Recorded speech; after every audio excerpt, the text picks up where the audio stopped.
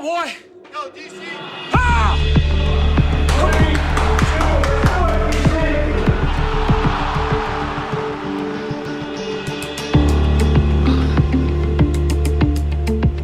That's like really nice over here.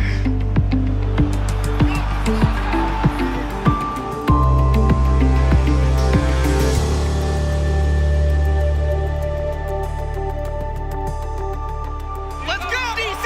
There you go.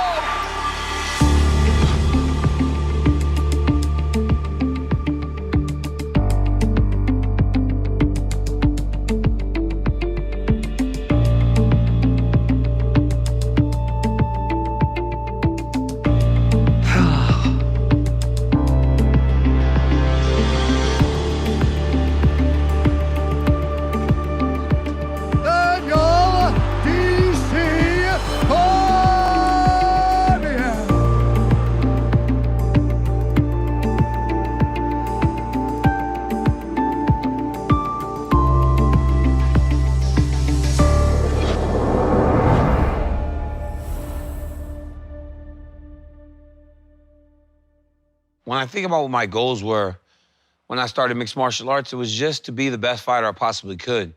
I never could have imagined that I would become a double champion, you know, in the largest fighting organization in the world. So to become the UFC light heavyweight champion and then the simultaneous heavyweight champion was, I mean, it was a bigger goal than I ever could have imagined.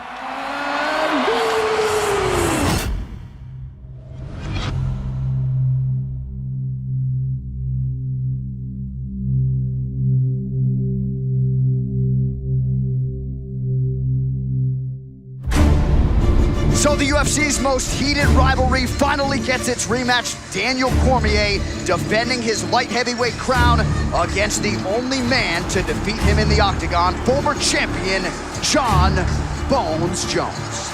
I think this is the most important fight in the history of the light heavyweight division. It might also be the most competitive matchup in the history of the light heavyweight division. And there's so much on the line. Jon Jones' legacy, DC's legacy. Before UFC 214, I'd never felt better. I mean, this was the most physically fit I was. I made the weight effectively. Everything was in place. The reigning, defending UFC light heavyweight champion, Daniel Cormier. I felt like my mind, my body, my life, everything felt in order. Official weight 205 for the champion. You know, when I looked into his eyes at those weigh-ins, I was thinking that it had been a long 2 years since I had lost that initial fight. And I was so happy to be in a position to go and try and get back the one loss that I had in my career. You know, I was finally gonna get an opportunity to right something that I felt went so wrong the first time we fought.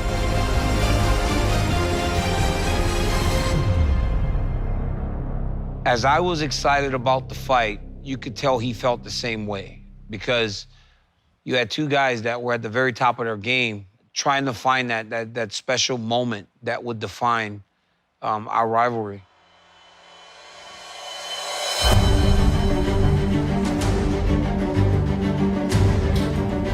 The wait ends here for one of the most anticipated events in the history of the Ultimate Fighting Championship. This is UFC 214, Cormier versus Jones 2. 5 rounds for the undisputed UFC Light Heavyweight Championship of the world. Tonight, we witness the continuation of one of the greatest rivalries the sport of mixed martial arts has ever seen. I mean, these are easily the two best light heavyweights of all time. Jon Jones in white getting off early here. You know, he's very aggressive. Cormier in the black with gold. Cormier checking the kicks very well right off the bat. See if he catches it, create wrestling from the catching those kicks at all. Oh, looked like he knocked the mouthpiece out. He did. I felt like we fought at such a high pace in this fight. Takedown for Jon Jones. Not quite, no control. DC right back up to his feet. Footwork, in control of the pace. Smart. DC looks so much more composed in this fight. Agreed. And DC's seeing everything is what I'm noticing. Oh, he caught him. Big punches landed by DC. You know, it's a fight, you know, so in a fight, you give some, you take some, and I felt like that's what was happening in these early rounds of this fight. More than one combo. DC, combination, starting with a kick, ending with a kick, finish mixing punches in between. I mean, it's a different Daniel Cormier right now with his combinations in this first round. He's feeling it. You've got to be encouraged if you're out of that red corner. Listen, big deep breaths. Listen to coaches, big deep breaths. As they're talking, I need big deep breaths. This is your round. Listen to me. Your round. But how do we get that round? You see, Breathe. how do we Listen get that up. round? Hey, Mix it up. Mix it up. Keep control of here. Hey, stay relaxed. Keep your hands up, right, baby? Round 2 forthcoming. Nice knee to the body by John. Oh, A beautiful left hook and a right hand over the top by DC. DC just oozing confidence here. This is absolutely a different Daniel Cormier than their first fight. Felt very prepared for this fight. Landed some good strikes. And with a guy like this, you got to stay focused. You have to stay the course the entire time. Jones On with that. a high kick. Keep working inside. Oh, It's a good look for the judges when you're advancing, forcing the action. Beautiful work. I'm gonna keep calling the time. Keep stealing round. Okay, baby? Go. Think you're up. Breathe. Give me the big deep breaths. All right, here we go, third round of a possible 5 for the UFC Light Heavyweight Championship. Cormier once again sends Jones retreating. Big uppercuts. Now DC's getting him coming in, breaking his posture. Got Jones grabbing for a clinch, and he's hitting him. Stay long, stay long, stay long. Where's those distractions? oh, John landed a high kick. He's hurt. I felt like that kick was thrown to get me off of him because I was pressuring him so much. And it just so happened that I didn't see it. You know, he had landed a lot of body kicks early in the fight. And I think I anticipated body and he went to the head. DC was stunned by that head kick. You know, I always talk to the finishing ability of this guy. Jones trying to press the issue here. Cormier's in big trouble. That's what surprised me, was his ability to finish fights. That could be it. Cormier trying to survive. That is it. John Jones has done it. The new undisputed UFC Light Heavyweight Champion of the world, John Bones. This fight is still discouraging for me because I was fighting so well. I felt like we were very competitive over the course of the time that Jones and I spent in the octagon, with him winning that second fight in that fashion. But this was easily the worst night of my life. This was before my son got to watch fights, and he was at the hotel with the babysitter. And the next morning, I was laying in the bed, and the first thing he did, as soon as the sun came up, he ran over to Dad and asked if Dad won. You know, I could hear him asking his mother in the bed, did Dad win? Did Dad win? And I had to hear her tell him no. And I was just laying there crying because my biggest fear was to see my kid's face knowing that I didn't get the job done.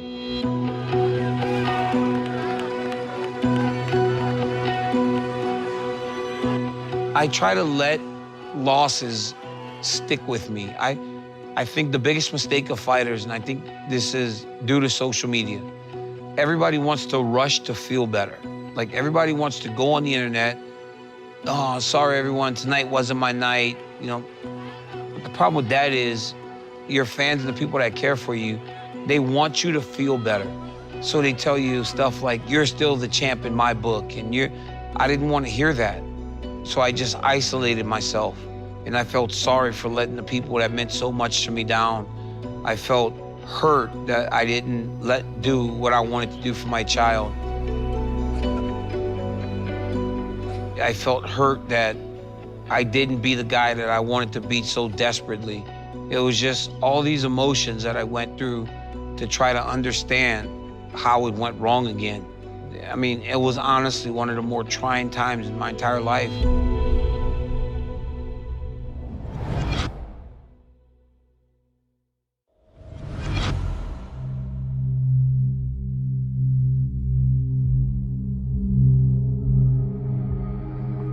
Kenny Florian here alongside Daniel Cormier in DC. John Jones tested positive for turinabol from a sample the day before your guys' fight, of course, at UFC 214 in July.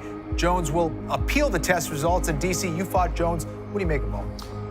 You cannot test positive for performance-enhancing drugs, man. You just can't do it. It's unfair. I'm very upset about it. The California State Athletic Commission has overturned the bout to a no contest due to the failed test. So what does this mean for you, DC? I lost. I lost the fight. And as a competitor, that's how I felt. And Dana White called me today. He goes, you know, the championship is getting returned to you. The fight is a no contest. If he cheated, he could not have fought and cheated and still won the fight. So once again, I'm the UFC champion. You know, when they reinstated me as the champion, it was this crazy roller coaster of emotions. You know, I knew I had lost the fight, and even to this day, I still say I lost the fight. I'm not one of those guys that makes excuses. I was in there. You know, I know I lost, you know, so I knew what I dealt with in the first title reign in terms of people saying I didn't beat Jones when I had held that belt for 2 years. And for 2 years, I had people telling me that I was not the real champion. I mean, I was like, I can only imagine what I'm gonna hear this time. They called me about fighting. I said no. I said I need a year off because I said I needed to give my brain some time to rest. You know, I wasn't gonna rush myself back in there. I said I'll come back in 2018. When January turned on 2018, I already had a fight scheduled.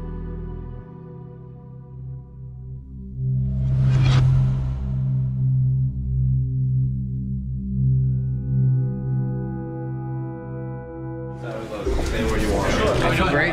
I feel like I'm ready to fight. I've trained hard, I've trained smart, and I'm ready to go beat this dude. I mean, he's a tough guy, but he's in over his head. You know, I hadn't really thought much about Volkan. I knew he had beat Oezdemir St. Preux, I think, in the beginning of the year. And then he knocked out Jimmy Manawa, a guy who I really had my eyes set on in July. And so right around November, the UFC calls me and they go, hey, your next title fight is gonna be January 20th, and you're gonna fight against Volkan Oezdemir.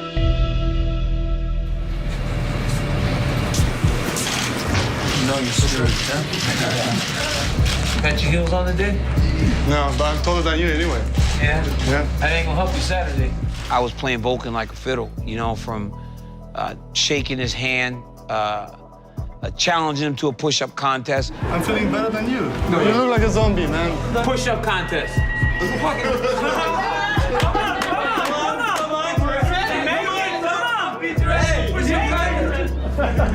Who are these cheerleaders? You guys go back in the cafeteria. I would be joking around with him, but when we get face-to-face, be very confrontational with him. Be very in his face to try to tell him, you know what's gonna happen to you. You're not gonna win. Well, don't you look over here, Volkan. Why? You afraid? You know what's gonna happen to you. You know what's gonna happen, Volkan. Keep talking, man. Walk away. But then when it was time for the fight to actually happen, our last engagement, it was 100% all business.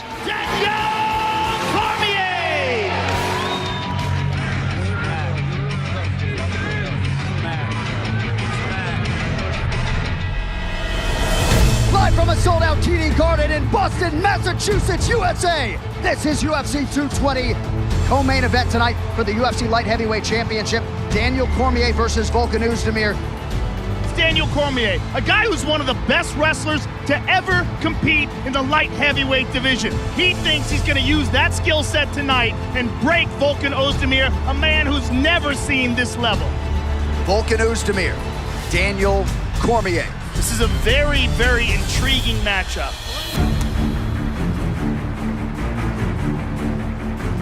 Oezdemir is throwing haymakers right away. I felt right away with Volkan that he thought he could knock me out because he came out guns blazing the entire time. The real question is going to be, what does Oezdemir look like in the third round, in the fourth round? As the round went on, he started to slow down. And then right here is when the fight completely changed.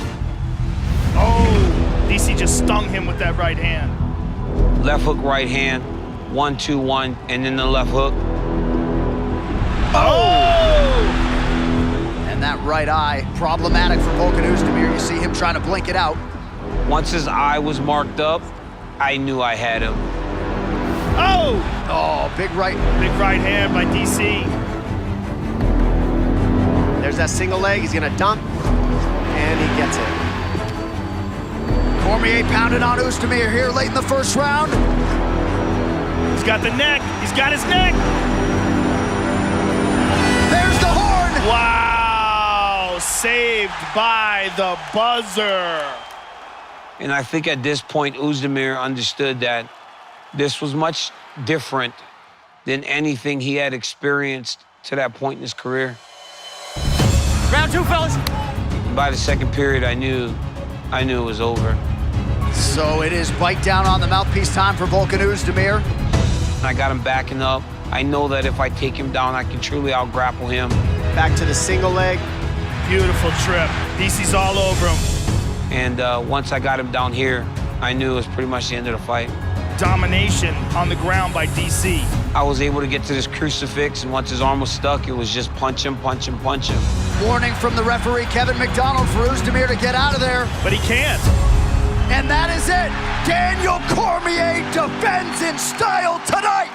Dominant performance by Daniel Cormier. And immediately I thought, I'm so lucky, you know?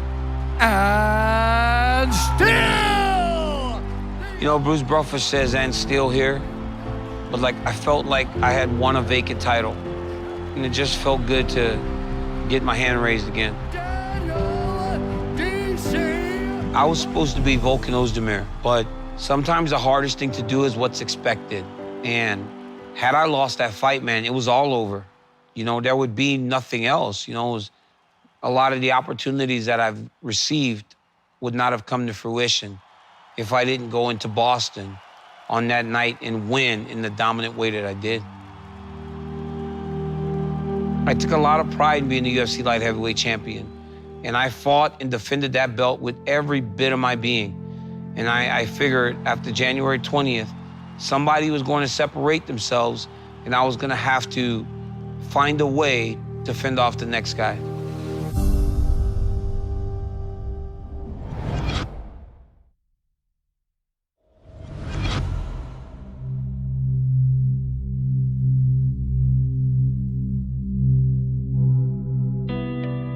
Anyone that knows me knows that my fight camps are long, they're tough, they're draining for not only me, but also my family. So when I get home on Monday and Dana's calling me to go and coach the Ultimate Fighter, this isn't necessarily a conversation I want to have with my wife. He told me what he was going to pay me and everything, and he goes, I'll see you in Vegas on Wednesday. And I said, well, I need to talk to my wife. And he goes, I'll see you in Vegas on Wednesday. And yeah, I was in Vegas on Wednesday.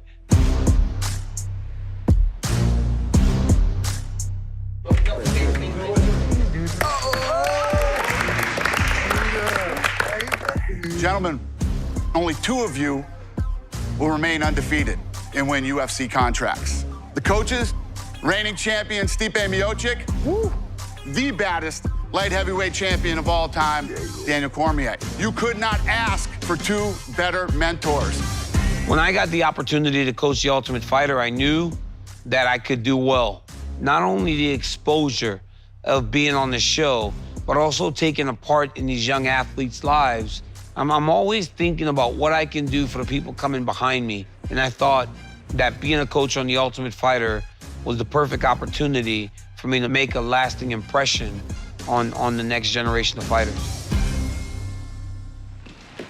Once we get sweating going, we'll start our 10 rounds.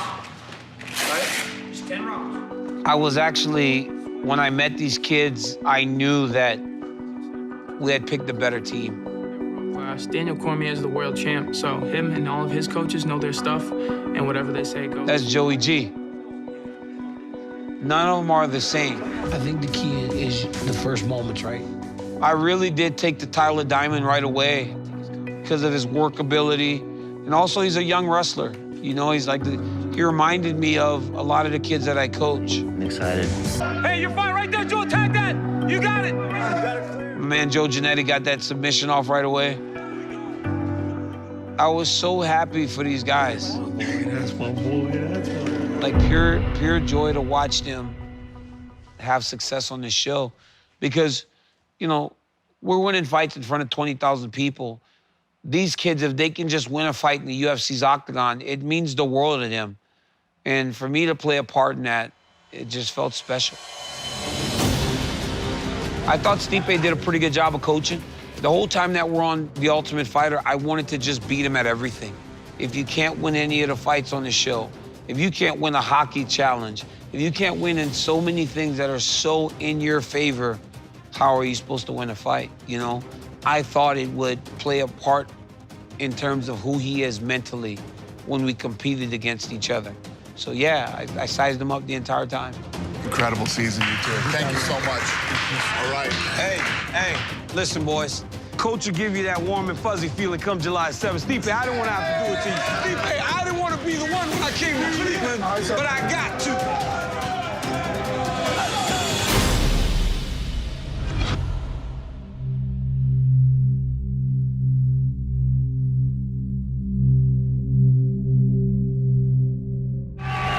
All right, what's up, everybody? Thanks for coming today. We appreciate it.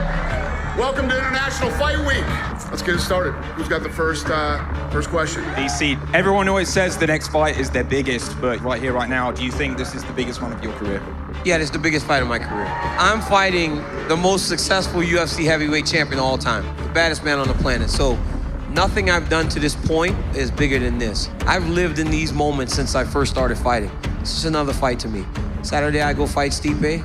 Great fighter, great champion, but I win again. The final question for Stipe. Do you feel that you want to get him out of there early? Well, I think everyone wants to end their night early. I mean, that's the way to go. I mean, who doesn't want to get a knockout and go home early? Thanks for coming, you guys. See you Friday.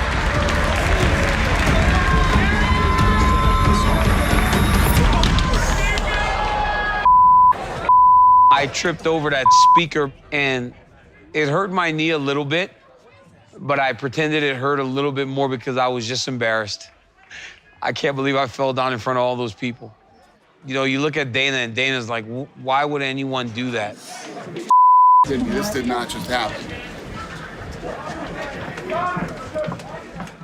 When you get so much riding on a fight, it's upsetting, but it was fine. You know, I knew that I was gonna be okay to fight. And just needed time to shake it out. Are we still going to do a stare down? Yeah. Copy. All right. Whenever you guys are ready to come back out, we'll be set up and ready. I'm ready. You good? Let's go, yeah. Okay.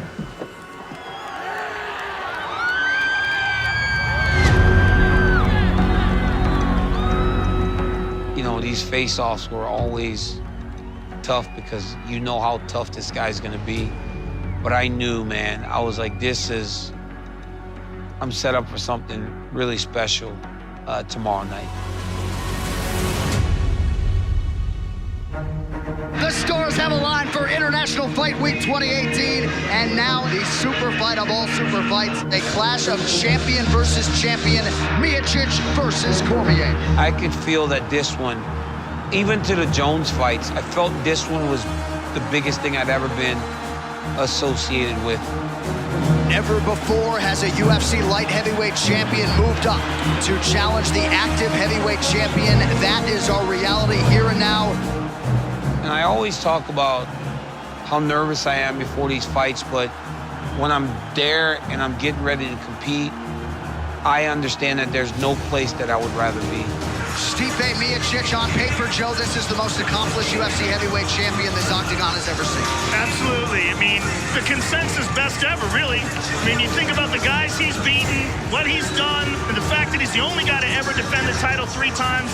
It's a really interesting matchup. Daniel Cormier trying to leave here with a piece of unprecedented UFC history. Stipe Miocic trying to successfully defend this belt for a 4th time.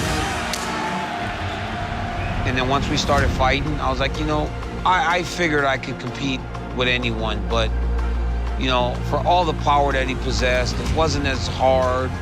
It's exactly what I expected, you know, but he was hittable. Offense, DC, go! Oh! Big 1-2 from Cormier. You know, I thought this combination really did change the fight a little bit. It allowed me to really get off on it. Oh, look at that, 1-2 by DC. Yes, go, go! Oh! He hurt him! Oh! Cormier knocks me down! History! UFC history! When this happened, this was the craziest moment of my life. I just thought to myself, jump on him and finish. Those are my coaches. Daniel Cormier is the UFC heavyweight champion! Look at my dad, my mom. My father had never been happier and prouder. All his coaches were saying he translates well at this weight. The weight he wears well, he hits harder. He's knocked out everybody he's trained with. That's what they were saying, and here it is. You know, I've accomplished some great things in my life, but there's never been anything quite like this. As bad as I felt in July of 2017, this trumped that. Undisputed UFC heavyweight champion of the world! This was the greatest moment of my sporting career. I never understood, you know, like, who I would become as a heavyweight. On that night, I just understood that I etched my name in stone in, you know, the conversation for the greatest fighters to ever step in the octagon. Oh, man. It's the most amazing thing ever. This is crazy, man. Things you could never dream of, I'll tell you that much. I mean, look, these are the ones that truly matter. They're what I fight for, and my beautiful daughter, my wife, beautiful wife, and my son. My mom, just big old bear hug. She was so proud of me. Oh my God. That was crazy. Yeah, that was crazy. Thank you. My father. Just the, that was crazy. Yeah. That was crazy. You know, my dad just meant the world to me, you know? And just glad he got to experience that.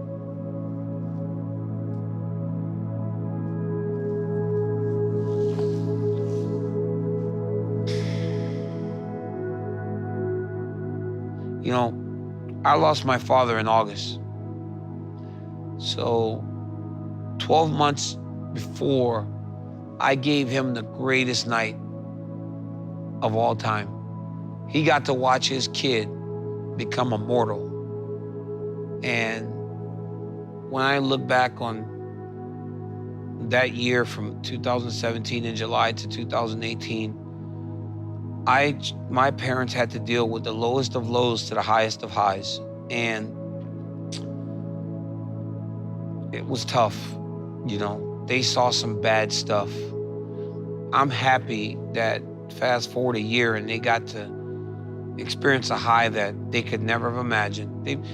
My parents watched me at football games and wrestling matches all through high school and college. But they saw their kid, you know, boy that they raised with nothing. All the sacrifices of my dad working multiple jobs, my mom cleaning houses. They saw their boy that they broke their back for do this amazing thing. And I'm just happy that I was able to give that to him. You know, when my time is over in this sport of mixed martial arts, I want people to remember me as a guy that fought hard every time I got in there. A guy that, although undersized, always gave it 110% and did this thing with class, with honor. And I want to be a guy that people look back on and go, at every step of the way, Daniel was responsible. He was a role model, he was a leader, and he's the type of guy that I want my kids to try and mimic in sport and hopefully in life too. And that's truly what I want to be remembered for.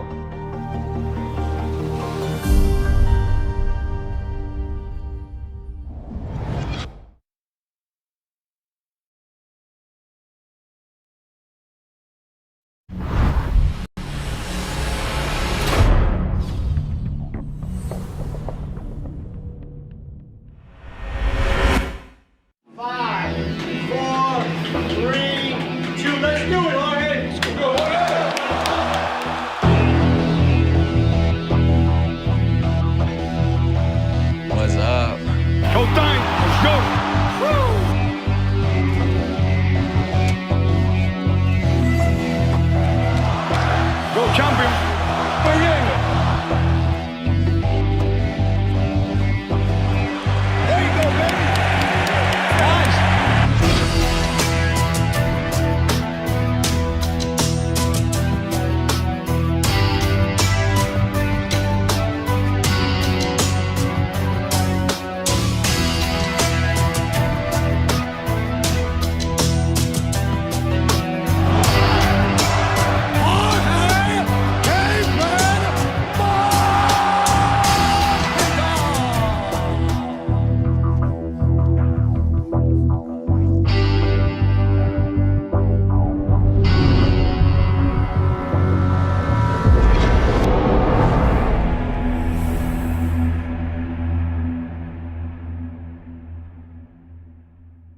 A switch happened in my mind in 2018 while I was away. That's when I was able to look at my whole career, dissect it, and I started coming up with formulas. And at first, the formulas that I came up with were, if I had won that fight by split decision, I'd be blah, blah, blah this or blah, blah, blah that. The winner of this forthcoming decision figures to take a giant leap forward. The winner by split decision, raging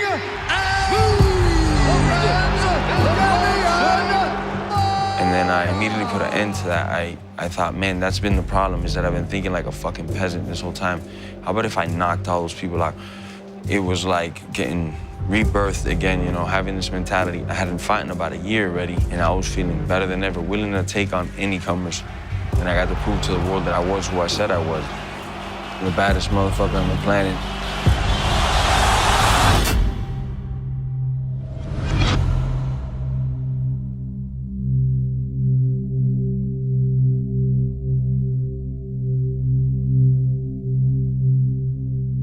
Hey Dana, Nick Diaz, Jorge Masvidal, is that officially on? Is that happening?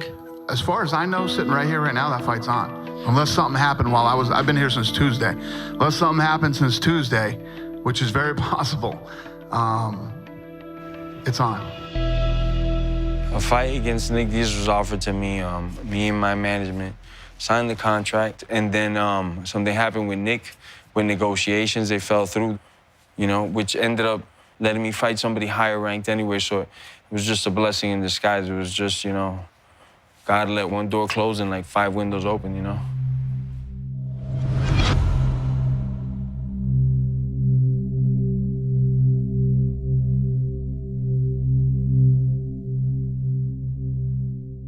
The fight with Till was a lot of coincidences happening, and the universe wanted me to get that bout, you know? He had a couple opponents pull out. A couple people didn't want to fight him in England. I already had a couple opponents pull out.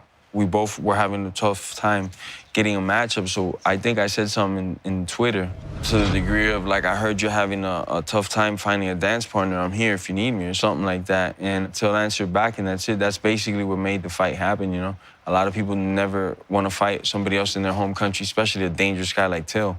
A lot of people were saying, don't take the fight. I was like, believe me, I'm more ready than ever.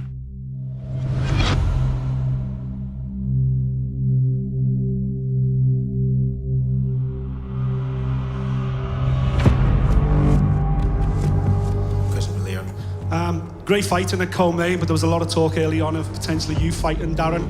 It's a little bit of disappointment, honestly, that you're not in the main event? Yeah, 100%. I feel I should have been the main event. I called out both guys, Masvidal and Till.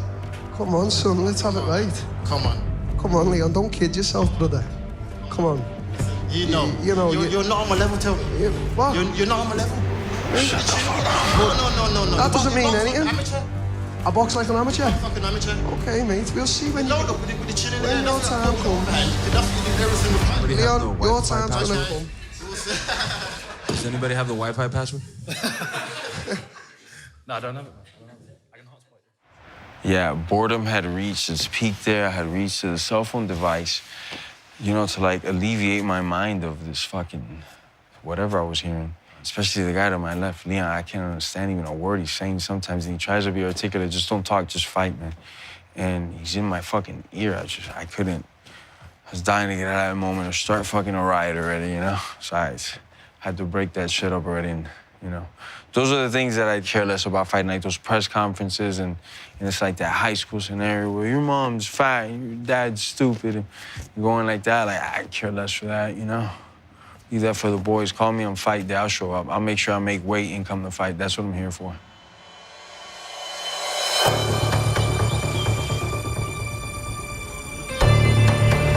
Live from inside the O2 Arena, London, for UFC Fight Night Till versus Masvidal.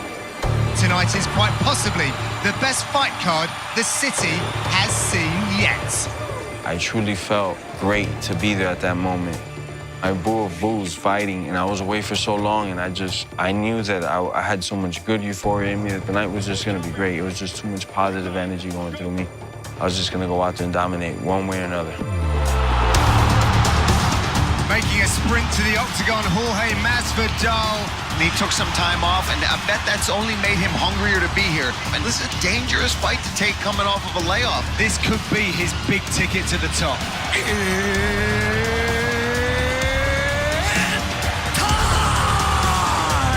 Are you ready? Ready? Let's go. Darren Till, the rising star, trying to get his way back to a title shot. Masvidal, one of the veterans of the game. Oh!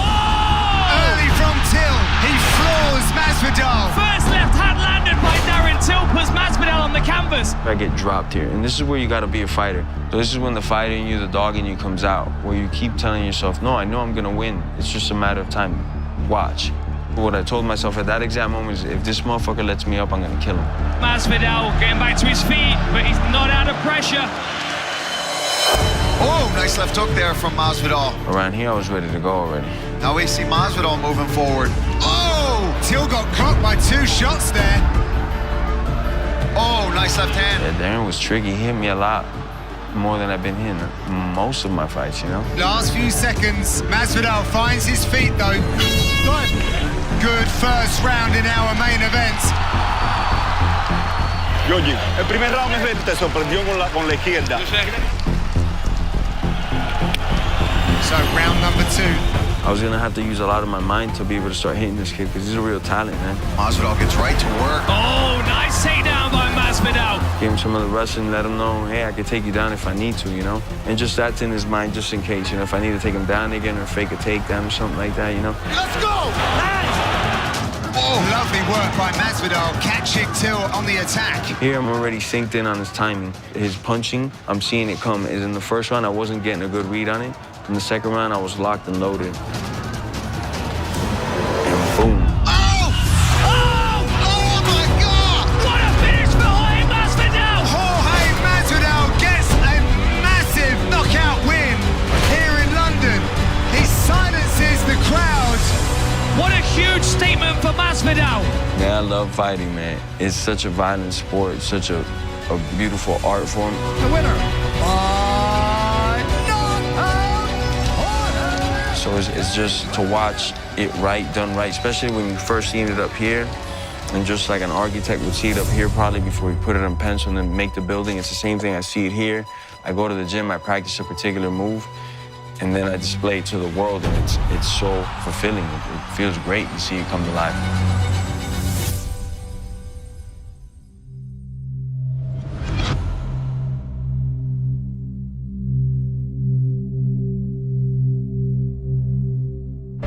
What does it feel like to silence the O2 Arena? I live for that, and that's to take the breath out of everybody so you can hear pin drops. You can feel the electricity when you're coming in there. And it's amazing to silence people. I'm doing an interview with the lovely Laura Sanko here. I won the main event in a knockout. You're interrupting my interview for what? To steal my shine, you know? Let's talk about that opening sequence. Maybe not. If you, hey, come over here.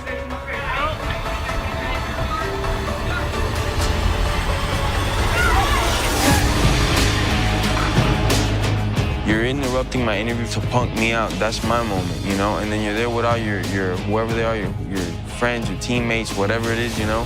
And you're talking shit to me and stuff like that, trying to cut me off. So I wanted to talk to him.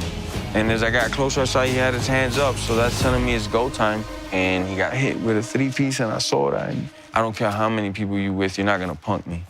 And he had already tried punking me before online and stuff, and I don't go around punking people, but believe me, ain't nobody taking my ham sandwich from me, you know?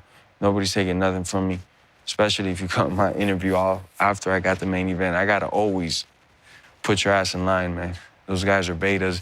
You gotta remind them who they are in life.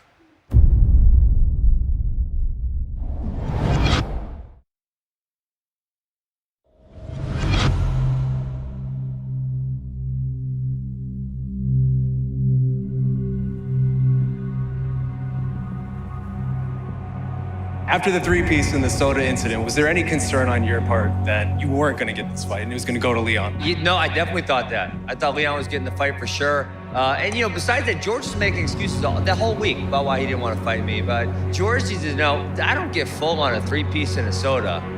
He better bring the whole damn family meal for that night. My whole thing in coming back into 2019 is to get either the toughest fights or the biggest paycheck fights and nothing else. I knew who Ben was. I know Ben is good and stuff. I wanted the toughest fight out, you know, because I was ranked number 4. I think at the time Ben was number 5, so I wanted whoever was 3, 2, and 1, you know? Leona Scott was trying to get the fight, but he was like number 12 at the time. Like I said, I'm here to fight the baddest motherfuckers only, you know? So I end up getting Ben Askren, but he's the one that called for it and begged for it and pleaded for it and this and that. And I knew I had numerous tools that they could bring a lot of pain to his world and very fast, you know? He's showing up with a screwdriver, and I'm showing up with a power drill. You know, we got a different ball league when it comes to this fighting stuff. I got a lot of tools, so I was very confident. What's up? How you guys doing? Ben, what does Jorge hate you so much?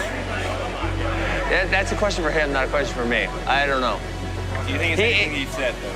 I don't believe I said anything too bad. I mean, I said I'm gonna beat him, but that's about it. Well, I got a question. All these reporters ask me why you're so mad. I'm kind of curious. I'm not mad. You are mad? Yeah, you can't stand me. Why not? No, I looked at you. I said I was busy. I go to the bathroom. All right. Come on, answer. Answer all them. Why are you so mad? I love it. I love the mind games at the end of the day. But when they're good and witty, sometimes, I don't know. Like, why are you mad, bro? Like, I'm not mad, man. I'm actually really not mad.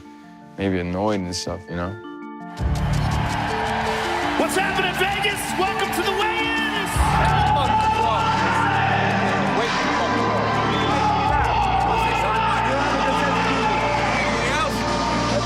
That's it. Talk that shit now, baby. Talk that shit now, baby. Talk that shit now. What's all that shit you got to say?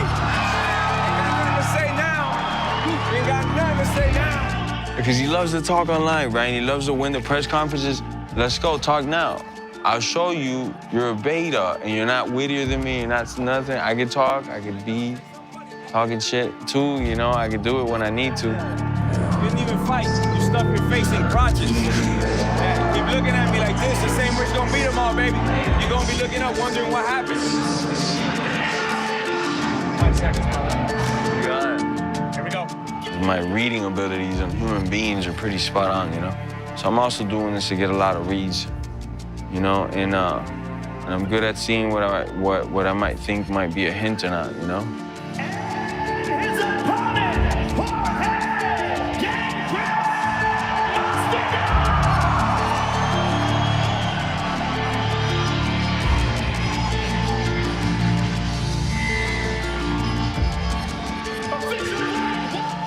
Skinny me.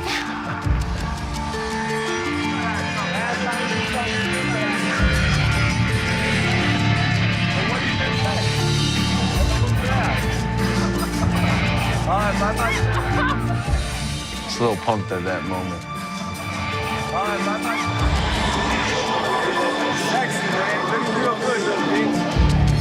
At that moment, I'm already like in a set tone, you know? I'm not gonna get any more mad or less mad, you know? And that's it. I'm just, more than anything, I'm eager for the next day of competition. I'm just eager to compete already. I'm kind of sick of all this, you know, training and no action yet, and then we have to do press conferences, numerous interviews, and then finally, it's your time to shine. It's your ballroom. The floor is open for you to do as you please. And that is the best moment. So leading up to that moment, you do get like anxiety, like you just want to go. Live from T-Mobile Arena here in Las Vegas, Nevada, USA. The anticipation is absolutely off the charts. Askren, the favorite, as you'd expect. Jorge Masvidal, a live underdog according to many tonight. All right, so here's the number 5 ranked welterweight in the world, Ben Askren. He has injected so much energy and flavor into this welterweight division since signing with the UFC. I'm excited to see how he handles it against somebody who's been in this octagon many times, like Jorge Masvidal. Undefeated in the streets and making the walk for his 47th professional fight here tonight, Jorge Gamebred Masvidal. Fighting out of Miami, Florida, Jorge Gamebred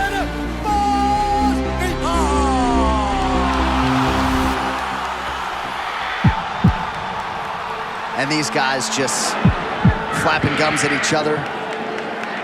Any chance they get.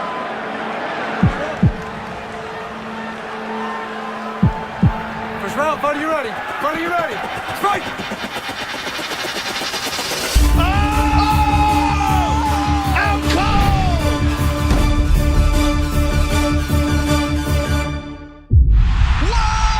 One of the greatest knockouts you'll ever see! Oh my goodness. Bread! And he has just turned in the fastest knockout in UFC history. Hard work pays off. And the fight's over, man. Yeah, he's still out. Nice and easy. Hold on. It's okay, That was a brother. brutal knockout. And everyone in this arena in awe of what they just saw. It was a very reassuring moment. Everything I had done up to that point is working. Let's go fucking harder, man. Let's push more this year than ever.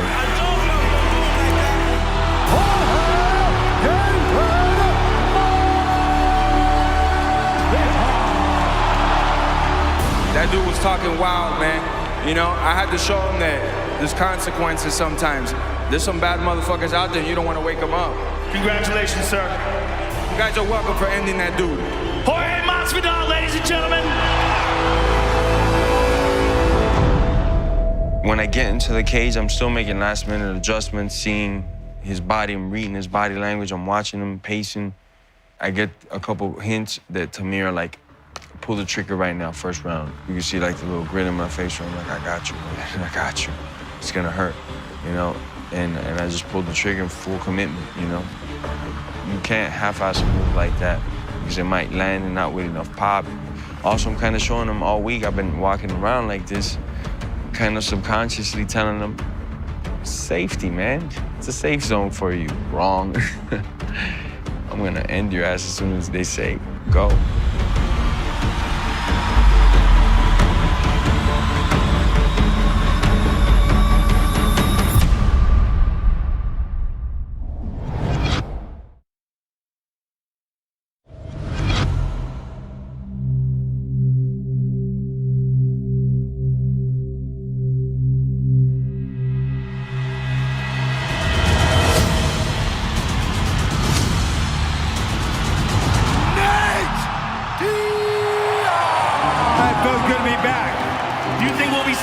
Regularly now. The reason I was off is because everybody sucked. And there was nobody to fight. But Jorge Masvidal had a good last fight. Good last fight. All respect to the man. But there ain't no gangsters in this game anymore. There ain't nobody who does it right but me and him. So I know my man's a gangster, but he ain't no West Coast gangster. You know what I'm saying? I wasn't thinking Nate was gonna call me out.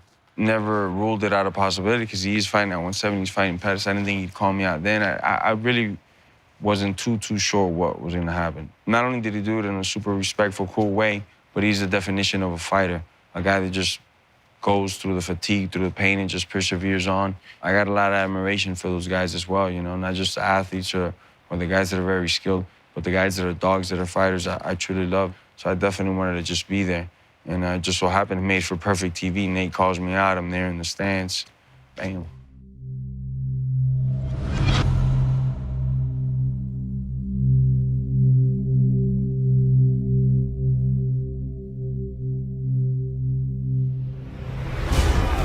What's up, New York? How are you?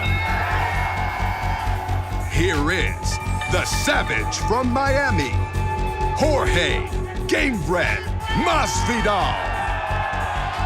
Oh, this was cool. New York has always been a humongous supporter of me. They showed me so much love over there. And this backdrop is just mind-blowing. This is for the baddest motherfucker in the game. So I said to my guys, listen, tell me if I'm crazy, but what do you think about us actually having a baddest motherfucker belt? And my guys loved it. And I will physically have that belt when I come back to New York. It'll be ready. I did not know anything about no BMF belt at the time, that there'd be one created or not. Obviously, you know, when I found out, I was shocked and I was surprised, and I loved it, man. It made even more sense to me. It was like God was putting that cherry on the cake. I love it, man. I'm ready. Me sitting up here means more zeros in my bank account, more money for my family, so I'm ready for it, man. I've been doing this for a long time. I love to compete at the highest level possible. I love knowing that the opponent is somebody known for kicking ass, man, because that's what's motivating.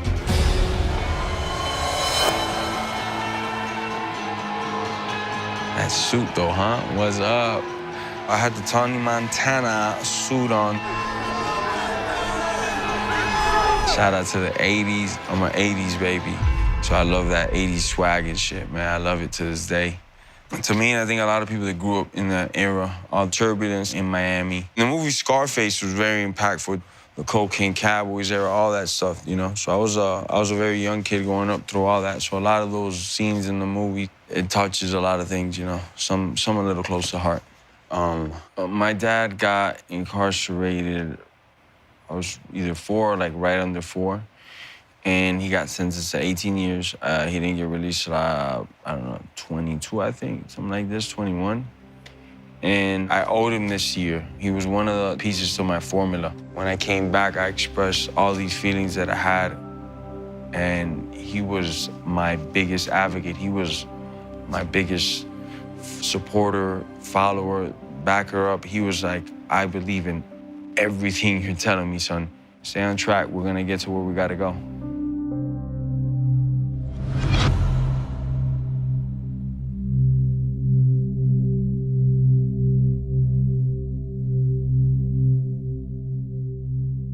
My dad's already nervous putting on seatbelts and shit. I was happy to be playing dominoes with his ass on the plane. I think that's the first time we got to play dominoes on a plane ever.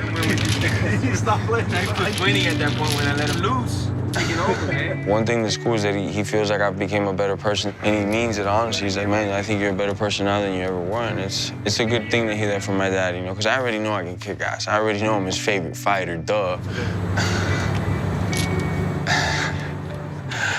He's so cute, man. He loves me, man. That's my #1. That's my A-spoon crew, and then vice versa. You be getting sleepy on me, though. Look at his ass. He's ready to go to sleep. Get up, we're working here, man.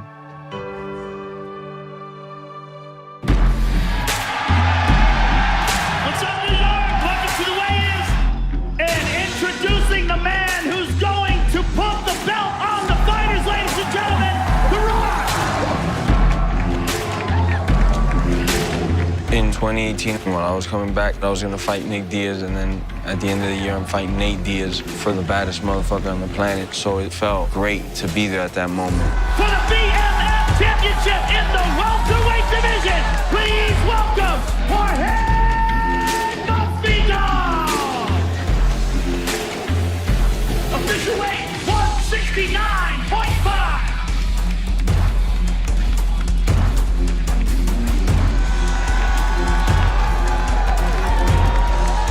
That BMF belt, man, that's the prettiest belt I've ever seen in my motherfucking life, man. I can't lie. I'm gonna put on a show for you guys in New York. Just check me out tomorrow. Jorge Masvidal, ladies and gentlemen, we will see you all tomorrow night. Thank you for coming.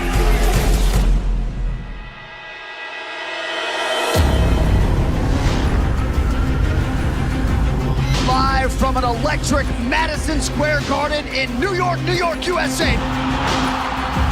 The eyes of the entire sports world are fixed on UFC 244 and the historic BMF title fight between Jorge Masvidal and Nathan Diaz.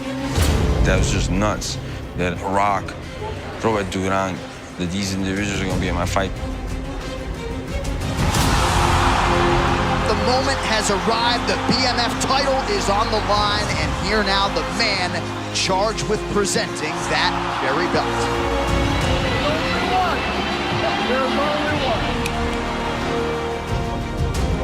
So here he is, folks, Nate Diaz. What Nate Diaz is a real warrior. 5, 4, 3, 2, let's do it. One thing that cannot be doubted is that Jorge Masvidal has arrived in the public consciousness. He's been on this spectacular run. It's a 5-round fight for the tournament. Who is the baddest mother effer here? Punch close if you'd like to. Good luck to both of you. This is real life. This is real. All right, now you ready? Are you ready? Let's go, Joe. I'm ready to go here. I'm hoping Nate slips on me. What's up? Where you going? I was just playing. Come on. Oh, big shot by Masvidal. Let's go. Masvidal some good shots in the clinch. Oh, he hurt him. Nate's hurt. Oh, big call and a head kick. Nate Diaz trying to survive here early. Big first minute for Masvidal. I'm trying to kill him here. Nate's one tough SOB, man. But my foot hit flush in his face. A lot of guys would have been out cold into the next week. All right, Nathan Diaz back to his feet. Nate's a stud, man, through and through, and it's hard is what gets him there, you know? Good kick to the body there by Masvidal. That's not happening. You're not taking me down. Looks like that cut is just above the right eyebrow of Nate Diaz. Oh, Diaz undaunted with a big right. Good right hand by Diaz. Masvidal having a lot of fun in there. He's smiling and talking to Nate after that shot. Final 10 seconds. Now the crowd get behind Masvidal. Big left from Nate Diaz. Right. Round 1 to the 305. Llévalo a la escuela ahora. Empieza a moverte para en contra la mano. Round two. Let's go, gentlemen. This place is absolutely deafening. Here we go, round 2. Oh! Huge right for Gamebred. Oh! And a body shot. I knew Nate was going to come strong, so I had to make sure I let him know I got the bigger weapons on this side. You know, in the press action, I'm not going to get tired or get discouraged from throwing. I'll keep throwing. Masvidal allows Diaz back to his feet. We'll see the extent to which he has recovered. I also want to let him know I can grapple as well. I can cause damage from here. Oh, big shots. Big shots to the body by Masvidal. I was really starting to find homes for all my shots. I'm noticing he's tired and hurt, so I'm going to take full advantage of it. Masvidal is beating him up. Right.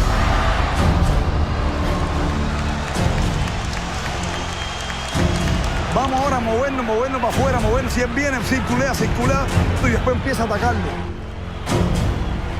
Round 3, nice job by the cut man. Third round, ready? Third round. Let's go, gentlemen. Oh! Perfect right hand. Oh! Nice left for Nate. Oh, nasty kick to the body. Oh! He caught him with the right hand there. Masvidal with the right hand follow. There's that kick to the body again. He didn't like those right kicks to the body. Those are little baseball bats. Just digging away at your ribs. And I'm a mean motherfucker. Once I get in and I find a home for something, I'll keep doing it and doing it. I don't get discouraged at all. Masvidal is controlling the pace. Yeah, crazy output here on the ground. Oh, big elbow from Masvidal. Masvidal, big shots from the top. As advertised, this BMF title fight thus far. And crazy damage on that right side of Nate Diaz, man. Nate's face is open wide. That cut is nasty now. Doctor in to check on the cut of Nate Diaz. This could be it. Stop the medical ground tonight. The doctor's waving it off. Masvidal was brilliant tonight. That was just a brilliant performance by Masvidal. I'm ready to go. I'm a dog. Now, if the referees want to save your eyeball, that's on them, man. Because if it was up to me, I would have took that and whatever I had to take home with me, you know? I got you. Same fight, kid. And now, the winner of the BMF belt, Jorge Gamebred Masvidal. The belt didn't even exist till this year, made from what? The Rock wraps it around my waist. My favorite action star. Got Roberto Duran right here. Got all my favorite people that have taken me to this moment. Mike Brown, Paulino Hernandez, Jesus Gallo, Ibrahim Kawa, they're all with me. These are some of my favorite people in the whole world. in one place together, celebrating the best moment, you know, one of our best moments. That was one hell of a moment.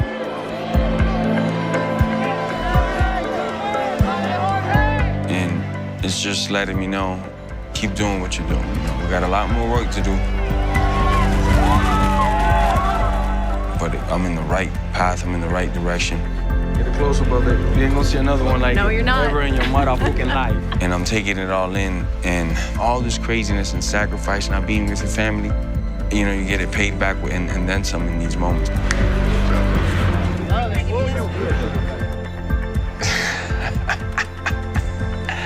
That's a good-ass picture. Right now, I tell it to you, like, yeah, Masvidal, you're the BMF. But a year ago, you wouldn't have agreed with me. More than like, you would have been like, oh, this guy lost his mind out there in the jungle smoking some wild shit. And my dad was firmly behind me. So 2019, it's me and my dad, my team, just everything aligning and us taking care of it.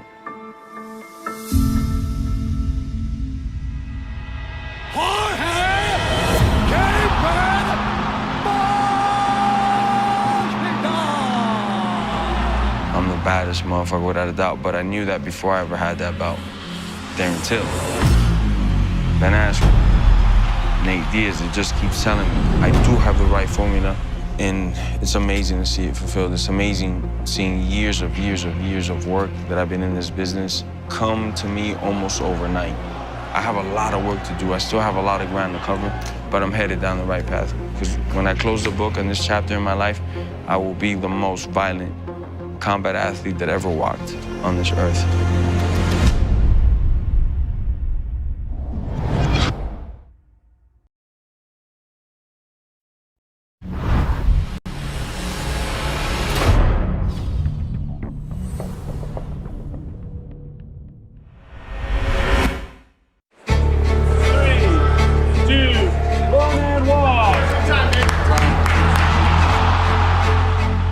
Oh, nice.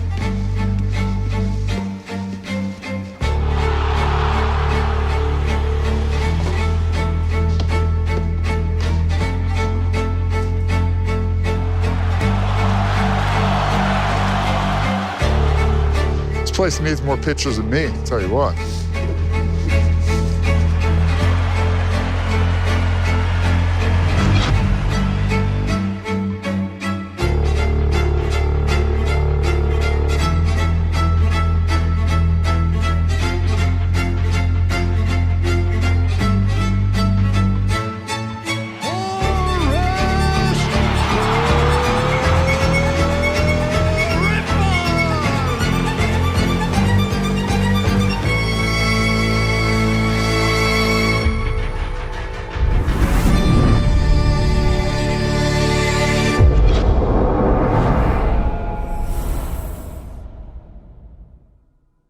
To be a champion, to be in that lineage, to be up there with all the greats, right? People you've idolized, people you've, you know, Chuck Liddell's, Randy Couture's, people that I got to kind of mold myself after. You want to be, not their equal, but in that club, right? In that, like, you know, it's a very select few that ever get to be a champion in any sport.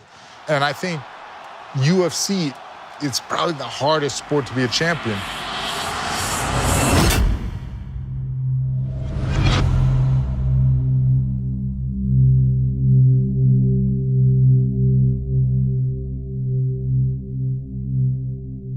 You know, I knew Shogun was coming to the UFC, kind of a big deal. People don't realize there was like a UFC Pride rivalry at the time, like who are the better fighters, given the rule set, blah, blah, blah. And then Shogun had won the Grand Prix over in Pride, and that was huge. I thought it'd be cool to fight that guy, you know? Not in a bad way. Stylistically, it was a good matchup, and I thought, you know, it was gonna be fun one way or the other.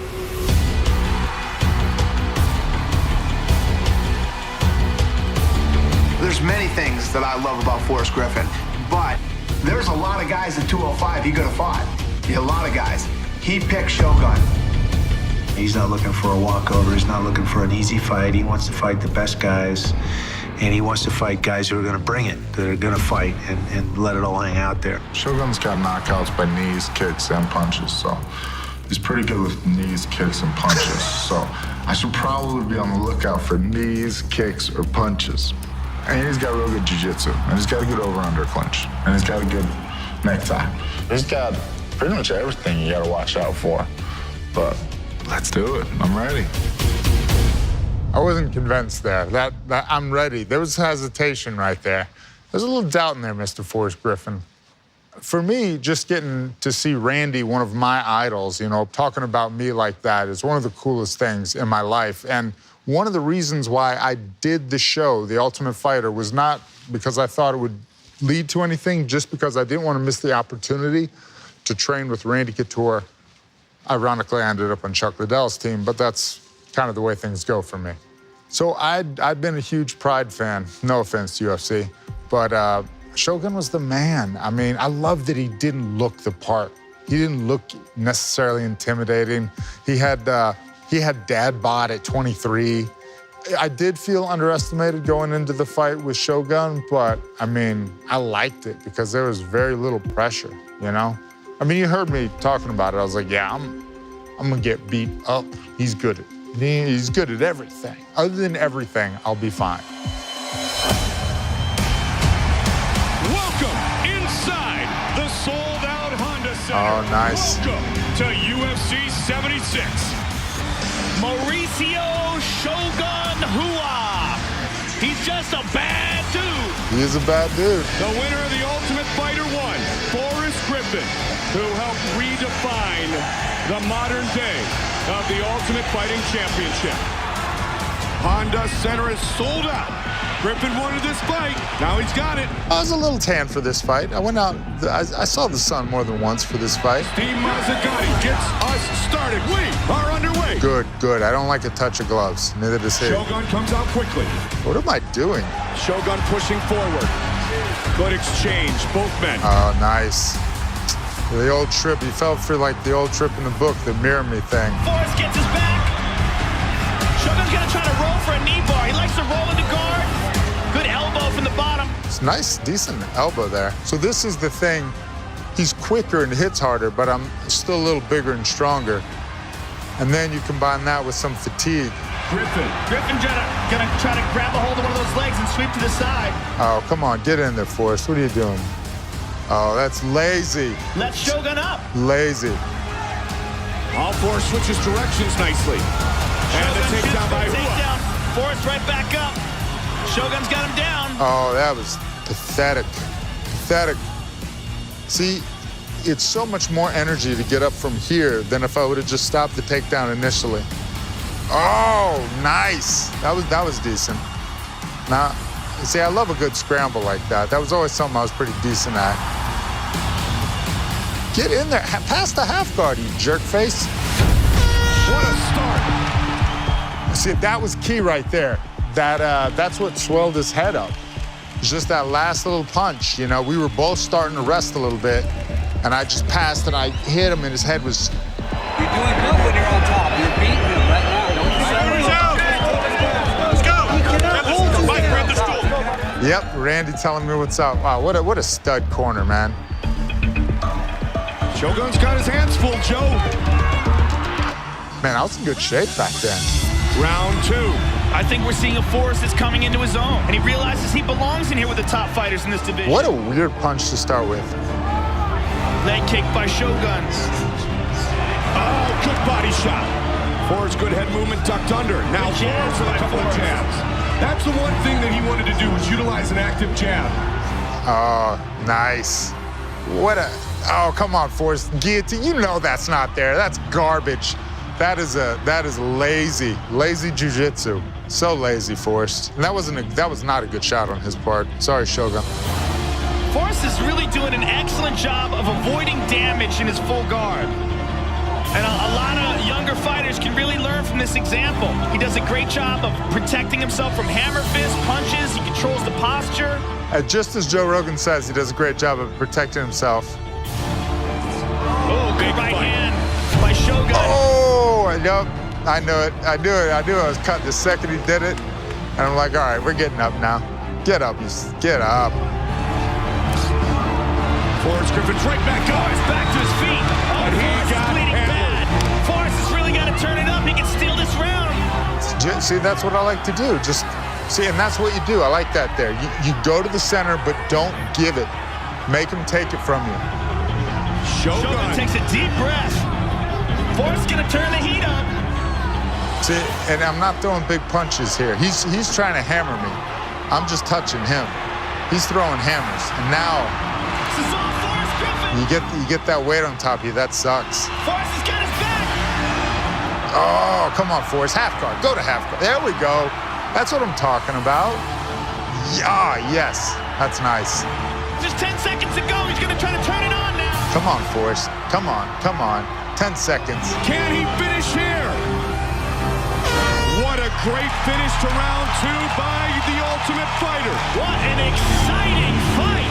Quentin Rampage Jackson watching closely. Very interested observer right there. It's actually, oh, wow. That is beautiful. Oh. Let's go. Check it out. Let's go, guys. Out. Let's go. Third and final round. Last round, guys. Bring it on. Forrest Griffin can pull this fight away here in this last round. Oh, that's why slow people shouldn't throw head kicks. It was a good intent, though. Inside leg kick by Forrest. I love that inside leg kick just when you don't know what else to do. How much cardio does Shogun have left? He's got the takedown.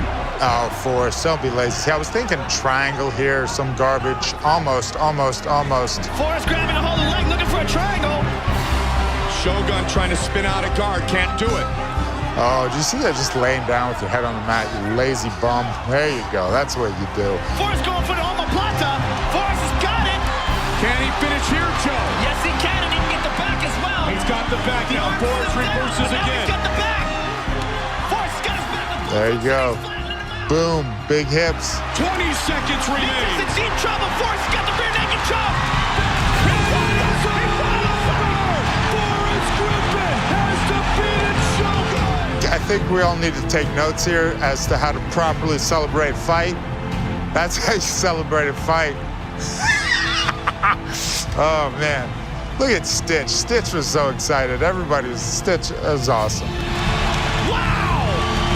Forrest Griffin has pulled off the upset. And Mike, this is what we were talking about all along. Forrest Griffin just needed to believe that he belongs in there with the top fighters in the world. Tonight, what an upset. What a fantastic victory for Forrest Griffin. The man who helped redefine the Ultimate Fighting Championship. Yeah. Drunk off that adrenaline. Just drunk. All the endorphins.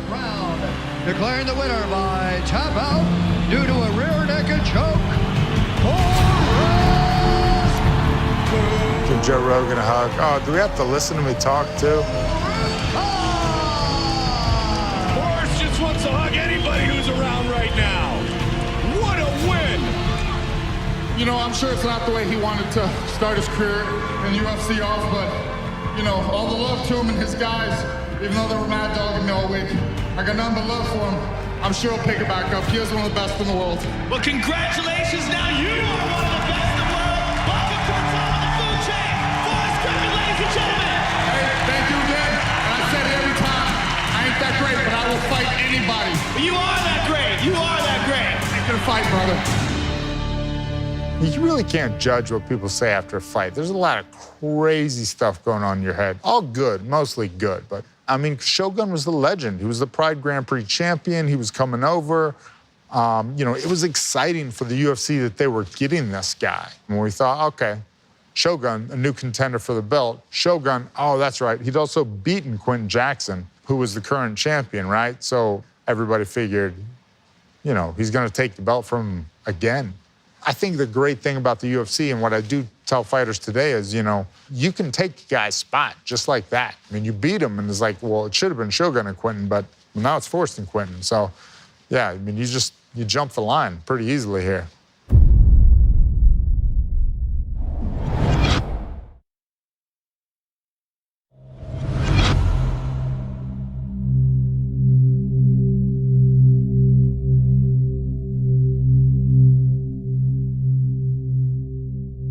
let me tell you, I tell everybody I can that it all started with Stephan Bonner and myself, the season finale of season 1 of The Ultimate Fighter. You have just witnessed 3 rounds of the greatest action seen inside the octagon in the history of the UFC. I mean, I'm so glad it happened, so glad to be a part of it because, you know, the Ultimate Fighter finale is being like that kind of a pinnacle moment for the sport.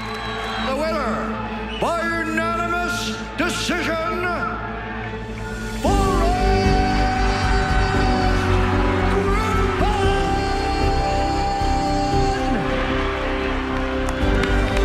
Congratulations, we present you with the UFC Light Heavyweight Trophy. You are the Ultimate Fighter. And I was so fortunate because 7 seasons after I won TUF, they made me and Quentin Jackson the coaches for the Ultimate Fighter and then said, hey, you're gonna fight for the belt. And I just remember like during that negotiation, talking to Dana and Lorenzo about the fight, I was so uncomfortable with it because I wasn't training at the time. You know, I'd had a shoulder problem before and I kept swearing I was gonna have surgery on it. And then I did have a major shoulder surgery, and that was rough for me because I was in a sling, you know, negotiating a contract and a fight and the Ultimate Fighter, and I was like, man, I just want to train. I think we're gonna see some of the best corner work ever, where Forrest Griffin throws a tantrum.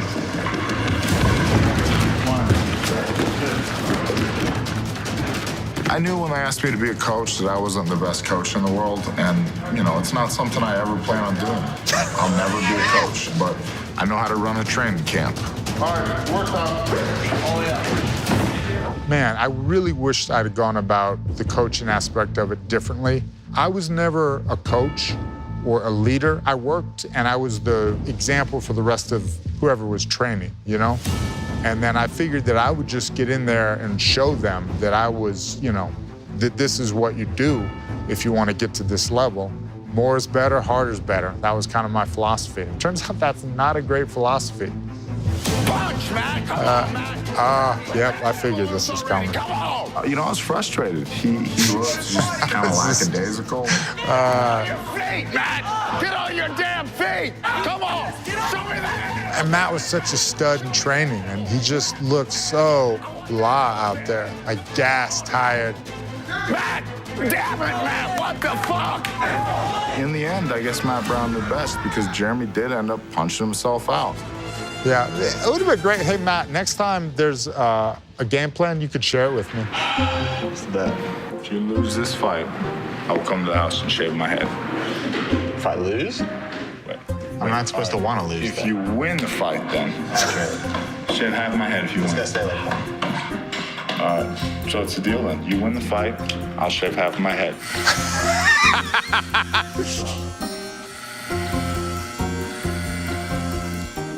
Just trying to do things to kind of keep us all amused. I'm gonna take a shower. So he gave me a crappy haircut. Don't worry, I didn't pay for this. Man, it was fun. It was fun, man. That was a good time. I wish, you know, I wish I'd known a little more, but man, you know, I gave him everything I had. I definitely, you know, anybody that ever coaches this show will tell you they end up, you know, really in it. But, you know, I thought it was a good experience for me. For those guys, not so much. Every season, to change it up a little, we have a coaches challenge where the coaches, you know, end up competing in something. As we're walking into the Palms, Dana says, I hope you guys like to play cards. And me and Quentin say at the same time, fuck. I suck at cards. As soon as we come out of the elevator, we walk into the suite and there's a basketball half court in there. A couple of them started to realize that we were playing basketball. I played basketball in high school like everybody, but I haven't shot a ball in at least 2 years. I suck. I'm for real. I'm probably the worst basketball player on the planet. So here's the great thing. Basketball season and wrestling season coincide. So I never wrestled, which sucked, but I did play ball. I was pretty tall, pretty young. So this season, we decided to do Game of Horse. On this show, it's gonna be Ultimate Fighter. The winner of the Coach's Challenge wins the 10 grand. So I just had shoulder surgery too on my right arm, so I'm a shooting arm. So I was less than confident. Even though Quentin sucked, I didn't know if I could even get the ball there. So the winning coach walks out of here with 10 G's tonight, okay? The winning team wins another 1,000, okay? You guys won 1,000 each. I said, I'll tell you what, guys, if Rampage can nail this three-pointer, I'll double the fighter money. This is the best. That's 2 grand.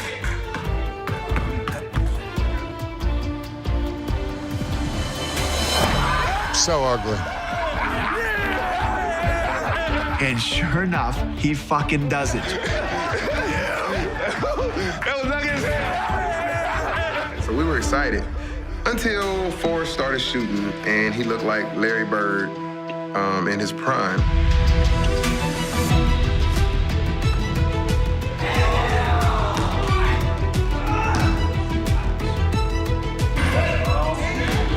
I don't know if Forrest wanted that $10,000 or just wanted to beat Rampage at basketball, but he was dead fucking serious about playing basketball. That's the only thing. You don't, guys were like fucking around and trying to joke with me. I'm like, shut up. Are you trying to make this money or what? And you saw that look on my face like, okay, just concentration. You got to keep right here if you're shooting a basketball. You don't want to get super excited. It didn't matter where Rampage stood, what he did, how he threw it. Oh, that was close. He wasn't making shit. One more. This is a game right here. You know, I figured end it with a knockout, right? Well, if you don't knock people out, you might as well slam dunk a basketball.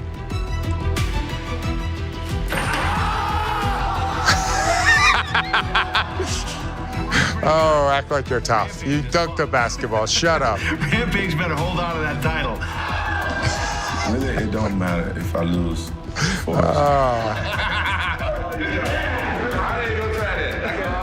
He still got to see me in the octagon. He was pissed. He was pissed. Calm down, calm down. Don't be that excited. It's not that great, guys.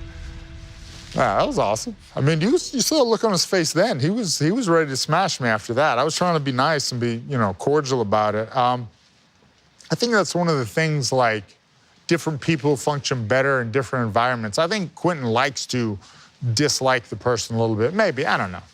I don't really give a shit. I'm trying to beat the guy, win, lose, or draw. I don't care if he's the nicest guy in the world or a jerk. I want to beat him either way, It's just a scarcity of resources type thing, right? What do you think next for us? I don't know. Well, we're 4-0. We still have control to determine who fights whom, which is for the best. The thing is, I personally don't like to be responsible for that kind of craziness. All right, so who all wanted to fight? Was just you two? I call heads. I want to fight, yeah. Talk to you want to talk. So you got tails. Okay. All right, guys. It's the only fair way to do it. So instead of sacrificing my weakest guy strategically, which I thought about doing because I'm a sociopath, we flipped coins to see who would fight whom, to basically see who would get the next pick. And it's not a dictatorship, right? It's a bit of a true democracy, right? So I'll let them pick. All right, you have control. You get to pick the next fight. You ready? Pick it. We selected Luke Zachrich to fight Daniel Kramer.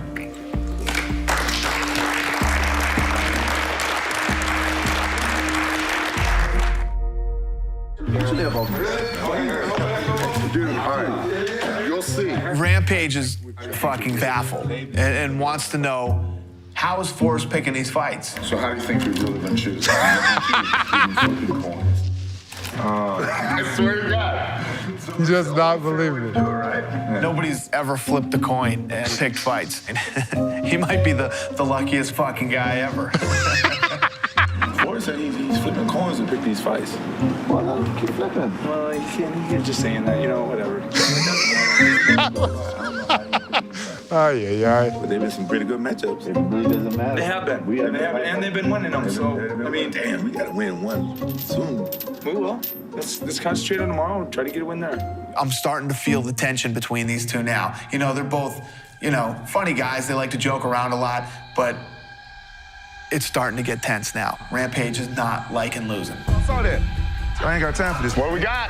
What do we got? I ain't got time for this today, man. Third round, man. Third round. Third round, man. It's 1-1. It's 1 round to 1 round, man. Everybody saw that. I'm telling you, man. Man, he got dropped 2 times in the first round. No, he got dropped once. Once. Stay in the corner. Once. Can't wait for your fight with Rampage.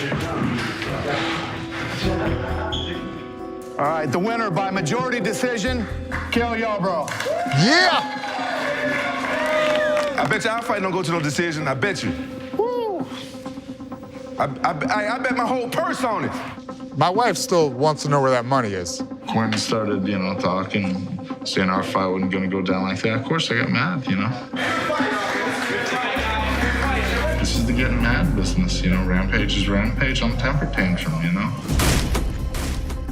Forrest is pissed. Apparently, I was the first one to break a door at the gym on Tough, and it was so good, so spontaneous, they didn't even really capture it on film. What I didn't know about reality television is you're supposed to wait for the camera before you have your genuine emotional reaction. Take note of that, guys. He goes in and fucking Chris Liebens the door. Karate kicked the door. Donkey Kong's his door, dude. Just like gorilla style. What the fuck? I remember thinking, man, did I just tell Dana White to go on or something? Like, what did I just say to my boss? Like, I shouldn't have done that. That was one of the few times I've ever been disrespectful to Dana White. I was like, just get out, just go, man. What happened? Just nothing, go. Just go ahead and shut that door. Talking about it. If you could shut that door, that'd be great. Yeah. You could tell I felt like stupid about it. Like, here I am having a temper tantrum, you know, 30-year-old man having a temper tantrum, right? But, you know, in that moment, it is what it is, right? You know, it's like, it is the getting mad business. You're not there to make friends, and, you know, being mad's not necessarily a bad thing if you're gonna go fight somebody.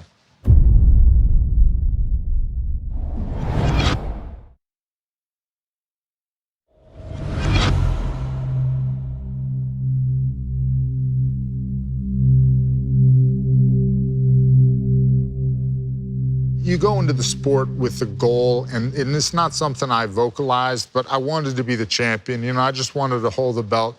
I didn't want to be a legend. I didn't think about the word legacy or anything crazy like that. I just wanted to be a champion. And I thought, well, hell, I'm pretty close to being a champion. I should just go ahead and be a champion, for heaven's sake. So if you're right there, you might as well, you know, go all the way, right?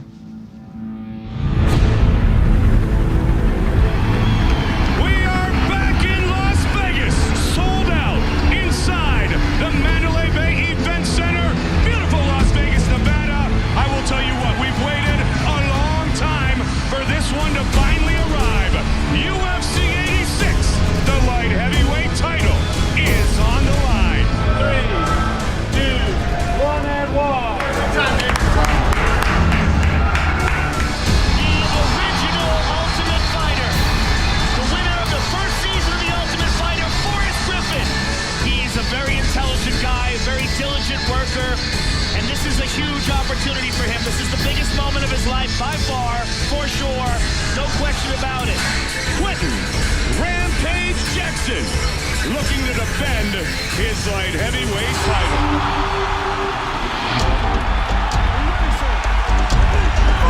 And here we go. Rampage will look to get inside quickly. Forrest looking to stick and move like he said. He lands a little inside leg kick. Still touching, feeling out. Nice. Nice leg kick again. He didn't handle that well. I already noticed, like, he's not dealing with that. He didn't do anything right there. Forrest can win this fight, but he's got to fight the smart fight, Joe. Absolutely. Well, Forrest has risen to the occasion before with the Shogun fight. Mauricio Shogun Rua was widely considered by a lot of people to be the top 205-pound fighter in the world before they fought. You see how I touched that leg kick? He didn't defend it. Oh! He got hurt. He caught a big uppercut. He pulls guard here. That's what happened. I got aggressive against the big puncher. He's doing a good job of controlling Rampage. Rampage is going to bring him over towards the cage. Crippen looks up at the all this time is allowing Thank goodness I got those double overs. So now right here, like I'm back, I'm good, I'm fine. Rampage landed a good punch there. Forrest reacted to it, scrambling to the top. Punishing him on Stands the back way up. up. Again, he gets him. Griffin trying to answer with knees. Rampage tucks under. Rampage with a kick. It's funny, he kicked me. I don't think I expected that at all. Same thing again, hunting for that uppercut. Forrest, make adjustments, asshole. Just missed with the uppercut. Are you kidding me? This is the first time I've ever realized how close he came with those other two uppercuts. Don't reach over so far and duck your head when you're reaching for those punches. That's the only way you're getting caught. Nobody loves each other tonight, but great respect for both men from each other. But only one man can leave tonight, the light heavyweight champion. Griffin got tagged. So he got a little wake-up call, and I expect back to that. Nice. Wow, He hurt him. He hurt him bad. That leg is in bad shape. Griffin trying to tee off. Guillotine. Nice. Throws Griffin. Forrest has a tight ground game. Don't go to your back with guillotines, kids. And then half guard. Half guard is where you want to be. Forrest on top. Rampage is in trouble. Forrest Jiu-Jitsu is very, very underrated. Look at that. That's just mean. Just on the throat there. It's just rude. Forrest can pass this anytime he wants. And he's got that Americana lock now. Nice. And he moves to the mount. Very nice. Forrest Griffin has the mount on Rampage. Rampage is in big trouble here. Elbows. Short elbows by Forrest. Rampage may survive, though. I'd say Forrest Griffin just won round 2. Oh, 100%. How's Rampage's leg, I wonder? He should have kicked me in the leg more. That was actually, oh my goodness. Wow, what a crowd. Sold out. Mandalay Bay Event Center. Main event of the evening. 3rd round. He steps forward bravely, but his leg is hurt. You can see he can hardly stand properly on it. He got Rampage thinking about it. Well, he keeps moving that leg out of the way, but he hasn't switched stances. Oh, man. I wanted to kick him in the liver so bad, but he's got such a good right hand. What I should have done is thrown those kicks right up the middle, like teeps to the body. Oh, good right hand by Forrest. Woo! I touched him, he missed me, but it's such a big difference, you know? Good left hook by Forrest. Inside leg kick. Nice. That'll work. Griffin pushes forward. Good combination by Forrest. See, not be greedy, right? Rampage answers. And Forrest wisely spun out of there. That was a great movement there. I always thought I had better footwork than I got credit for. What a fight. Use that jab, Forrest. This is nervous. I wonder who's going to win. This is close. Whew. Come on, Forrest. Round 4. Fight scheduled for 5 5-minute rounds. Oh, man. Just like when you saw me shooting that basketball, I'm just in that zone. I'm just at work, you know? Such a workman-like thing. It's so funny. Forrest likes to stand and bang. What are you doing just standing there, Forrest? Griffin can take some punishment. We've seen that before. That was horrible, Forrest. Horrible. Oh, Rampage ends up on top. Forrest is cut. Forrest has been cut many times before. You tell him. You tell him. This is so hilarious. Quentin's like, almost like his escape is just to let you triangle him. Forrest looking for a triangle, and he's got it. Lots of time, Joe. He's got a triangle deep here. Trying to land the finish, trying to tap out Rampage. He's gonna try to This could slam be him. the big slam. Kind of got the leg. Wow! Forrest did the smart thing. He relinquished the position to protect himself. Rampage has not been able to improve his position. Oh, nice elbow. Forrest is doing a real good job of controlling Rampage's posture. Oh, wow. He cut the shit out of me, huh? And using his guard to hold Rampage down. Yeah, just get up. Come here. Just get up. Just get up. Just get up. Just get up. Trying to reverse him. And he used it to throw over an omoplata. Rampage is out of that. He's back to his feet. Woo! That was awesome. Look like that's not the get up I teach people. He did catch him with the punch. Come on, Joe. He punched me in the shoulder. If he hadn't, I wouldn't be conscious. Rampage was in big trouble earlier, but he catches him with another combination. He caught him with a couple of good punches there. I had a chin back then. Doing good, brother. Looking great out there. Great, Forrest. You know how we do. Let's gut check this one, buddy. Let's gut check this round. touch him, Forrest. There you go. Faster, faster, faster. Nice. Good combination. Finish with the kick. Another Again, he good tries leg to kick. buckle that front leg. Good shot by Forrest. Caught him with a nice stiff jab. Nice leg kick. Forrest Griffin is winning this fight. I mean, Quinton has landed a few shots, but look, Forrest has almost got him in a triangle. Forrest had him completely mounted and pounded on him. You got to go to the first round when Quinton caught Forrest with a punch. That was the closest he's come to victory so far. Oh, big leg kick. That was a big one. Those punishing leg kicks. Oh, good right hand by Forrest. That made a difference in this fight. Yeah, he's letting me pick the spots when I want to fight. What a fight. See, I was just going to walk off. He stopped to tell me what's up first. I want that noted. This crowd is going nuts. They go the distance. 5 5-minute rounds. That was fun, though. See, you're being nice to people you don't even like. Stitch, man, Stitch was always so good to me. And I thought he was fucking with me there. Bruce, you fucking with me, bro? Bruce.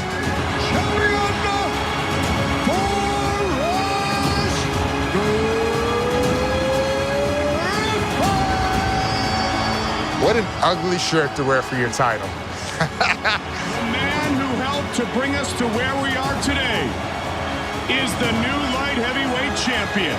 All right, what's up, champ? All right, I've already cried in the octagon once, so I'm not gonna do that shit again. But hey, man, I appreciate you guys coming out so much. This is the best moment of my life. I can't wait to do this shit again, brother. Oh, that pretty much summed it up. I remember thinking, man, I wanted to be the champion, and later that night when it set in, it felt great. That I'd actually, oh, you're the champ. That's the thing you wanted to do. You can do that now.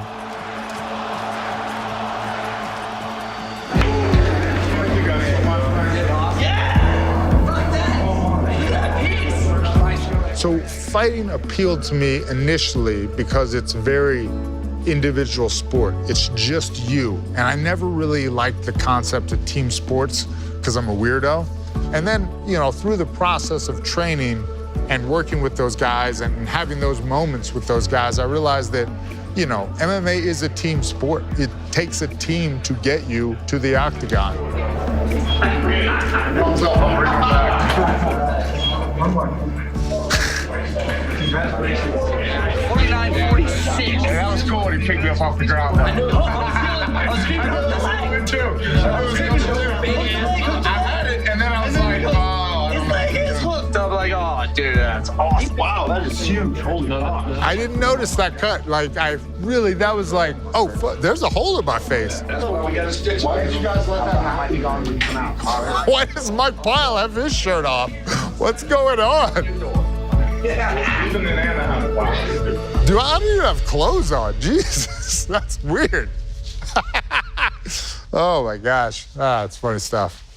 That was a great year. One thing I'll say, and I'm sure everybody that's ever done this show probably can agree or attest to, is that I wish I would have enjoyed that moment, that process a lot more. Yeah, I wish I'd been better. I wish I hadn't been so cheap. I wish I'd been, you know, less of an asshole. But, you know, at that time, I wanted to get to an end goal instead of proverbially smelling the roses, you know? Forrest Griffin!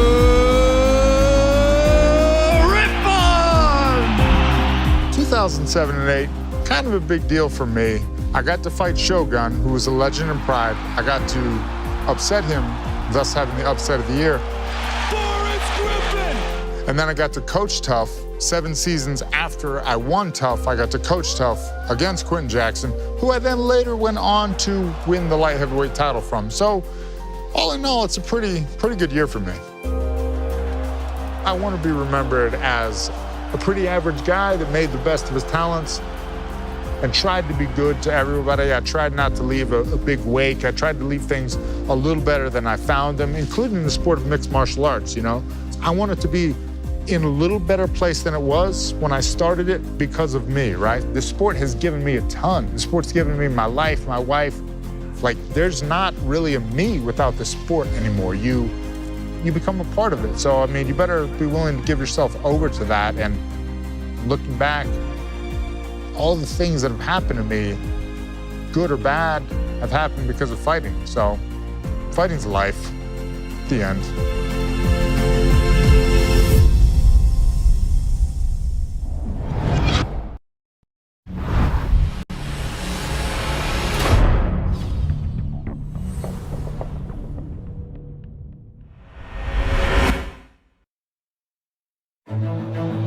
Do your thing. Do your thing. You lead the dance. Let's go. Let's do this, Max.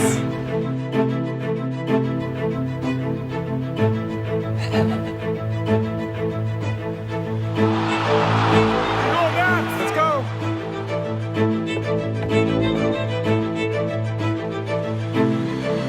That's it, Max. Let's keep walking.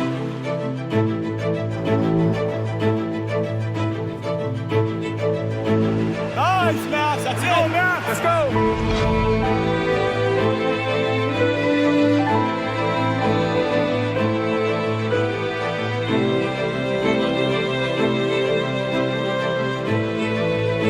Max Bless Holloway.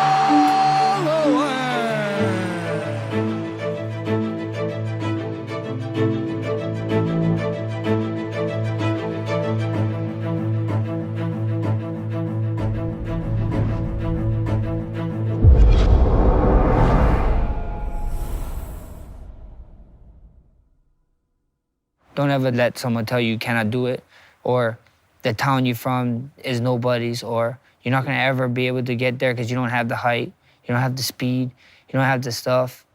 I like to tell myself I'm the world's greatest athlete, but this wasn't God-given. This is hard work. God gave me determination. Okay, he told me, go do something with this, and that's what you can do.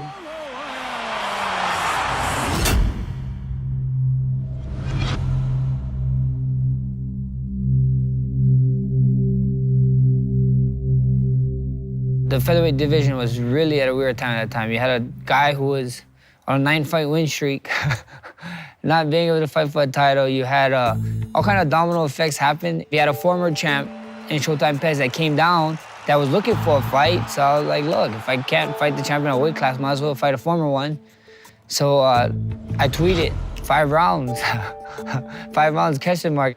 And they ended up giving us the intro, you know, ended up getting to fight a former world champion for a championship belt, and it's history in the making. This is how legends are made, I believe. The morning of 206 weigh-ins, I like being one of the first fighters on the scale, so we go down early. So we was like maybe, I don't know what number we was, but Pettis didn't weigh in yet.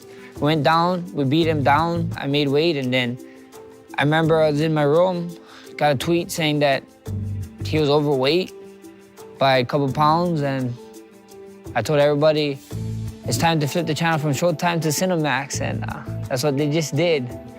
I told them tune in, it's gonna still be fireworks, I'm fighting no matter what, and we're gonna get the job done.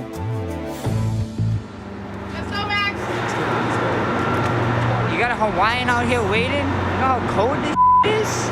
Here we go, ladies and gentlemen, introducing the former UFC lightweight champion, Anthony Showtime Pettis. Official weight, 148. Anthony Pettis has missed weight by 3 pounds. And his opponent, Max Bless Holloway. Official weight, 145 for Mr. Holloway.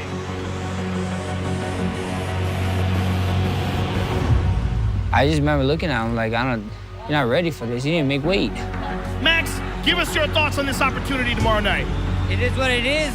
Tune in tomorrow night and see a star be born, baby. Thank you, Canada. I love you guys. Max Holloway, ladies and gentlemen. For the 5th time, the Octagon is in Toronto. Strong body, strong mind, sharp eyes. We see everything early. The pride of Waianae, Hawaii, Max bless Holloway. He's got massive momentum behind him, one of the best win streaks in the sport today. When I was walking in there, I was crazy. The crowd cheering was just nuts. My first pay-per-view main event. If you want to touch left, do it now, go back to your corner. He didn't shake my hand. I was like, well, it's time for an ass whooping time now. Should've shook my hand. Holloway wins, he brings the belt home. Pettis wins, he does not. And he does this little bicycle kick, pop, pop, pop. And everybody's like, oh my gosh, Showtime is back. Holloway is so good with staying on the outside, whatever opponent throws at him. Good right hand there to the body by Holloway. Spinning back kick. Spinning back kick, I was tripping. Caught him with the right hand there. I think he thought I wasn't gonna stand there with him, right in front of him. Good left hook by Holloway. Now, every time he fires the right hand, it's coming high and over. Yes, sir. So you can just dip your head to the left. You're gonna have to take this kick this way. See the swelling, the blood? Eve Levine gonna check it out. Small cut. Caught him a couple good left hooks. He was just dropping his hand on every shot. See if Holloway becomes the aggressor here. So far, he has. Oh, big shot. Oh, he gets mad at this. That's how he gets up. I remember this, and I told him, he's mad. Holloway, body shot. Beautiful shot to the body. Once he went for a takedown, I was like, game over. This guy don't shoot. You're Anthony Showtime Pettis, you're a kickboxer. Holloway likes it when you push the pace. Well, he certainly does because he's so brilliant at countering. There's a good right hand by Holloway in the clinch. There you go, blow it out. Good round. What? Broke your hand? All right, here we go. He just said, I broke my hand. Keep an eye on the right hand of Anthony Pettis. Round. He comes out and hand touch, and there it is. And I was like, ooh, well, now you want to? And I was like, now it's game over. I was hunting. I was a shark in water and blood. You just gotta give him a little drop, and I was hungry. Good left hand there by Holloway. Good punches to the body by Holloway. Oh, look at that beautiful sweep. My coach is Muay Thai, so he'd love that trip. Lets him up again. Good kick to the body by Holloway. Nice, Max! Beautiful dump. Oh, good spinning. Well, I hit him with his own Showtime spinning back kick. Another hard shot to the body. Yep. Pettis is in trouble. Holloway's pouring it on. Holloway looking to finish melting. it. That's It's it. all over. Wow. Holloway finishes Anthony Pettis. That's my boy that got me into fighting. The boy with the hat backwards. And now, the interim UFC Featherweight Champion of the world. Felt crazy. You dream of this moment. Like, I don't even envision the moment of me winning a belt at the gym. It's me driving home after a long training. It's me just want to be by myself at home in my room. And then you just close your eyes and you just envision Bruce Buffer. And this moment that you just envision and envision and envision. At times when you're by yourself and you're just thinking of it, and to just get that feeling, you're thinking of Dana White putting that around your waist. Kind of like outer body, like I felt like I was someone in the crowd watching me get it, and it's just a crazy feeling. It was just insane to be there in the moment. This is just my ticket to Jose Waldo. I'll be waiting. Let's get the real one. Let's go, Canada. I love you, Hawaii. Let's do the damn thing. Rush, look what I got. Rushy Boo Boo. I won the golden belt, bruh. Yeah, thank God they didn't get me talking to my grandma, because I called my grandma before I called Rush.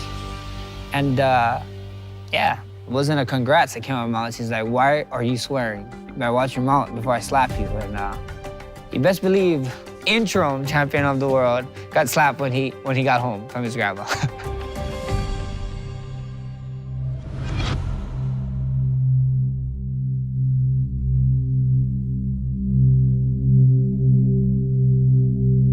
That all came to fruition because of my man Travis Brown was supposed to have the spot, but Travis had to fight, so he's like, I can't film. So he told the agent, my man Brad Slater. And Brad Slater asked him, like, bro, who can we get to fill in for the spot? And they gave it to me, and I'm a trash man. I can't explain more, because if you didn't watch the movie, I'm gonna give away what my job is. Trash man ahead. The money? My man O'Shea, the bartender, as my man too. Smug Orange, my dudes. How do you remember everybody's order like that? I can't remember the last 4 of my social. Lots of reps, man. I'm in complete control of my environment. People don't even know. Hey, man, time to go. Okay. Wrap it up.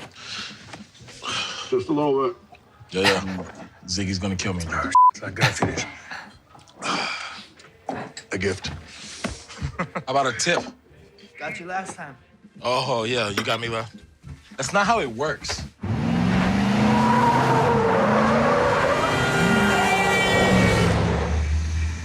I got to do my own stunt driving. How dope is this? This whole scene, I did it by myself. At the break, and they was all tripping out when I was able to do it. Move! Let's go! Get out! Come The director loved me as a fighter, so he's like, yeah, you wanna try? Go. And then all the stunt drivers was tripping out. You gonna really let this kid do it? And I did it. And Cheddar Bob, my man, scared the shit out of me when we did the first take. Oh my gosh. And they just leave me there. That's so It was crazy. It was an experience. It was an experience indeed, and it's an experience that I would love to do, you know, and again and again, because it's just a different line of work, and it's just amazing.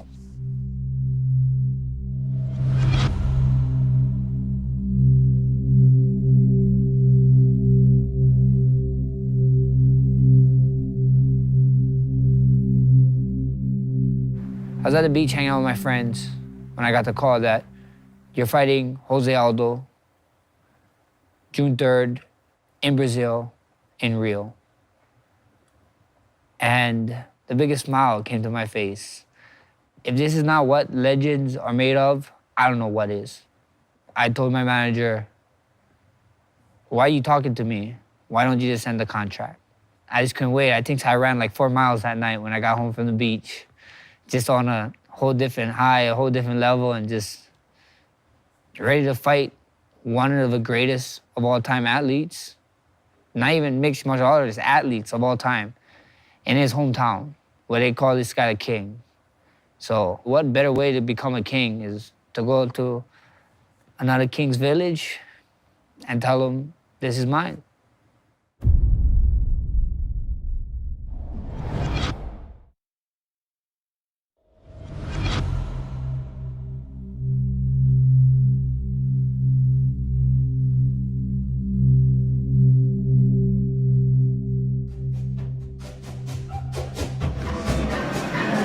Friends, here we are, 2,223 feet above sea level, a 360 degrees view. Very humbling, and last time when we went to Sweden, we got to go into those old churches, Here in Brazil, we got this, and just a blessing, man.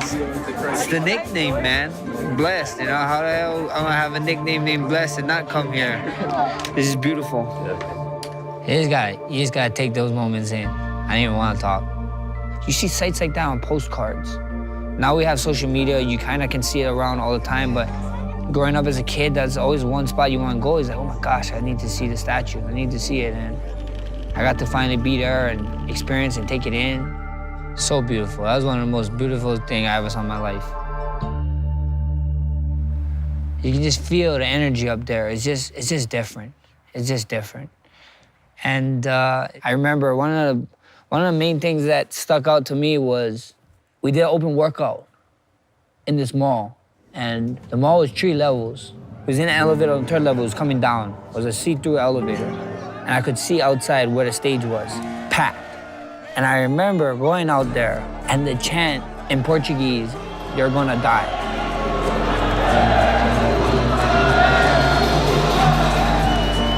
And I was like, oh my gosh, I'm getting it.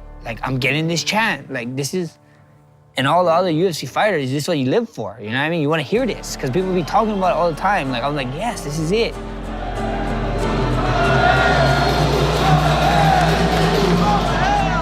The energy was just wild, super wild, so crazy that the drive from the open workout to the hotel, I think it was 15 minutes. That after the workout, I was so drained and so crazy by it that I fell asleep on the drive back. And like, I was like, nah, and I was supposed to train after, and I just wanted to take a nap. Like, I'm so grateful for that open workout, because that thing showed me like, look, fight night comes around, you better be able to control your energy, boy, or you're gonna go out there tired as it gets in the first round. So it was such a crazy experience. Mr. Blessed Holloway, let's do it, baby. Yes, ma'am. I'm sorry when we get around here. Senhoras e senhores, o desafiante, Max Holloway! There it is. Brazilians is just, they're something else. The fan base is something else. It's very, very crazy. Vem aí, o campeão na categoria peso-pena, José Aldo! Jose was like known for great stare downs. The official weight is 145. So I was waiting for this moment. This is one of my favorite moments. I look into Jose's eyes, I saw a killer. I saw a man that I've been watching for 16 years. One of the greatest of all times. I'm fighting, he's my superhero, you know, like, he's my idol. It's kind of crazy, you know? But like that they always say, you know, you train till your idols become your rivals. How do you win against Jose tomorrow night, and how do you face this crowd? Tune in tomorrow night, you guys go find out. I told you guys the star was born in December. We're gonna twinkle bright tomorrow, baby. Let's go! What can we expect from you tomorrow night? Pode ter certeza, essa vitória é nossa, meu irmão, e vai ser devastadora, pode ter certeza. I love that. He said it was gonna be devastating. And I was like, been planning for this since whenever I got the call, my friend. Devastating indeed.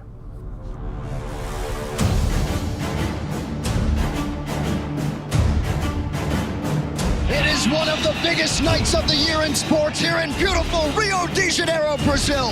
Tonight, the King of Rio and one of Brazil's most beloved athletes and champions, Jose Aldo Jr. His mission once again is to exit as UFC featherweight champion. But enter Hawaiian and interim champ Max Blessed Holloway. 10 consecutive wins. He now stands 25 minutes or fewer away from realizing the ultimate goal. It's your time, Max. You're here again. You need to dance. Always smile on the walkout, because I know I get to finally punch someone in the face and not feel bad for 25 minutes. The world-famous Octagon has returned, and this time with a main event that shapes up as one for the ages. The crowd is crazy, but we was ready. Like, we was just mentally just tuned in. We was focused. Max Holloway is here to win. He's here to be champion, and he's proven it. He's saying it. His confidence is through the roof. Refocus, Max. Here we go. Are you ready? Are you ready? Get on. Jose Aldo. I remember looking at one of my coaches who was walking back and forth. I was like, damn, it's Jose Aldo. There was a definite anxiousness here in Brazil when it came to the fans. They understand the challenge in front of him here at Max Holloway. And Holloway is so good at getting your timing, your rhythm. We know how fast, how explosive he was, so I was like, I just take my time. You're seeing the style differences too. Aldo much more set. Oh! Holloway got stunned! Oh, this is when everybody thought I was hurt. I look hurt, but looks can be deceiving. Some early adversity here for the challenger. He actually landed that knee too. I was fine. That early explosion at Jose Aldo seems to have Holloway a little hesitant. Now that uppercut though, I did not see. A strong start for the champion, Jose Aldo. Hard to recall the last time Max Holloway lost a round. Shut that lead down though, okay? That lazy jab, you bring it straight down after. Goes to right, off to the right side, bring up the hook, okay? Coach got me like on that retractable leash, like a dog. So they just keep giving me slack and slack every round. Now Holloway returns fire. Second round would be a little bit more busier. Oh, big right hand from Holloway. They let me come forward a little bit more. Holloway expected the toughest rounds to be early. I slapped him. Wow. I mean, who does that against Jose Aldo? Max Holloway does. I slapped him again. When you think about if someone slaps you, are you gonna hit them back? Like, you might just be in shock. You start questioning stuff. You start questioning life, maybe. So I ended up getting there. I got 2 slaps on the man, the myth, the legend, and felt kind of good. This round is done.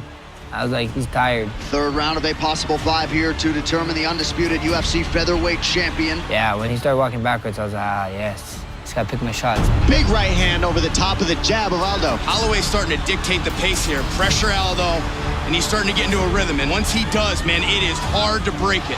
Max goes in and out and is making it tough. He's getting lazy with his hands. He made Aldo miss. Standing there. And Holloway is absolutely fine with this type of firefight.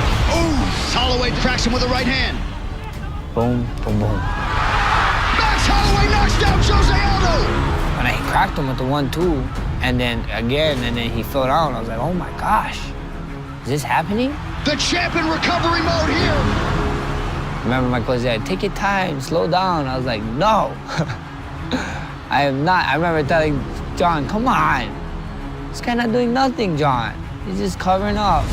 That'll do it! Max Holloway is the undisputed UFC featherweight champion! Hawaii, stand up! This is one of the craziest feelings in the world. You did hard work, man. That's my cousin. I love that. Whoa! Love you! Yeah! Aldo stood the man.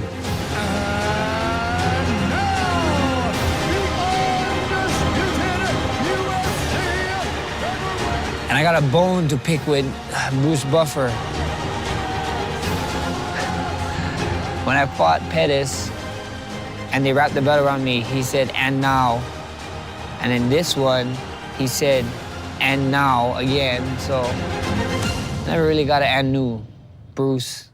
And I always tell him that, so it's okay though. I'm about to get one here in a little bit. Can you see? Wait, how's this? Ka-ching! Ka-ching. But I got Rush. We got 2 belts. Many bless on the phone. Both for you, not for me. Surprise, Surprise, surprise. That was good. Finishing Aldo was insane. Like, to me, like, I knew I could. This guy is one of the greatest athletes of all time. One of the greatest martial arts of all time. And people don't understand. I've been watching this guy. He's now 16 years old in WC. 16. I was fighting him at 25. What was that, 9 years? 9 years. This guy is at the top of an elite stack division. Like, the dude is something special. He's amazing. And to get the undisputed belt, you know, it was insane. And I've been a champion. I've been telling people I was a champion before I had the belt. That was just for other people to know that, look, I wasn't lying. I wasn't playing around, and years of hard work, dedication for that moment. And, you know, after that fight, we had this huge celebration. People that they put together for me in Hawaii, and it was crazy. The whole UH team came. The University of Hawaii, the college football team. The whole team came. A bunch of people came. We had a crowd coming right off the plane, so that means people found out when they was inside, like going to get their flight, that I was coming off, they went to our gate. It was insane. And then you just, just look. Just look at that, and then this is insane. Winning a belt was cool, but coming home to this belt is whatever, you know, compared to this kind of stuff. Like I said, coming home to that was just amazing. We came home and then they did a parade for me real fast. It usually takes weeks. They got it done for me in like 3 days or something. It was like, if I ain't blessed, I don't know who is. If my nickname ain't perfect for me, I don't know. The love, the support, the people, the atmosphere, just the hope that I can be, you know, that light that I can be for some people, to just prove that, like, if I can do it, why not you? Is one of the greatest things, you know. It's not even about fighting at that point. It turns more than fighting, you know, being more than a fighter, more than an athlete, and it's just unreal.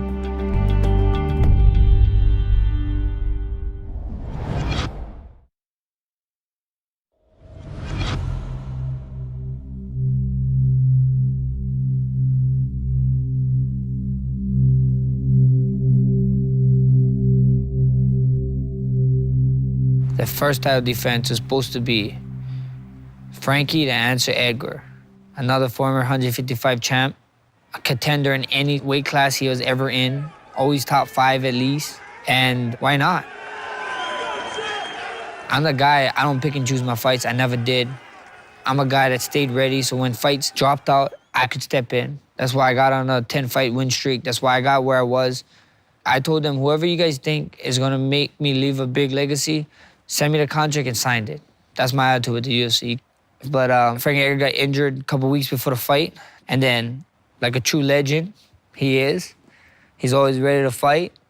Jose Aldo, the killer himself, steps in again. I'm like, gosh, it is what it is.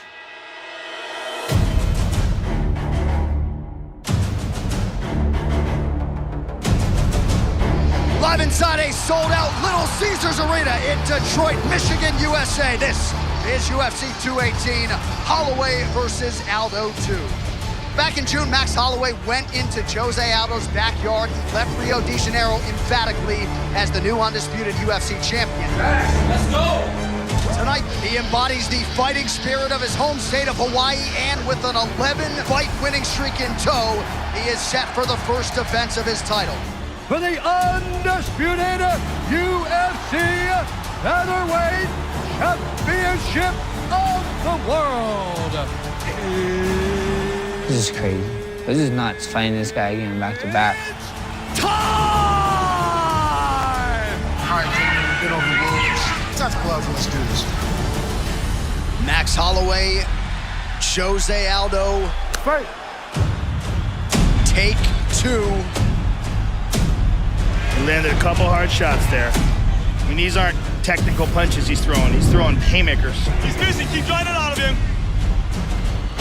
Couple good jabs there. Oh, just completely mocking him.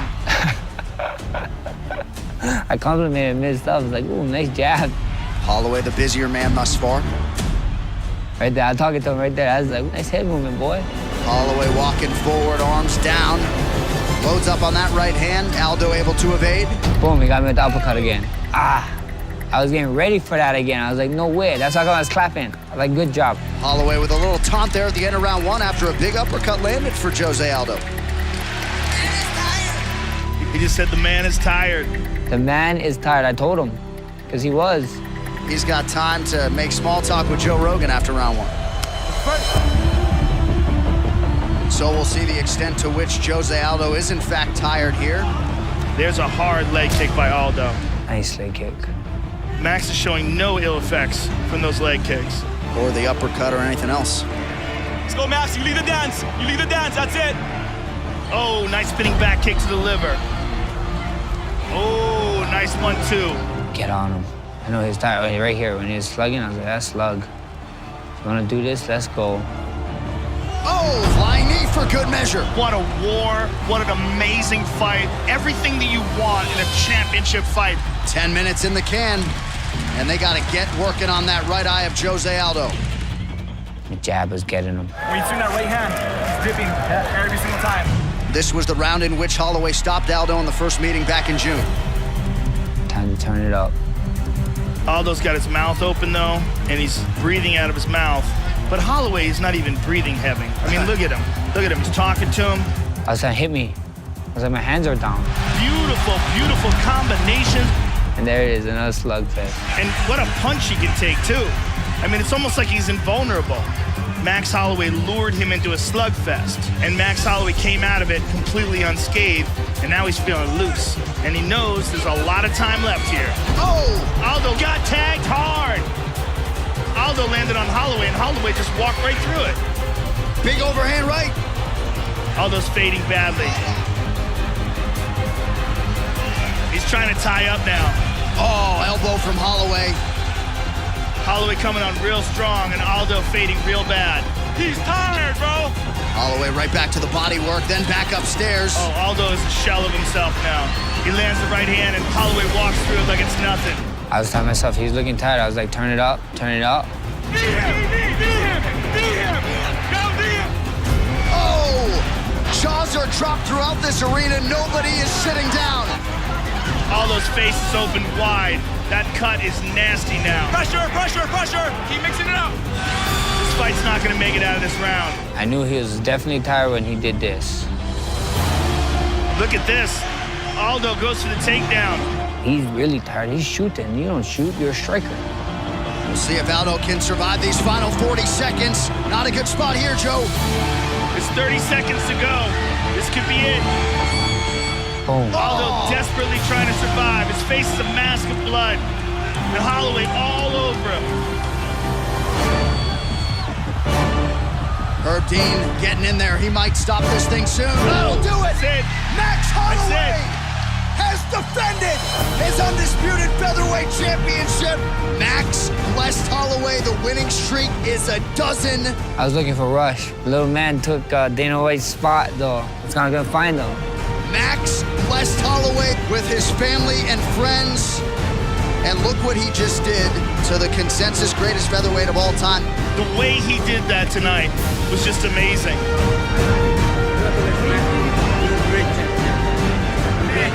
I was just telling Aldo how much I love the man. He's a freaking legend, no matter what.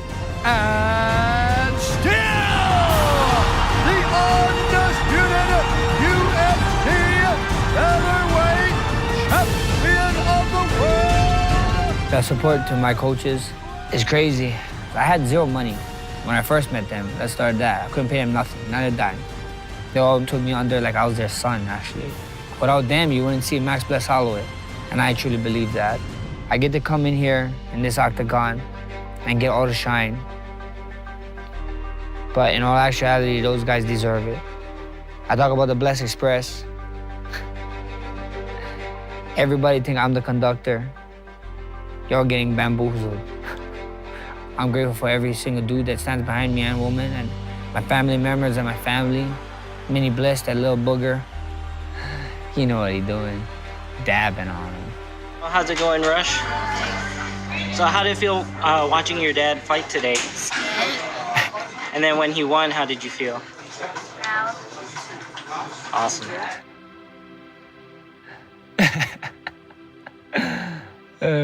Gangster.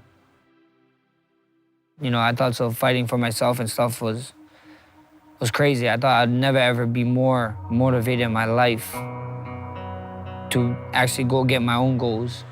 And then this little shine stealer came into my life and just gave me a back kick. And he showed to me that there's more in life than this, and that's what we've been doing. We've been trying to change the game and be bigger in the sport, more than an athlete, and that's about it. Max bless Holloway. Being able to look back at this year, getting the interim, getting the undisputed, and showing everybody why I was the undisputed. There's never a thing in my mind of where this is done, this is it. Even right now, sitting in front of you, there's a lot more work to be done. All my belts that I ever won, I got 5 of them, all in the closet. And then, you know, people come over, it's like, why don't you hang this up or do this and that? I'm like, we're not done yet. I don't want to live in this success now. I don't have to. I got a lot more things that I want to be done and a lot more belts that need to be won. So I'm going to keep going. You know, we keep that there. It's cool to bring it out here and there and look at it for a little bit, but I don't want to be one of those guys that just okay with what I did, because I'm not, you know? I'm not a guy that like to do well in the past or look too far in the future. It's cool to look, but you know what they all say? The best is yet to come.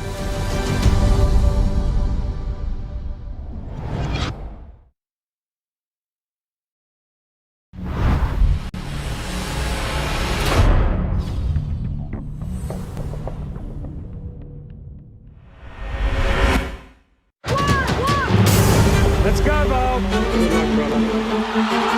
We're gonna do this, brother.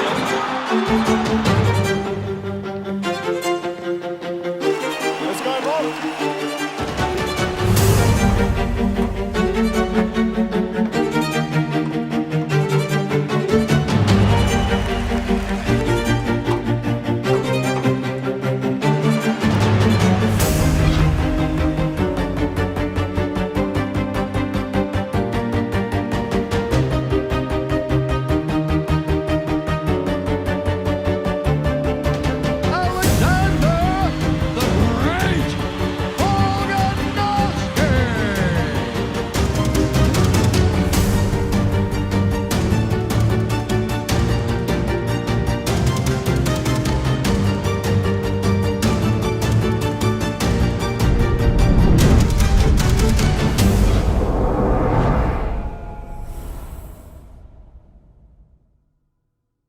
this, it has to be the best year of my life. It has to be. You know, you get married and all that type of stuff. Obviously, that's, you know, that's right up there. But I mean, to be at the level I am, you know, to be where I am right now because of that year, you know, to be able to, you know, support my family and all that hard work that we've put in for, you know, like sacrificing everything to chase the dream and all that, you know, it was all paid off with me getting that belt.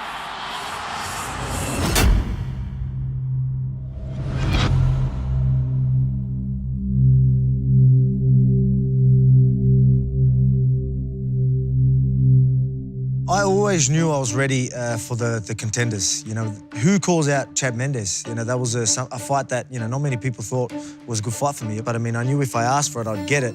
Guy that's sort of similar to me, but everyone thought he was more explosive, a better wrestler, better striker. They just thought that, you know, there's no chance of me winning. And, you know, I love being the underdog. So it was a big, big fight for me. And that's why everyone really knew who I was after that fight. Live from Los Angeles at the Fabulous Forum in Inglewood, California, USA. Battle of the Dwarfs. Let's go, Vol. That's one thing that a lot of people blow out about me as well, backstage, how normal and calm I am, especially in a moment like this. Here is the upstart Alexander Volkanovski, who left a successful rugby career, put his family's life on hold to pursue the UFC dream. This will be the most high-profile fight of his career, and I believe the most dangerous fight of his career.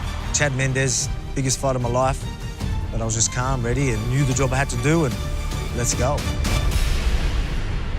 right, Alexander, ready? Chad, ready? First round, fights on. And with that touch of gloves, we are underway.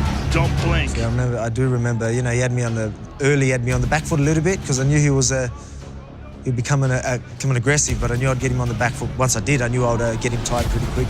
And what a story it is on Volkanovski, former professional rugby player, 214 pounds, competing at 145 pounds tonight. This is a literal mirror match. It's going to be a matter of speed and who chooses what weapons how. Let's go, Vol. But we knew we could tire him. We knew we could get his gas tank, so we really wanted to get in his face and let him panic punch, let him panic shoot. You know, that's what's going to happen. If he takes me down, I'm getting straight back up, and his gas tank's going to get lower and lower. So that was a part of the game plan. Establish your jab, Volkan. Good jab by Volkanovski. Volkanovski trying to establish the jab. By throwing that jab out there, he's forcing Mendes to shoot to a single leg, which is much easier to defend. Ooh, nice right hand there by Volkanovski. Nice bridge into the 1-2 there. Yes, that's it. Let it go. Yeah, he's keeping the pressure heavy on Mendes. I like that jab. That jab of Volkanovski's slick. Nice, went to the body with it there. You know, once he finished after a jab or his explosion, he would get back and I could see in his face like you know, it was a struggle. He was like, I wouldn't say he was panicking yet, but I could see he was uncomfortable. Shot from Mendes, he gets Volkanovski down. Come on up, come on up. I remember even here, I was even saying, he takes me down, and the boys are like, yeah, back up. I'm like, it's all right, I'm up. Because, again, getting up off the floor is my thing. I'm very hard to hold down. I knew I'd get up. Volkanovski establishing that jab, and he's making Mendes think. High-level MMA right there. See, the first round, again, it was still competitive, but I felt like I was still in control. I felt like I was composed. I had him reacting heavily. You know, most of the punches he threw, I felt like I was blocking and shell him up. I seen them coming. You know, obviously some were going to land. He got some takedowns, but I managed to get straight back up. Round 2, Alexander Volkanovski and Chad Mendes. Be patient, Vol. Volkanovski just looks more comfortable standing. Yes. Chad Mendes doesn't look as comfortable standing. And that's exactly how it felt for me. I did feel a lot more comfortable. I agree. He looks less comfortable, and also he's responding to a lot of the feints of Volkanovski. That's it, and double up on it. Again, even when I wasn't throwing, I still had him panicking just from the pressure. The pressure was just in his face. I was pretty much in fire range the whole time. So it was either he fires or I'm gonna fire. And Mendes is exploding with power to cover range, so it's more exhausting. Good right hand by Volkanovski. It's also the defense of Volkanovski's been on point too, so when Mendes does these flurries, he's not getting benefit from it. Oh, look at that. He dug in there. Woo! Yeah, he landed a good shot. Again, I've seen them coming, but sometimes these small gloves are gonna come in. Oh! Mendes knocks Volkanovski down! Oh, that's a good look at that shot. Go, Alex, pick the shot! He got clipped with the left hand there. Volkanovski smiles at him. Smiled at him, come straight to him and landed that jab. Like, let him know, mate, you can hurt me, you can hit me with big shots, but I'm still here, I'm in your face. This is where I really started to feel like I'll pour it on. Oh! Volkanovski tees off on him. You know, obviously throwing a lot more, getting him on the back foot, just chasing him down. Mendes, perfect timing on that takedown. He needs to hold Volkanovski down here. He needs to get some air. Oh, yeah, the cut, I remember that. Wow. Right back up. He just wanted to hold me down and slow me down. He didn't want that pressure anymore, so, but I was back up, and then again, I could just see it in his face. And a nice inside leg kick, left hand behind it. Volkanovski coming on strong. Beautiful combination. And this is where I just really could see him like he was, you know, he was done. Oh, he's hurt, he's hurt. Volkanovski's teeing off on him. Oh, big elbow. I actually thought I was going to finish the fight with an elbow off the clinch. I knew I would defend takedowns, get off, and off the clinch I thought I was going to land a big elbow that would have finished the fight. But that was the beginning of the end. And here it is. Oh, Mendes goes down. That was it. Alexander the Great has arrived. Alexander Volkanovski has finished Chad Mendes. And obviously it was a tough fight. It was a back and forth. I was put in bad positions, so biggest fight of my life. Chad Mendes, man, you could just see the emotions. Just what an incredible moment. Everyone back home. Fucking did it, baby. The winner by TKO, Alexander the Great Volkanovski. I'm one of the most dangerous guys in this division. I can go with all the powerful ones. I can go with the jiu-jitsu guys. I can go with the stand-up guys. I'm one of the most well-rounded. I put it together better than anyone in the division. I'm Max Holloway's worst nightmare. I said it early. I'm Max Holloway's worst nightmare. I truly believe that.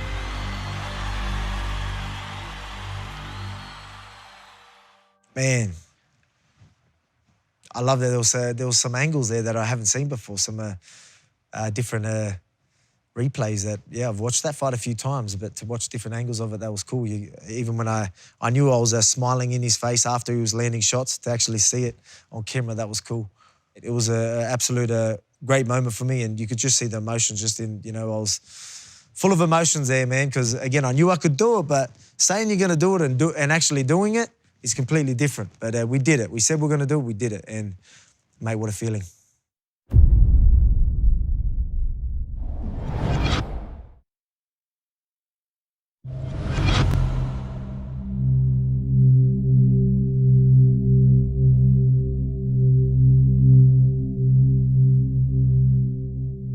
So as soon as I went over there to City Kickboxing, you really did start to see the level in my striking go up. When he started here, for me, he was perfect. Perfect kind of person to fit into this gym. I mean, this gym is for people that want to work hard and people that want to be in a culture of excellence and a winning culture. He fitted into this gym and amongst the rest of the team like perfectly right from the start. The way they are, they're all so loyal to each other. It's incredible. It's incredible. Having him around makes me have to step my game up. He's got a different kind of pressure that even I don't like when he's in front of you. So I don't think Aldo's felt anything like that yet. He hasn't felt anything like he has yet. Is he saying that? Is he talking about my pressure? Everyone knows about pressure, but like he goes, man, like I remember in the interviews that he talks about, like I've sparred with him, obviously not going 100%, he's a lot bigger than me, but still, you know, we're like technical sparring, and I'd get him on the back foot and like he would remind us of, hey, he's a featherweight, you know, I'm not gonna let this bloke, you know, put me on the back foot. So then he would stand his ground, and then before he knew it, he was on the back foot. I remember him saying something like that. So that's why he's got a whole respect of my pressure game. But even with Aldo, this was a tough fight. Like it was a different, like I had to change a lot for this fight. Again, this is Aldo we're talking about. He is Aldo, but, you know, again, I'm just looking at him and hey, he's just a human, you know what I mean? He's just human. And well, as the week went, I got more and more comfortable as we went through fight week. It's all done and dusted now, you know what I mean? Now the fun part. Now I get to warm up to this crowd as well, so I'm looking forward to that. I'm going to walk out, I'm sure they're going to be yelling and screaming, but I'm ready to soak it up and use that as fuel for tomorrow night. You ready? I think I remember having guys maybe telling me you're dead, all this, all that type of stuff, but yeah, let me have a little bit of a feel. Let's see how loud they are.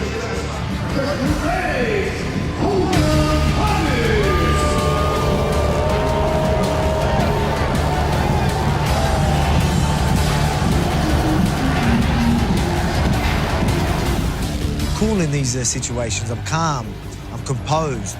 I feel like I'm composed in some of the craziest situations that a lot of people can't do. I honestly think that separates me from a lot of champions. But again, it was good to get that feel. I wanted that feel. I wanted to hear it because again, tomorrow it's going to be worse. Let's get ready for it.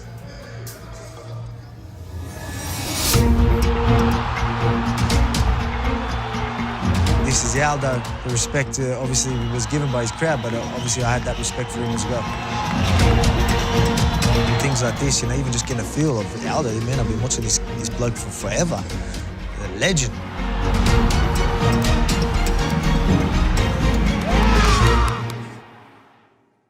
Yeah, this was the first time I've ever been to Rio, Brazil. It was great, you know, a beautiful spot, you know, right set up right next to the beach. The people over there were just nothing but respectful to us, and they know the sport, so they appreciate what we do, and they showed me that respect. So it was good. It was great. You know, before I got there, I'll be honest, I was like, oh, yeah, I'm not sure, but I got a job to do, and I'm going to go do it. Rio de Janeiro, Brazil. This right here is a UFC mecca of the highest order. This is UFC 237. I still remember just there, walking out, guys right in front of me, my mates right in front of me as well. And you know, I got the crowd doing these ones to me, all that type of stuff, and my mates are right there like trying to cheer for me. A lot of people get intimidated by the crowd, but he loves being here. I was a little worried for my mates. I was sitting there going, oh, should they be cheering for me while these guys are threatening me? But again, obviously it's just the feel. Obviously they don't want to hurt me, but that's the presence they want to give you when you're fighting in that octagon, in that arena against legends of their country. The wait for Aldo Volkanovski ends here. Tonight's winner could very well be next for the UFC featherweight champion, Max Blessed Holloway. Bit of feeling out early, see the reactions we're going to get out of him. You see Aldo just keeping the center, taking the center, not allowing Volkanovski to just back him up quite yet. Keep moving, keep moving. Volkanovski said how important it was to get Aldo to bite on feints. Right now, Volkanovski's trying to get Aldo to react, to read how Aldo's looking to counter Volkanovski, but right now, Aldo's not biting and he's pressuring. Be patient, you're getting good reactions. We haven't seen Aldo throw a low kick in a long time, and I'm curious to see if he brings that back in this matchup. Volkanovski lands a couple leg kicks, body strikes now from Aldo. Keep moving, keep moving. Aldo's watching, like you say, making his reads, but he hasn't done all that much. Just there, the head movement from Aldo. One thing that I remember, people trying to say he's done, and I'm like, mate, I remember I timed these shots absolutely perfect. I was in, they were there. I felt them, I know when I'm in, and I was in, and he still managed to get out of the way. It just showed you how fast twitch he was. It was incredible, but again, we were expecting that. It's been Volkanovski to this point, though, that's landed the majority of the kicks. The inside leg kick already has Aldo a little bit red. And Volkanovski said that's what he was going to have to do, is throw the kicks before Aldo does, and then Aldo can't throw his, and that's what's happening. Obviously, we get him on the cage. We wanted to get him down, but we knew it was going to be hard. This is his world. Aldo loads up on the right hand, nothing doing. Nice stick with the left hand by Volkanovski at the end of the round. If you're Volkanovski, you're happy with that round. Sure. You won that round. You know, he's fought so many guys like me. He's got no chances in, you know, your Chad Mendes, your wrestlers with overhand rights and all this, but they just did not realize that my striking's a bit more complex than what they originally thought. And this sort of showed that. Good round, good round. Just pick your shots. Stay tucked in. If we're jabbing, we're going to roll our elbows up to stop that counter. Throw the feints up, Volk. Now you can go a little bit. Yeah. Put that pressure on now. Volkanovski right back to work, just touching the inside of Aldo's lead leg. What I like about Volkanovski touching the leg like that makes him longer. So now he follows up that kick with his hands. I'm trying to break his rhythm, and, you know, again, I want him fighting my fight. So there's a lot of things I'm doing in there to make him fight my fight. Volkanovski getting closer and closer with his strikes. Keep moving, keep doing what you're doing. Volkanovski getting to the pressure now. That's what I expected him to do a bit more of, because I knew they would gas him out, and I knew I could capitalize the elbows off the clinch, all this type of stuff. Tactical battle here is beautiful. King of Rio might just have some work to do in this third round. Volkanovski is fighting a fantastic fight. Perfect fight. You're winner. Yeah. Again, he doesn't know why am I, you know, not pulling the trigger? You know, why am I struggling to pull the trigger? Why am I struggling to land? How is he getting these punches in? You know what I mean? Things like that. Again, a whole puzzle that he had to try and figure out, not only from the strikes I'm doing, you know, he's trying to figure out my puzzle, but then why is things not working out for him? So I believe, you know, it was a lot in his head as well. Crushes him against the fence. Exactly what he needs to do. He's effectively stumping Jose right now. By keeping him inside of the octagon, he controls all those big actions that Jose usually uses in the middle of a fight. So I knew just holding him on the cage would be more effective.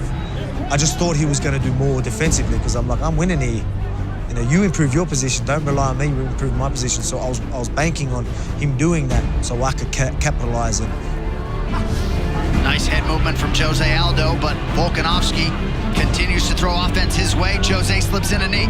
What I'm seeing is Aldo looking for the perfect punch or the perfect kick for the knockout. And Volkanovski's willing to just work, keep the offense going, and get Aldo behind. Even though I felt like he was gassing, he's still sharp, he was still defensively sound, so I still had to be on point. He's still dangerous. Again, he's always in a perfect position. The leg's there. And Volkanovski with these knees staying busy. So Volkanovski and Jose Aldo go the distance. Volkanovski got it done, he fought well. But nothing but respect to him at the end of the fight. You know, again, fighting a legend of the sport was great for me, an honor. For the winner by unanimous decision, Alexander the Great Volkanovski. Beat him in his hometown and all that type of stuff, you know, that was just a massive, a massive deal, you know what I mean? And no one really expected that. Hey, I'm next in line 100%. I'm the only one who's undefeated in the top 3 now. I should be ranked #1. Let's set it up. Volkanovski would appear to be hard to deny, now 7-0 in the UFC. We did it, baby! Everyone back home! Yeah! It was a huge moment for me. Again, it's so much more than just me winning for myself. You know, I win for everyone that's been backing me. And, you know, bringing the wins like that back to Australia means so much.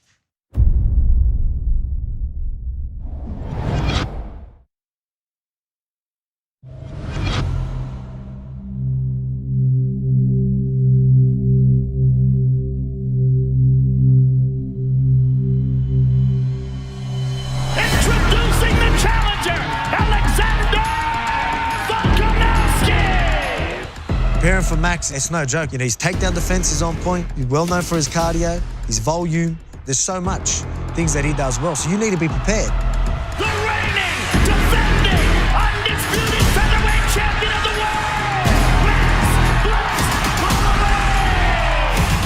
You're fighting these guys, you know you can beat them, but, you know, the respect is there.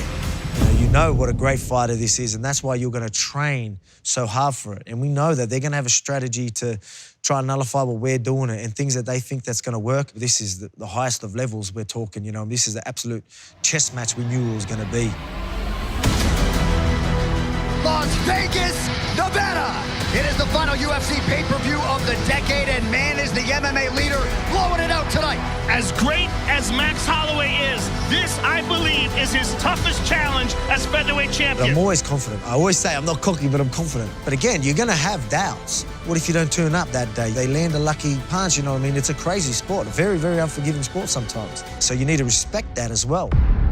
All right, Alex, your time. Let's do it. Let's go.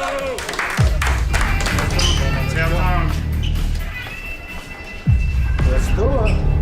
I don't care how much better I am of fighters. You need to respect them, and you need to fight the right fight. My man, are you good? Great fucking gun. Max, even though we knew what a great champion, we knew we had the formula to beat him, and we knew what would work. Now it's just, let's go and prove that. Alexander Volkanovski believes he is in a position tonight to start his own featherweight era. He could be the guy to beat the greatest featherweight of all time. It's truly, truly amazing. First round, fight, ready? Fight, ready? Fight! Here it is, biggest moment of my life. Beautiful jab by Holloway. We knew he was going to chase up. We knew, off my attacks, he's going to come in. Yeah, he wants to put that pressure. He wants to be in your face. He wants to keep touching you. I just let him know that, hey, you want to do that, you're going to run into some big shots like that. There's another good low kick. Pretty good 1-2 from Volkanovski. So again, I just kept breaking his rhythm, and he was finding it very hard to get reads. Volkanovski's throwing big, heavy hands. When we talk about chess matches, there really was. There's things that I was doing, and then he would react a certain way, then realize that wasn't working for him. He would change it up. Holloway turned well defensively to avoid that right hand from Volkanovski. Competitive round one as expected. Actually, I remember that part there. He's thinking, I got you doing whatever we want. And I'm like, mate, you're doing exactly what we know you were going to do. So we're prepared for that. I was prepared to miss shots. The head might not be there, but what will be there? So we just kept nailing them legs. Second round, fight, ready? Fight, ready? Fight! Remember where I am for, brother? That was another really heavy low calf kick by Volkanovski. Once that leg gets beat up, now you're forced to stand in front of a guy that used to weigh 240 pounds, right? A guy with big power, a guy that has great cardio. I mean, this Volkanovski is the real deal. That's a lot. He made adjustments as well, where he started realizing that because he was trying to counter my strike straight away, he started running into a lot of my shots. So he started knowing that I was going to fire back if he just attacked. So he tried to bait me after I would throw an attack. He would tend to come in, wait for me to react, and then follow up. Oh, nice combination by Holloway. It was a battle, man. Like a lot of words we were saying in there, it wasn't disrespect to each other, but again, he's trying to mentally break me and physically break me. And I'm trying to let him know, like, hey, that ain't happening. Again, you need to be on your game with someone like Max as well. Even when things are going your way, he's the type of fighter that he ain't gonna lose focus. He's always gonna be composed, and he's always still gonna bring it, even if it's not going his way. 2 rounds down, challenger certainly competitive tonight. I go back to the corner, I'm like, how's it going? He goes, we're up, it's going good, keep doing what you're doing. So I'm like, all right, sweet, let's go. Holloway opening up southpaw here, not a great sign. This third round where he changed his stance, he thought he could make that adjustment. I feel like it was his worst round. You see me start to land a lot of right hands. Oof. Left kick and right hand. Still throwing the kicks, faking the kicks, following up, little things like that. And now both of Holloway's legs somewhat compromised. 15 minutes in the can. I remember actually talking to him. It wasn't any disrespect. Just let him know, though, like, I'm composed, I'm fresh, I'm happy to be here. Let's go. Volkanovski is a fantastic fighter, man. He does everything so well. Oh, man. Beautiful right hand there. But again, you can see I'm mixing in a lot of combos with my kicks and changing them up, changing patterns and all that type of stuff that, even though he would make adjustment and it would work well from one combo, the next combo, I already made the adjustment and nullified what he was doing. Volkanovski could be 5 minutes away from bringing the belt back to the land down under. Still, even though I felt like I won every round, I was still very competitive. It was still a lot of challenges and a lot of adjustments that we were both making. That's a credit to Max Holloway and his team. They make you work constantly, all the way till the belt. Fight around, fight ready, fight ready, fight! Corner's like, hey, he's gonna come firing, he's gonna come desperate, gonna try and bring you in. Don't get caught up in it. Oh, I still remember that. Felt fine, but I was like, I'm like, oh, nice kick. Let's go. Ooh, big elbow off the clinch.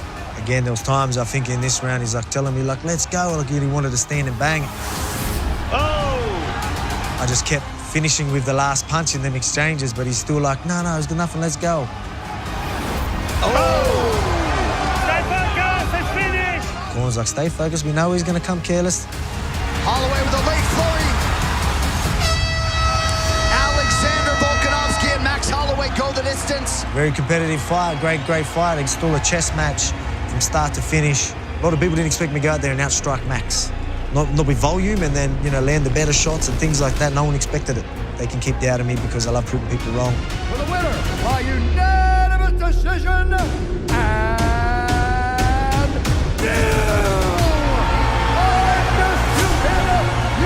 Incredible. It's just so much bigger than me. And to see the boys and the team, it's almost gonna make me cry. Getting emotional and things like that, you know. Alexander, the Great Volkanovski. I know you're having a hard time imagining this. Winner and new, Alexander Volkanovski. How does that sound? Mate, hey, this is what we do, you know, this is what we always look forward to. And, you know, we shoot for these ranks to get this belt. Look, I just want to say we've had great champions in this division. Aldo, great respectful champion. Max, great respectful champion. I promise to be a great champion too. And hey, I'm telling you, I'm going to stay champion for a long time. Australia, look at this, I'm bringing it back home, baby. That belt means so much more than just me being a UFC champion. So much can come off this, you know what I mean? Like, again, I want to be successful. This is the career path I chose. The belt right now, that's going to help me be successful, but it ain't going to be enough. I need to keep defending. I want to be in a pound for pound number one. I want to be the GOAT of my division. I want all these other goals I'm going to keep conquering. Then after that, the goals keep continuing. Big baby! Oh, we did it, yeah!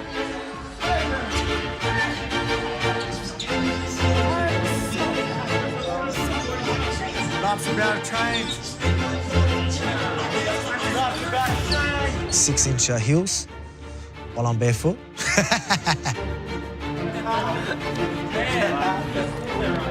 Spent so much time getting me ready for this fight.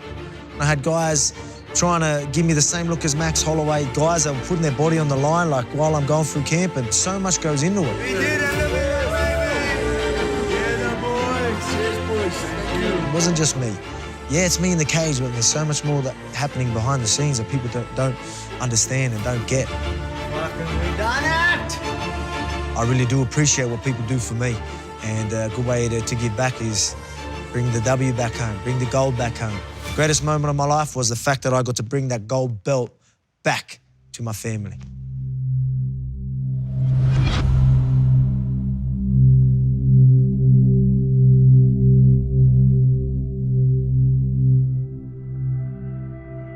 We've got some video about the book now. We're going to take a look. Video of the book? Alexander the Great. Alexander the Great. When I grow up, I'm going to be the greatest athlete the world will ever see. I haven't seen the family in a long time. I try and share, you know, again, good messages in you know, things that parents will want.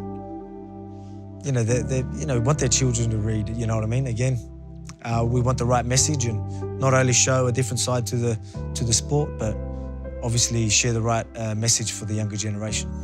Alexander the Great. That's who I'll be. The greatest daddy the world will ever see. Did they just change that? Daddy. We are so proud of you. Thank you for all that you do and continue to do for us. You were always the hardest worker in the room, and we always knew you had it in you to be a world champion. I love you, Daddy. I love you, Daddy. I'm proud of you. Kiss, hug, kiss, hug. Kiss, hug, kiss, hug. Man. I've been away a long time, you know what I mean? So it's shaking me up a little bit, but I didn't know you did that. That's what motivates me. I'm going to keep winning because of that. There's no bigger motivation than the family. So I need to be successful. I refuse to lose. And hey, that's why we're going to keep being successful. I'm going to keep doing what I need to do to keep that belt with us and make us successful. I love you. Mwah. Alexander, the Great Volkanovski! I know I'm going to have an incredible legacy, but I want people to know that, you know, I was me the whole way through. You know, I got to be myself the whole way through. You know, I didn't change You know, I forget I'm champ sometimes. I literally walk the street. I'm the type of person I call everyone champ. And it's hard for me to say that when they say, hey, champ. And I'm like, oh, where do I go from this? You know, hey, mate. But that's just who I am. And I'm proud that I got to be successful and be where I am. Something that I did, always thought about, always wanted, the 3 fights in a year. But, you know, to be able to do that from a, you know, fight like Chad Mendes all the way to the belt, you know what I mean, to take that title and with all them accomplishments was incredible. That, you know, was everything to me and to my family. And it made it all worth it. Made all them sacrifices worth it. And, you know, that's why that's the greatest year of my life.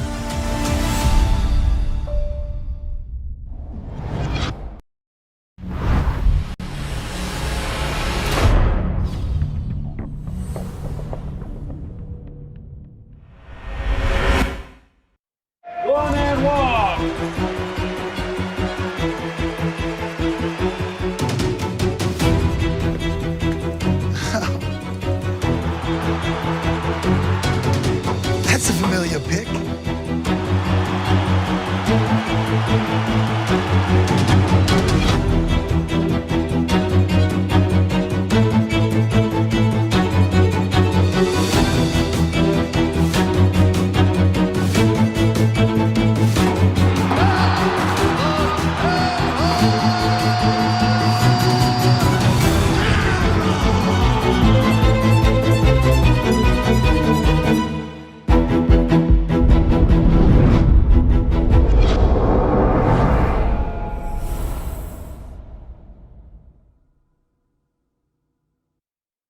In 2006, it started off with me going into the Ultimate Fighter house on season 4 of The Ultimate Fighter, The Comeback. And it ended in 2007 with me getting one of the biggest upsets in UFC history and winning the UFC welterweight title versus George St. Pierre.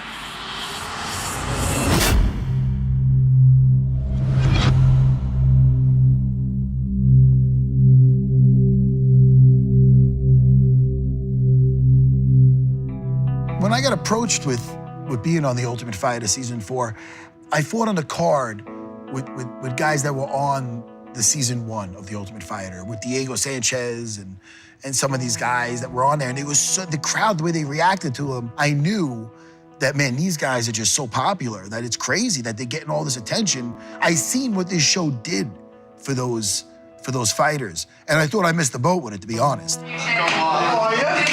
Look at you, man. You come here on your Harley? How you doing? How's it going? See, I'm not the first one to yeah, no, it's been all day.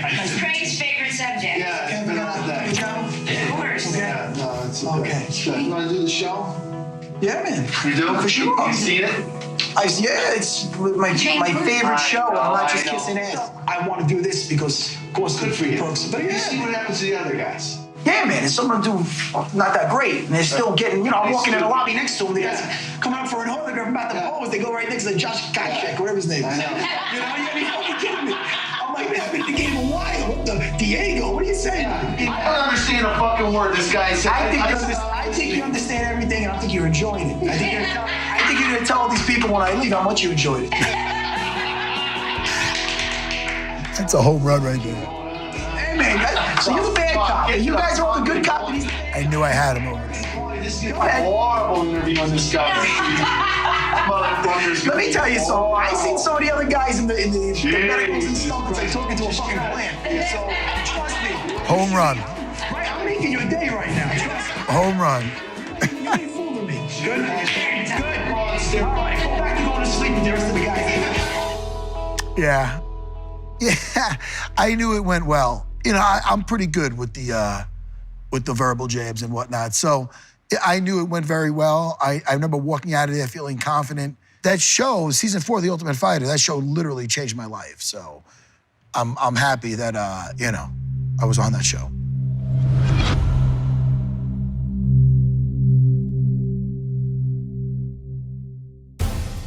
Season 4 of The Comeback. Oh, look at you. All right. What we're doing here is we're taking guys who fought in the UFC before and were climbing up and getting to a certain level, and they fell off for some reason. Why did they fall off? And here's a chance to come back and regain that glory. This season, there are no team coaches. both teams will get the opportunity to train with some of the best mixed martial artists.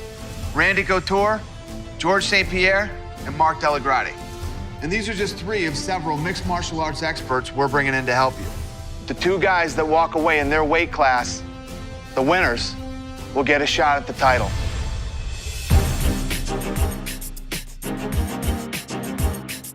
Go, man, come on. If anyone is taking the leadership on Team Gray, I'd have to say it was Matt Serra.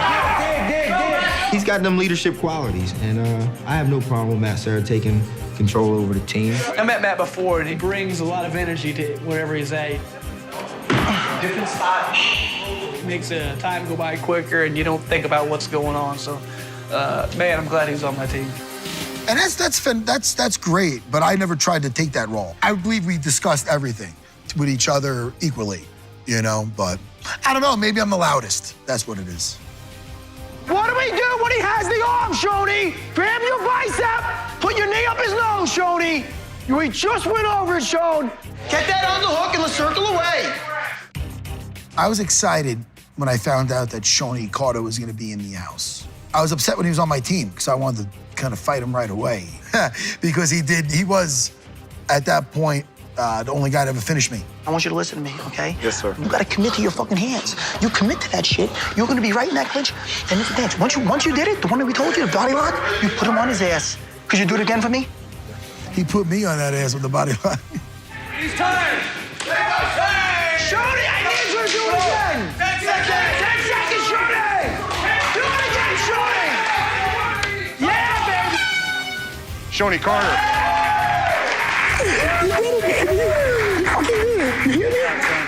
Rich, good fight, Rich. It really does make a difference who your corner is when you're fighting. And who would have thought that, you know, Matt Serra would eventually be, you know, training and coaching Shoney Carter. Matt has almost become the team captain, and Shoney owes a lot to Matt for winning that fight. He was in the worst shape out of all of us when we got to the Ultimate Fighter house. I just remember being really proud and happy for him when he did it. We all were. What makes it so interesting, the Ultimate Fighter, is usually you know who you're training for. So I wasn't thinking about who I'm fighting for if I win this thing because, you know, out of 8 guys in my weight class, 1 guy's got to win 3 fights. So I had 3 guys I had to beat to get to that shot. So I was just going to concentrate on whoever was next in front of me.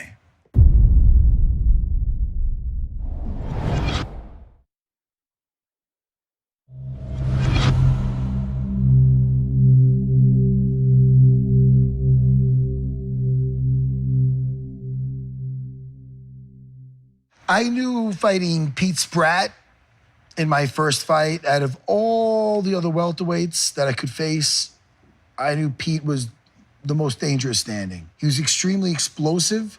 He has a win over Robbie Lawler with leg kicks. and he kicked Robbie's leg off. So I knew that I didn't want to mess with Pete standing. I wanted to get him to the floor, which, you know, is really my realm, being a black belt in jiu-jitsu. All right, gentlemen, here we go. You ready? You ready? Let's get it on!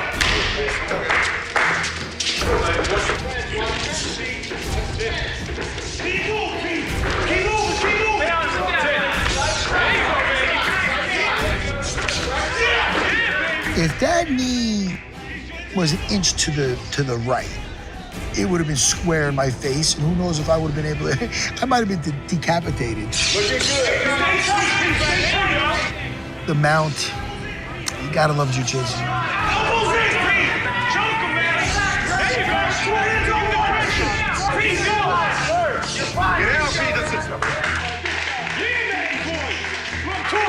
You pull your heart out, man. Winner, do the strikes and tap out, Matt Serra.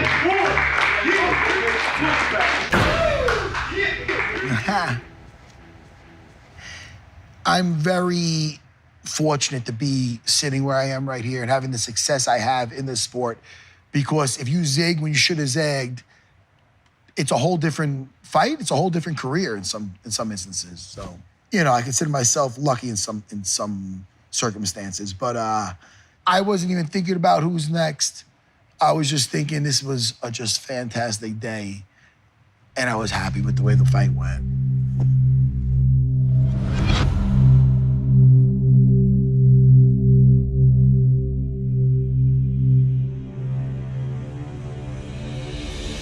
All right, gentlemen, it's what you came for. You ready? Are you ready? Let's get on! Get outside. That's it. This is your game, baby. Take your time. Take your time. Wrestle. That's it. These were extremely hard shots I was hitting Shogun Rua in the beginning of this fight, which really swelled up my hand big time. Shogun, not the best athlete or fighter, but has a very high fight IQ. And he fights above his ability, if that makes sense. Right here, look at this. The damn back fist again. And here's that throw that I wanted him to hit on Rich Clemente. He hits me with it. There's my thank you.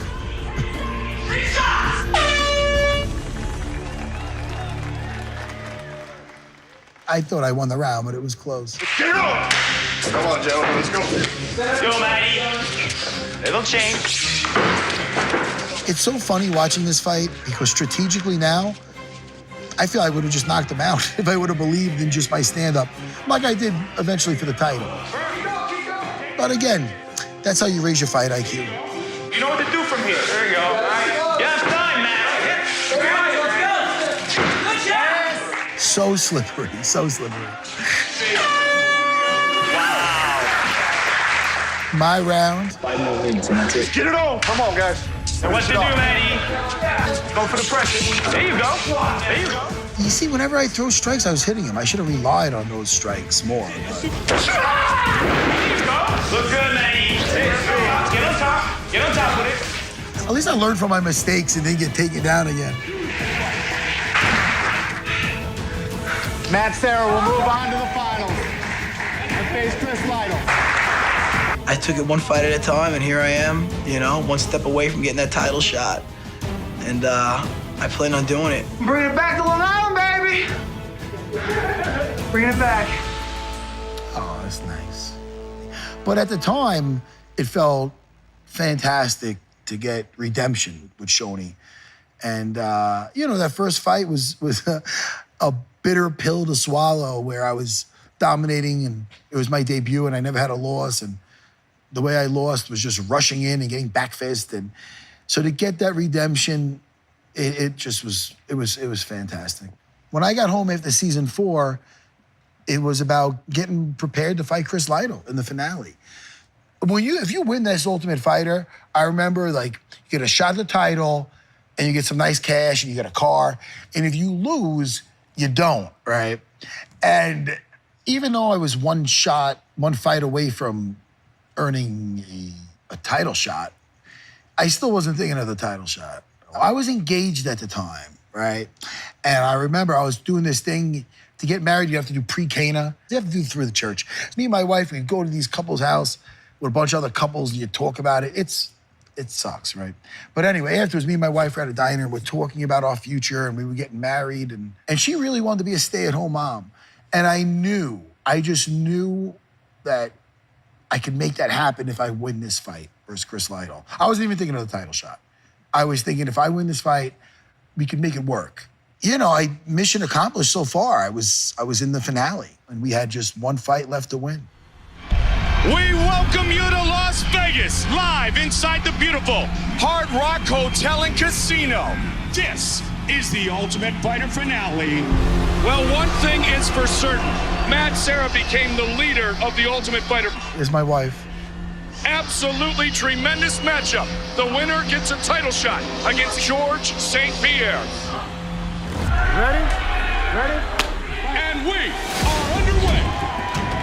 I haven't watched this fight in a while.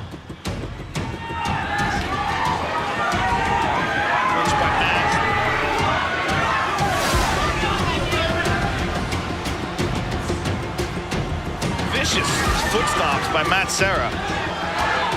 Chris Lytle doing a good job avoiding the takedown so far. I didn't want to burn myself getting him to the floor because he's hard to get down. very strong and powerful at 5'6". That's Sarah just continuing to press him. Strong and powerful at 5'6". Wow. This is an amazing amount of energy these guys are expending. Sarah doing a great job, really trying to work that foot stop. Yeah, he's landing that over and over again. See, this is the big theme of this fight, is Chris feeling he does well because I'm not getting him down, but me feeling like I'm doing well because I'm dominating where the fight is. Chris Lytle's looking to take Matt Sarah down. Sarah very comfortable on his back, close guard. Kind of open now, trying to get those feet together. But Sarah, a black belt in jiu-jitsu, very comfortable, now closes the guard again. I'm going to isolate his right arm in a second by grabbing over my leg. Oh, I'm already grabbing over my leg. If he can clasp his hands together, he can throw an omoplata here, put his foot across his face. He's got an armbar submission here as well. Looks like Lyle's going to be able to pull out of this. Yeah, there you go. Sarah back up.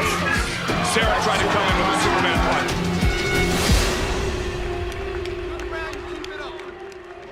Look how pretty my wife is. Round number 2. And a shot at the welterweight title. Matt Sarah's got a very good punch. There he goes. Not a bad right hand. He's been working very hard with Ray Longo on his strikes, and you see improvements. Very compact guy.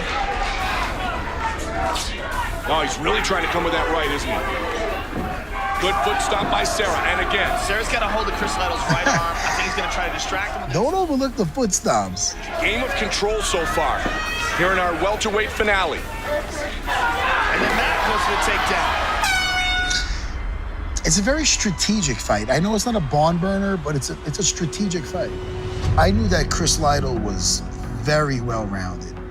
And, you know, just moving with him in the house, I knew in a 15-minute fight, he might be hard to submit, but I felt I could best him on the floor. Even if I didn't submit him, I feel I could outposition him, and I felt that was the key to victory. This round easily could seal it. No question. This, the back fist, it made him come towards me. That led to this takedown that possibly won me the round in the fight. It's kind of ironic that a back fist is what really made the difference in this fight. He can make something happen here. If he can... I feel I've been stood up way too quick on this. Look at this. You gotta take your time. I get his guard open. I'm passing the half guard. Watch this. There he goes. The legs are separated. Chris tightens him back up again immediately. Now look, I'm gonna stand up. Forearm of the... Really? Herb Dean. And I love Herb Dean, but that's kind of BS. Took me a while to get him down. He didn't earn that stand-up. That's got to hold that arm again. You see him shifting his hips. I think he's going to try to look for that sweep again. He's got to do something. Again, I feel positionally I'm controlling where the fight's going.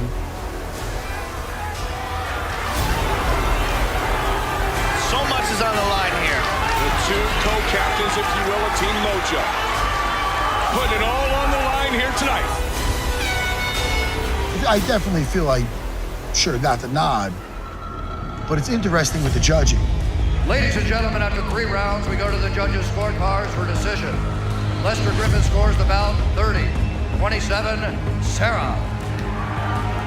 Glenn Trover scores the contest 30-27, Lytle.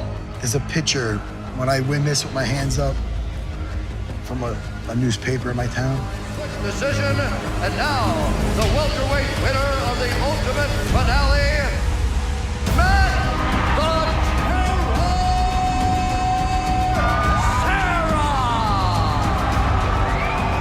I felt bad. Chris is a good guy. I felt bad for him, but I was extremely happy. Congratulations. You are the Ultimate Fighter comeback winner.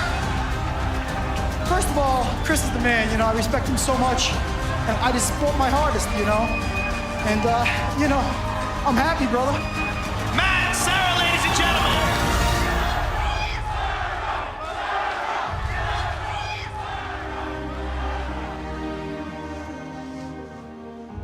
That's beautiful, man. Memory lane. That was huge. That was huge, because I felt with that, like my wife, you know, we could live the life we wanted to live now. I think I'm getting emotional because I saw my wife jumping up and down on that thing. And I know we talked about our future a lot. You know, that was a huge moment for us together, me and my wife.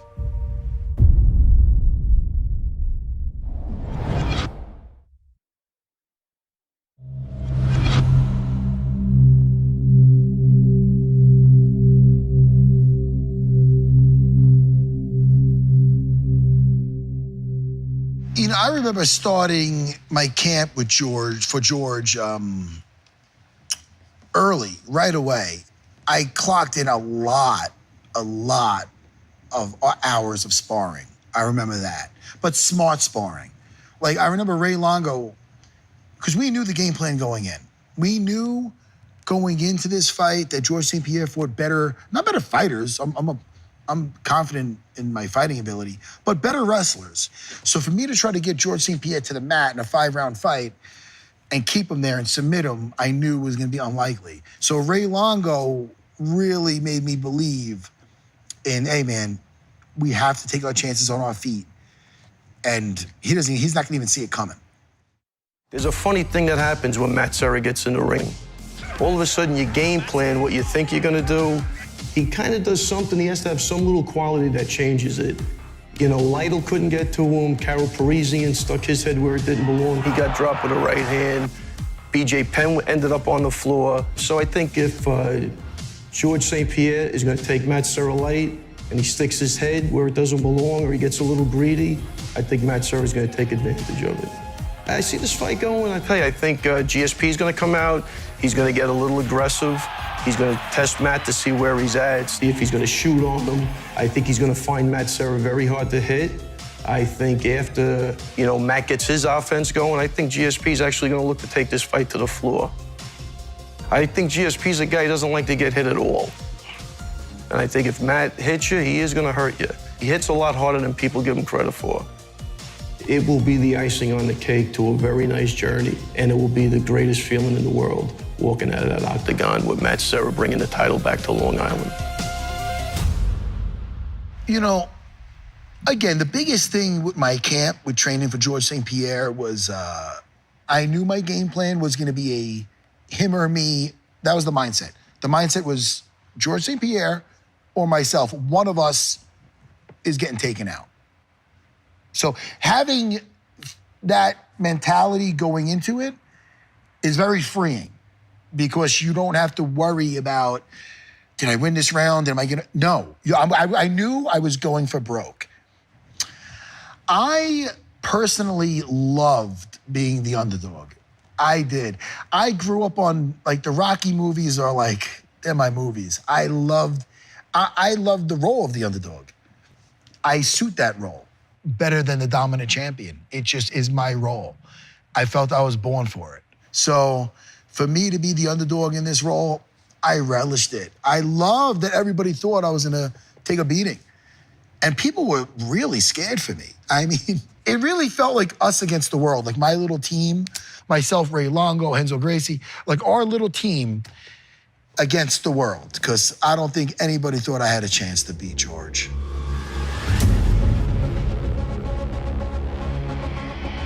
For the first time in UFC history, we have made our way to the Lone Star State and the sold-out Toyota Center in beautiful Houston, Texas. We are set for UFC 69. George Rush St. Pierre has skill and athleticism like we've never seen before. His opponent tonight, Matt Serra, has a huge opportunity to be a champion. Matt Serra can make this a fight. He's got to be perfect. He's got to be very intelligent. His cardio has got to be excellent, but he has the tools to make this a tough fight and shock the world.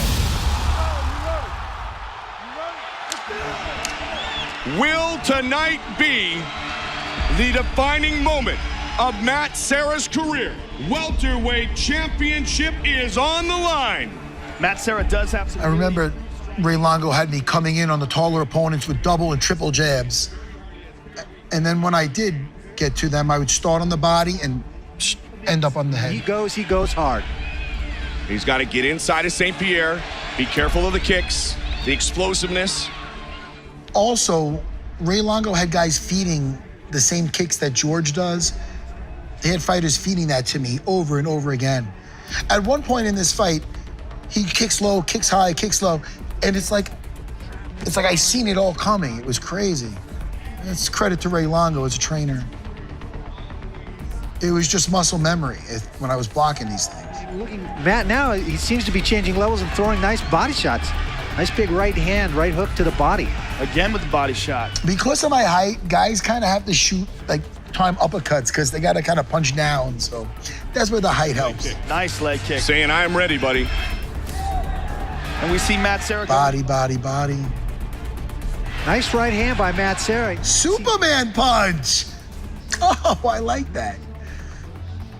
No one talks about the Superman punch. He's doing a great job. Matt Serra, guys, is a lot harder to hit than you think. He's got good avoidance, he's got good head movement, he's got good body movement, comes in at good angles.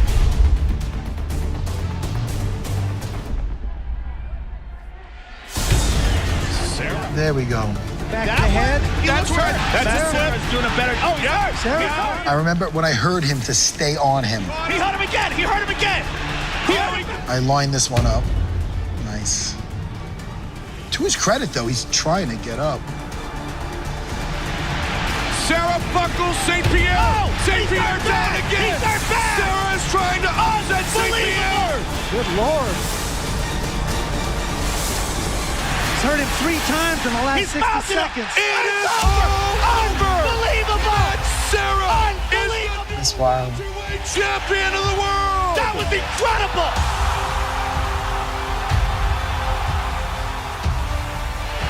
Wow. You know, we talked about his punching power before. That is incredible. Unbelievable. Woo. Matt Serra has shocked the world. Unbelievable. This sport is so crazy. You just never know what's going to happen. It's impossible to predict. Wow.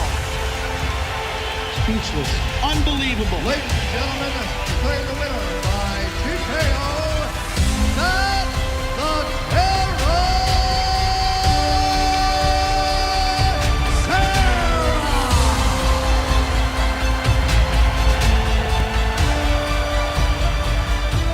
You said before this fight you were going to shock the world. Matt Serra, UFC welterweight champion of the world. Brother, how does that sound? I said when I went down to Ultimate Fighter House that I was bringing this back to Long Island, New York. I wasn't lying. Everybody in Long Island, my fiance Ann, I love you, baby. The new UFC welterweight champion of the world, Matt the Terror Serra.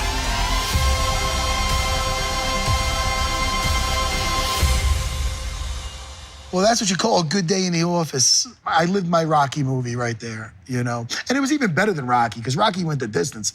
I took this guy out. And mixed martial arts is cooler than boxing. So one day they're gonna make a movie of this.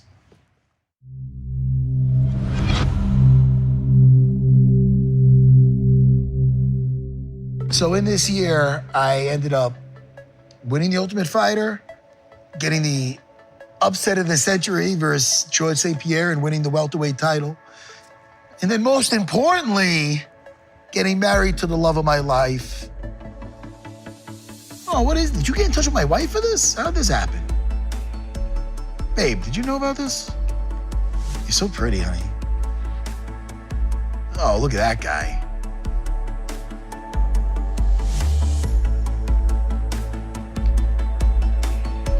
Oh, look at that.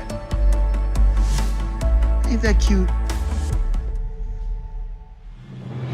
Matt the Terror Serra. 14 years later, 3 kids, still married, living the dream. If I had to do it all over again, the preparation for the fight, the way it went down, I would do it exactly the same way. I wouldn't change a thing. If I'm remembered as being that underdog with fighting the great George St. Pierre and having, and getting the victory, I like that.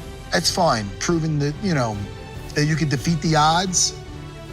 I'll be remembered as the underdog with that. That's great. 2006, 2007, that year was the best year of my life. Married the love of my life, shocked the world, inspired millions. I threw that in there. Fantastic year.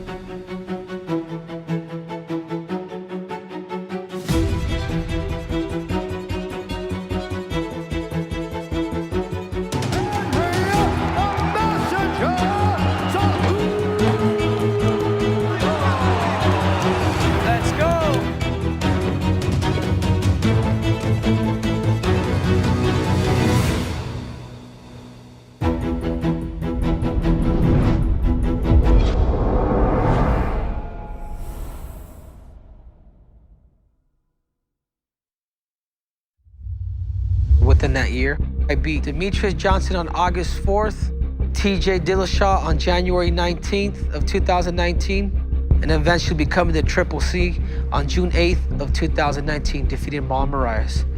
Yours truly, King Triple C.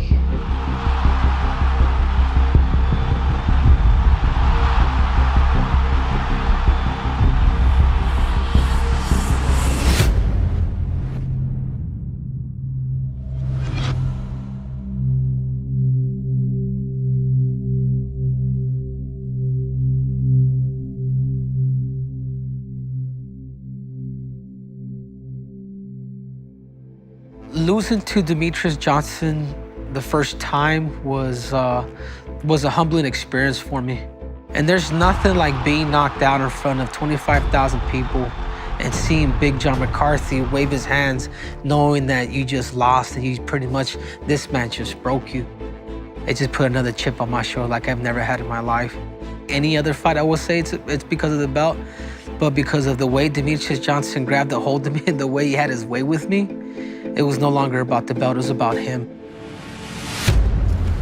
Hey, what's up, Henry? How are you? What's up, dude? How you doing? Hello, Ali. How are you? What's up, bro? What's up, bro? How you doing, bro?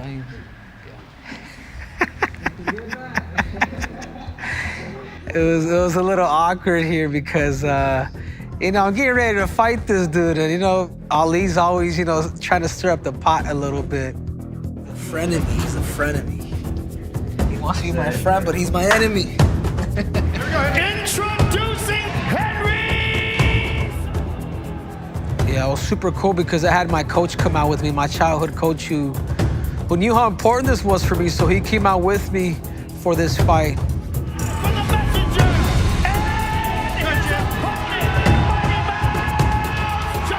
You can just feel the electricity when Demetrius came out. You know, he's like a superstar. He's like the guy that's coming in and, you know, he's the Elvis of probably not only the weight class, but the UFC at that time. My preparation with Demetrius Johnson, the second fight, was different. The things that I used to traditionally do, I had to get rid of. So I went on a quest. I traveled the world. I traveled to Holland for striking. I traveled to Brazil for jiu-jitsu. I traveled to Thailand, Singapore, to some of the greatest gyms out here in America, because I was on a quest to defeat the man that beat me. To me, it was vengeance. To me, it was personal. The 2008 Olympic gold medalist in freestyle wrestling, a 2018 inductee into the National Wrestling Hall of Fame. Here is the #1 ranked flyweight contender, Henry Cejudo. As I was coming out there, you can tell when your coaches doubt you. You can feel like a sort of a doubt. And I said, the only way to beat this man, we have to have composure, beating, you know, fighting Demetrius Johnson the second time, because I know that I cannot overreact for everything that he's doing. And with that, the UFC Flyweight Championship is underway. But then right here, this is where he hit me right on the peroneal nerve, and I remember my leg just going numb. I think about what I told these coaches. I said, remember, the key to winning this fight is composure. As my ankle continues to keep rolling, like my leg's pretty much asleep, but yet it's like alive, like it's a weird situation. It's like asleep, but you can feel the nerves and everything crack. A little bit better on that foot now. Well, it looks better now. Well, Cejudo said composure was the key tonight. Some early adversity for the challenger. I tried to not show him anything that I was doing, and slowly but surely my ankle started recovering, and I was able to pretty much survive that round. Takedown. Oh, Henry Cejudo landed a good left hand there. There we go. Good action by Henry Cejudo.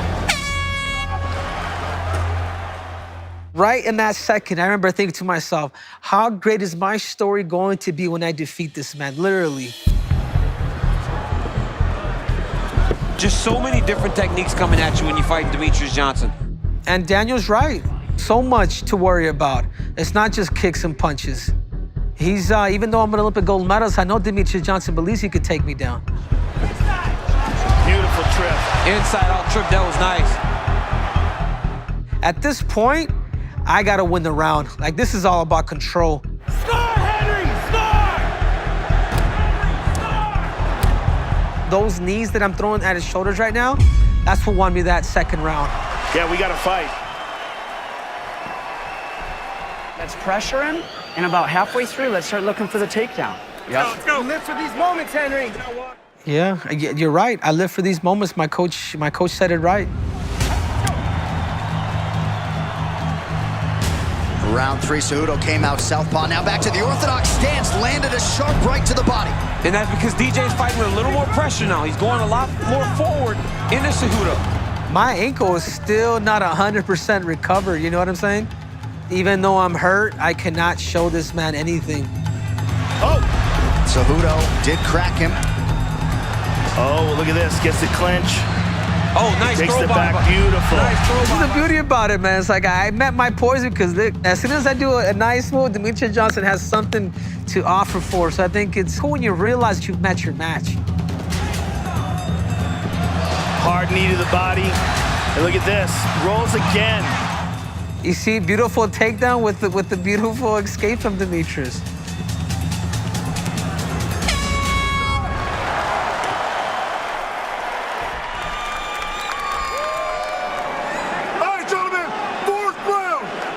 Demetrius Johnson and Henry Cejudo, who has now arrived at a 4th round for the first time in his 15-fight mixed martial arts career. I mean, did you see that? Oh, did you see that? Beautiful. Did you see the change in the position there? He hit the shot, changed the angle with the head. I mean, that is high-level wrestling there by Henry Cejudo. Having Demetrius Johnson on the ground now, like, to me, it's all about control. It's all about just keeping him down. Not necessarily focus on damaging so much. To me, it's all about, you know, conveying to these judges that I'm winning this fight. DJ wasn't doing almost anything on the ground, whereas Cejudo was still offering actual danger standing up. Yes. Hey, you're doing a great job. Let's go, Henry. We don't get tired, we get hungry. Let's burn the castle. Let's burn the Yeah, and I'll never forget it there, too, though. My coach gave me a motivational speech about burning the ships, taking the castle. He says, this is what you work for your whole life. You know, this is time to get what's yours, to what you believe you deserve. Very well could be 2-2 here. Henry Cejudo, he's got himself in a competitive fight with potentially the greatest fighter of all time. And it all comes down to this one round. Big for Johnson to be back. Good left hand by Cejudo. That one got Johnson's attention. I even knew that even at this time, Demetrius Johnson was going back a little too much. Again, I go back and I think, how is it that I can convey these judges? I don't gotta convey the crowd. I gotta convey these judges. Getting Demetrius Johnson to go backward, pumping my fist. I think that's what ultimately would won me the fight. So Demetrius Johnson and Henry Cejudo go the 25-minute distance. Has Henry Cejudo done enough to wrest the belt away from the long-standing flyweight king Demetrius Johnson? Ladies and gentlemen, after 5 rounds, we go to the judges' scorecards for decision.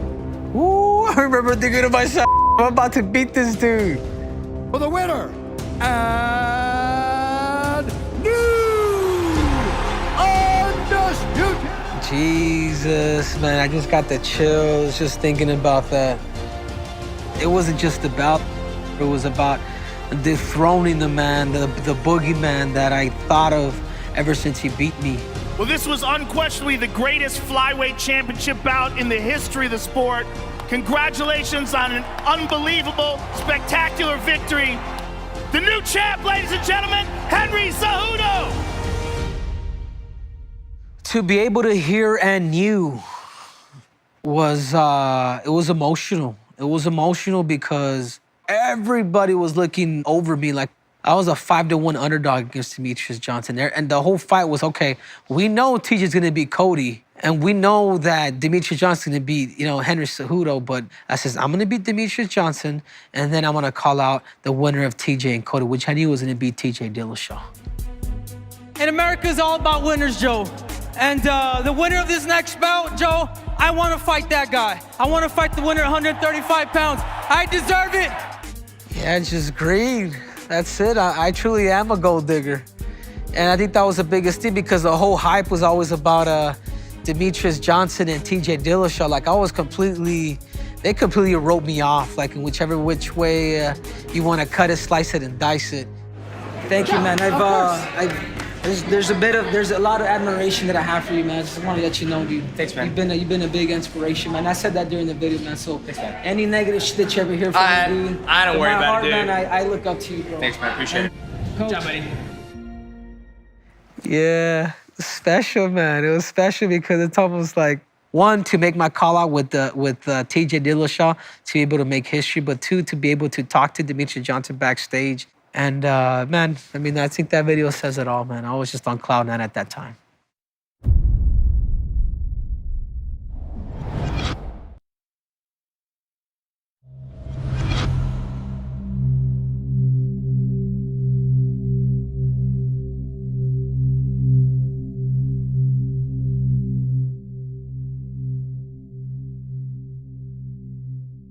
I believe the reason why the fight didn't happen at 135 pounds, there were actually a couple of reasons. Dana White was thinking like a businessman, like, I don't know if this weight division is even worth having. I don't want to get rid of the 125-pound division. There's a lot of great fighters. And I said, no, bring them down. I'm going to double dip. I'm going to beat them at 125 pounds, and then eventually I'm going to go up and I'm going to beat them at 135 pounds. What's going to be the strategy to fight a guy like Henry who's dealt with the speed of a Demetrius Johnson? He hasn't dealt with my movement. He hasn't dealt with me mixing it up. I'm going to knock out Henry Cejudo. I'll take that belt. He's been begging me to take that belt off his shoulder. It's too much weight for him. You know, that gold medal's light. This UFC belt's got a lot more weight to it. I'm going to take it right off his shoulder. You better be careful what you wish for, man. I'm gonna stomp you at whatever weight you want, man. 135 pounds, 125 pounds. It's the golden rule, man. A guy with the gold makes the rule. Olympic champ, UFC champ. I want your belt. That belt is coming home to Phoenix. Does TJ actually want to fight me? I'm the one that called him out. Does he actually really want to fight me? Or is this did you see any hesitation in my answer whatsoever? I don't know how you want it, TJ, but you're gonna get it, man. Ass up, face down. Steal my lines. Trying to steal my combos as well. I run right through you. No, I'm a different fighter, man. You know that. I can tell you respect. Yeah, I got respect for you. I can tell you. Gold medalist. I can't wait to take that too. I'll take it off you. And then I had to whip out the snake. That's where the King of Cringe kind of came about. It was that snake right there that changed everything.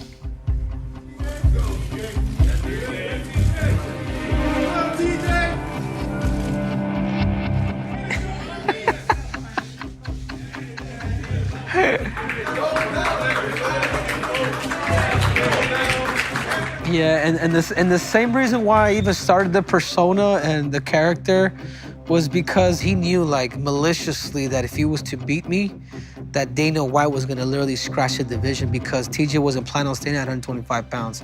I knew that the flyweight division was in jeopardy, and I had to do something to resurrect that. First fighter to the scale, the two-time and reigning UFC bantamweight champion, TJ Dillashaw. And his opponent, an Olympic gold medalist and the reigning, defending, undisputed UFC flyweight champion of the world. Oh my God, I felt so strong here. I don't think there was one camp that I felt this strong. Like my body, I just felt so good.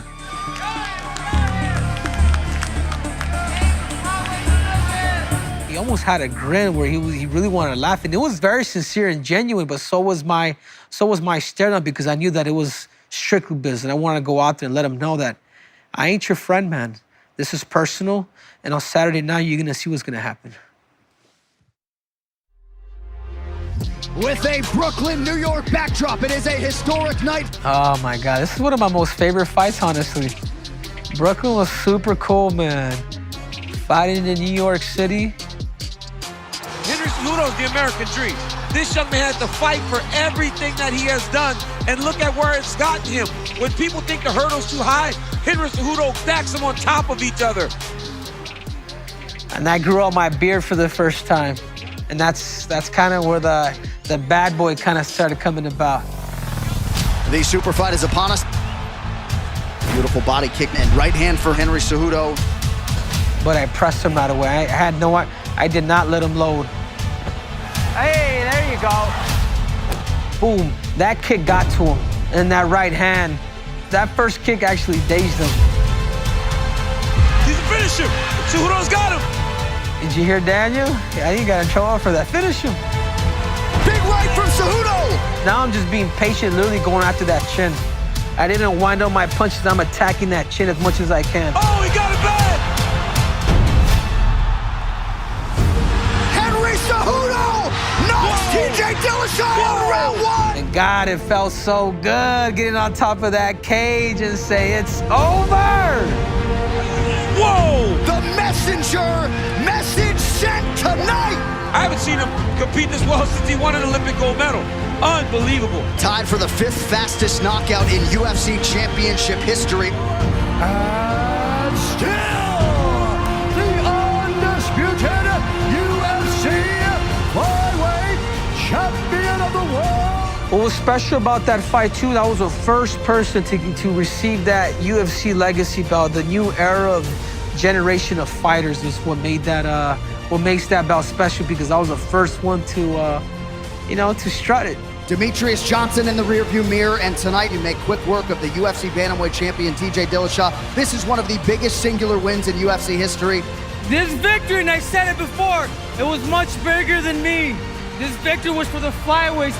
I was able to beat one of the greatest of all times, man. It's surreal. It really is. Ladies and gentlemen, your champion, Henry Cejudo. That victory was beautiful because not only do I have Demetrius Johnson in my rearview mirror, but also TJ Dillashaw. These are the two guys that have been considered the best of the light divisions of all time. The electricity that I was feeling, the energy that I was feeling, I just felt like I couldn't be stopped. And for me to go out there and to be able to take them both out in that fashion, man, that's a story of its own.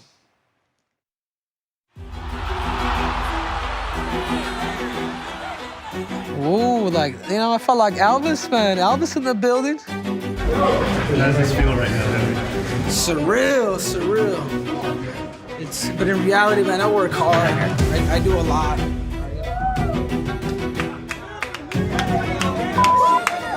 Yeah, nothing like celebrating, right, with the team, man. That's when you really, this is when it's special, man. When you're in the locker room and all your coaches are with you. It says UFC world champion on it. Congratulations, brother. It's crazy. Yeah, thank you, brother. And then Khabib gives me a call to congratulate me. We're gonna carry his bag. Next time, hey, now you pick up the bag. Olympic champion. He said Khabib's gonna pick up my bag. Olympic champion, I'm sorry. Oh, man, that's the agony of victory, man. Like, I love the fact that I was able to upset everybody's plans. The way I feel it as someone that's been, that's accomplished something in two sports is, it's more of like that emotion that it gives you, man, like that rush. Like, I don't think there's a drug on planet Earth that can give you that adrenaline, man, that happiness. So to me, it's a graduation of emotions that you tend to feel, and that's what makes those victories extremely special.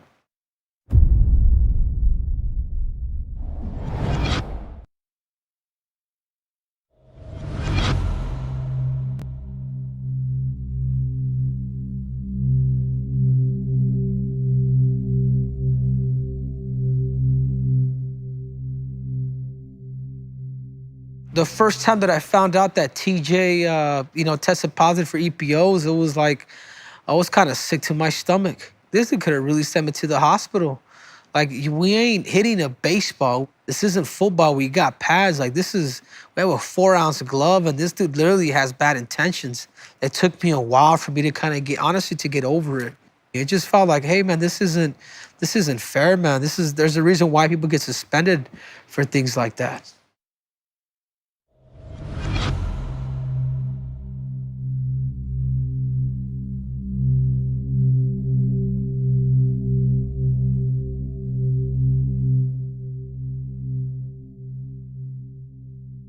So when I got offered to fight Marlon Moraes for the 125-pound for the vacant belt, when it comes down to accomplishment, it's something that I've always wanted, even though we're a part of the same management. It's personal. He's leaving on the point that he's a finisher, that he will finish this quick, this like that. And he's not a finisher. He never been. Why is he gonna be now? And especially against You see, that stuff makes me laugh, dude. Because they eat their words.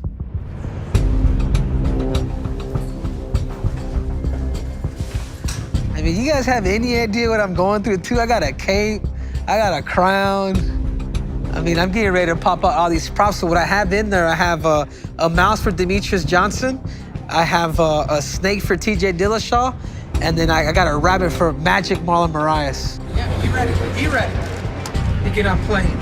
This is all a joke, huh? We'll see Saturday. We'll see Saturday. Sorry, man. But Dana's loving it, man. I know he misses the cringe. Scared, homie? You know I'm scared, homie?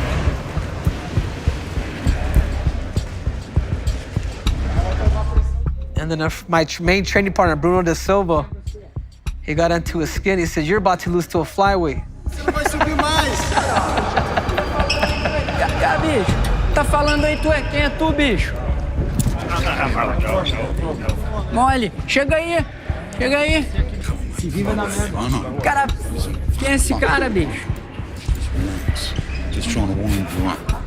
Eu tô bem, tranquilo, relaxa. I had no idea any of that stuff was gonna happen. I always tell my team, let me do the talking. Like, you guys should not be getting involved. Like, it's just me.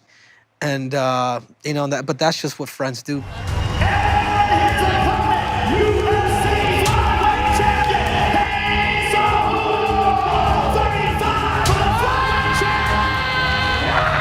It's like somebody's killing me, right? Oh, man. Now it does get a little personal for me. You know what I mean? I start to shake. I start to look at him in the eyes. Is because I'm going after this guy that stopped his last 3 opponents all in the first round. Like, nobody lasted no more than 2 minutes with Marlon Moraes. The winner of this fight is really the best in the world at 135 pounds. Live from the United Center in Chicago, Illinois.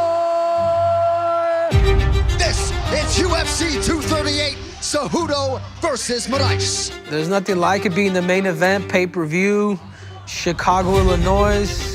So here is the UFC flyweight champion, Henry Cejudo, moving up to try to become a double champion tonight.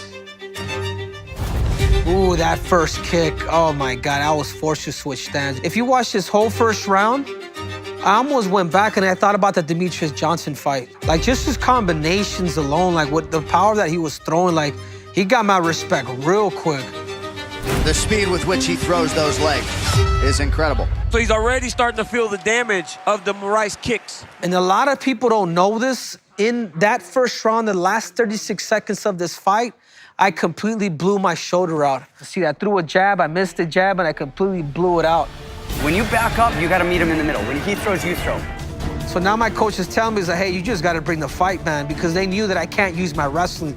The game plan before the fight was to wrestle this dude.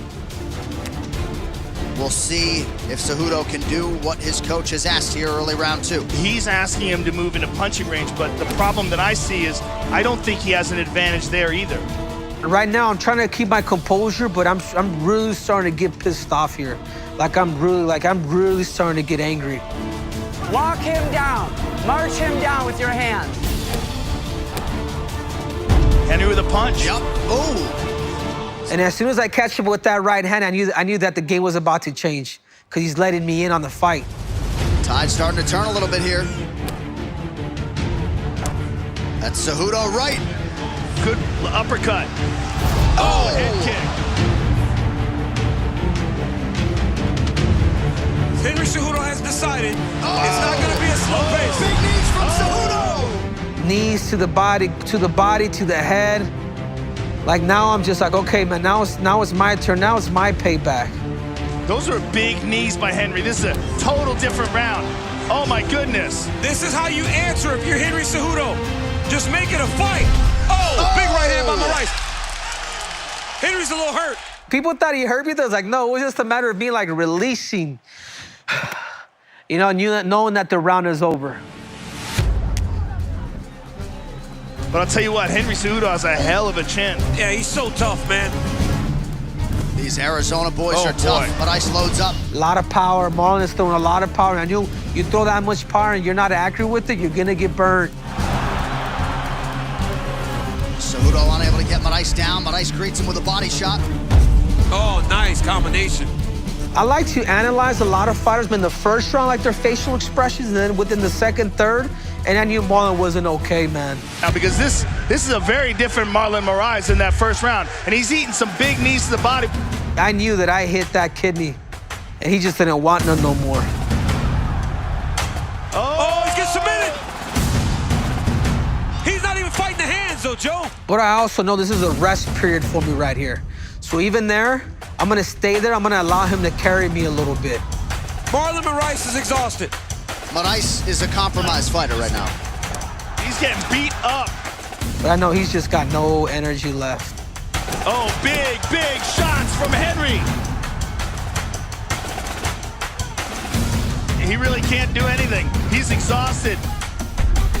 He can't even defend himself. This fight is about to get stopped. Oh! Big elbows from Cejudo! Oh man, I thought the referee was gonna stop it. Oh! He is. That's it. What a comeback. I mean, what a comeback. I took him to a stratosphere that he's never been to before. From that first round, it looked like the loss was inevitable. Henry turns it around completely in the second round and then stops Moraes. In round one, he was getting outclassed by Marlon Moraes. Completely changed it and finished him in the third round. You see, but we can hug it afterwards. Like, it's no person. I think I probably even apologized to him. Hey, man, I'm sorry about all that.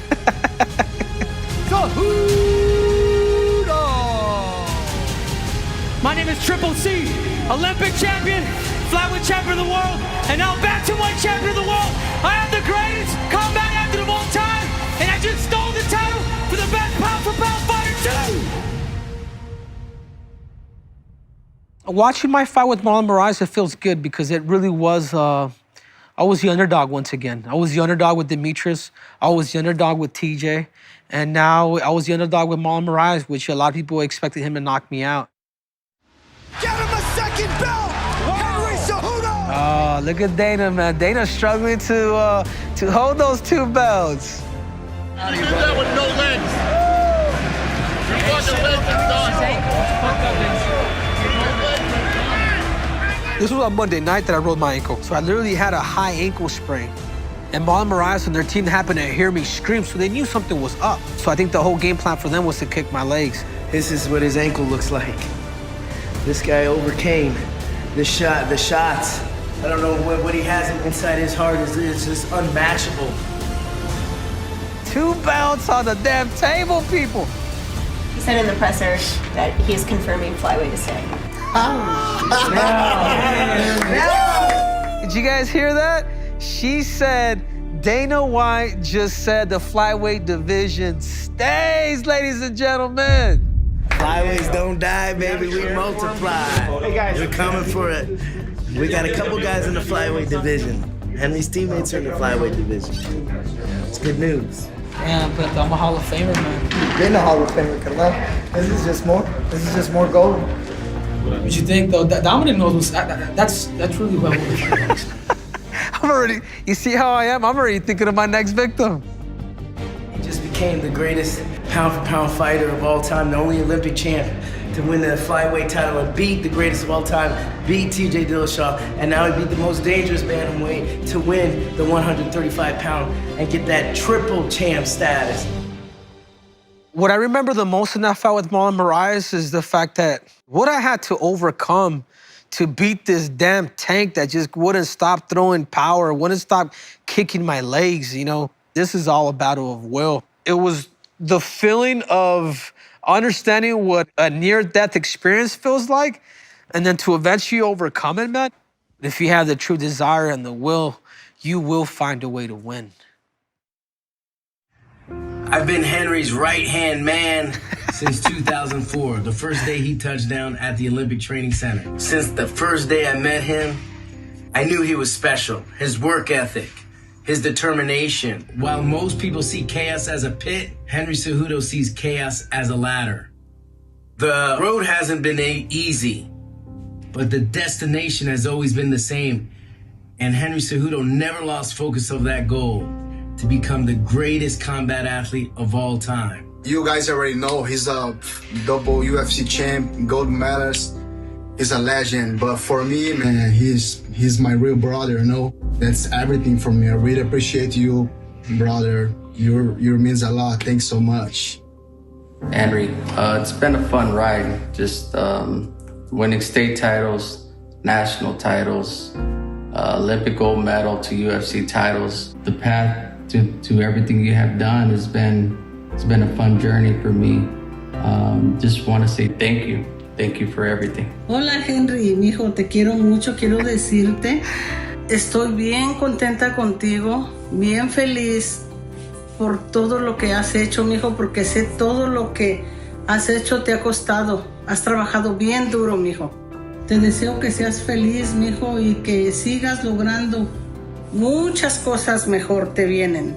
Tienes una bendición grande, mijo, que tienes a tu mamá, que tienes a tu esposa, que tienes a tus hermanos. Eso es bien importante, mijo. Dios te bendiga. Recuerda, te quiero mucho. Yeah, I would not be in the place that I'm at today without my mother. My mother instilled, man, hard work, what it truly means to be dedicated to something. And we struggled as a family financially, but there's one thing that we've always had, and that was love and support from each other.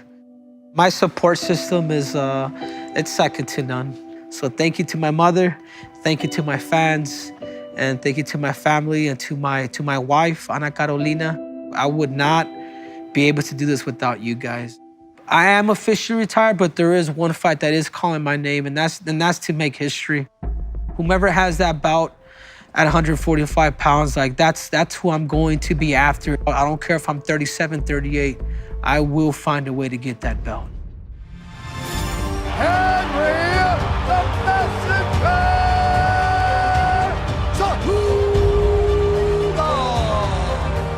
I hope to be remembered as somebody that gave it their all, as somebody that fought through adversity and that overcame. As an Olympic champion, as a flyweight champion, as a bantamweight champion. But I'm not the greatest wrestler of all time. I'm not the greatest mixed martial artist of all time. But I will say this.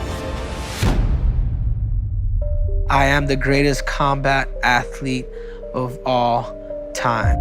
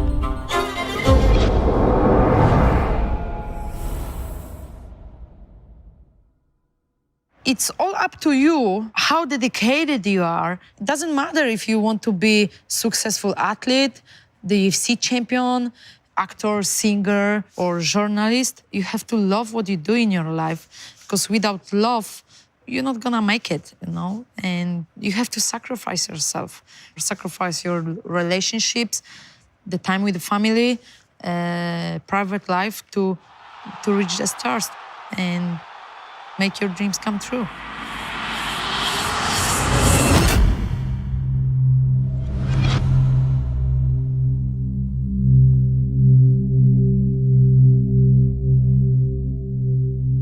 It was a big pleasure and big honor to be on the same card with Ronda Rousey, Holly Holm, and defending my belt in the front of more than 55,000 people at the soccer stadium, Etihad Stadium in Melbourne, Australia. I know it was such a big deal for the UFC because it was probably the first event where we had two main fights by women. So it was a big deal for us, female fighters. I remember the open workouts outside in the city center of Melbourne. And it was amazing, the support I got, the attention, the love. It's crazy, man. I couldn't believe I was part of it, you know? I love my fans. They always give me extra energy. She's so cool. She has the it factor. She has the personality, but then she also is beautiful to watch. She is everything. That's why I love Australian fans. I love all of my fans. It was great. The atmosphere and the energy in Australia was just different, you know?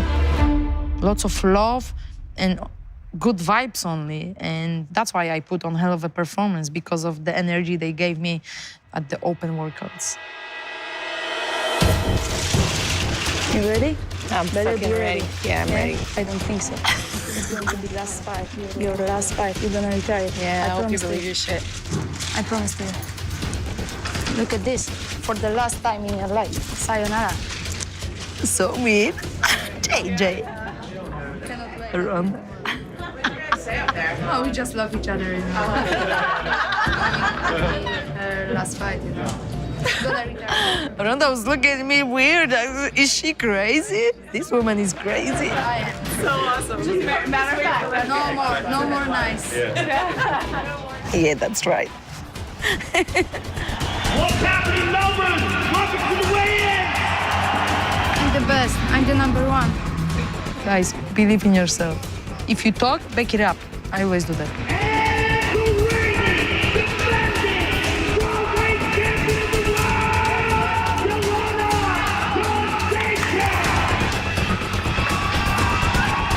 It was intense. Valerie was playing hard. I remember she was playing hard, but I felt there was a moment. I looked into her eyes and I saw that she lost her motivation for a second, you know, this mental strength. We knew that we were one of the best in the strawweight division in 2015, and we had to play balls somehow, you know? We had to put on this violent mental game outside the octagon, and it was great, and people loved that, and I'm just happy that we put on a hell of a fight. Hell of a fight.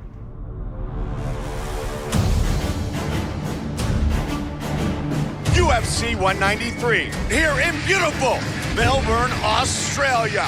Record-setting attendance for this, the first ever stop inside the Etihad Stadium. You want to talk about a woman who just does everything picture perfect inside the octagon. Joanna Jędrzejczyk is a 6-time world Muay Thai champion. She's incredible. Strawweight title on the line. Here we go! I don't like watching my fights. Both women with that kickboxing Muay Thai background, Joe. Yeah, I knew her lead kick was very dangerous, and I knew I had to be careful. But there is a difference in speed and in technique that Joanna possesses. Look at this, though. Letourneau does get her down. So you know she's got a ground game. She took me down. She had very good start, but doesn't matter how you start. The most important thing is how you end.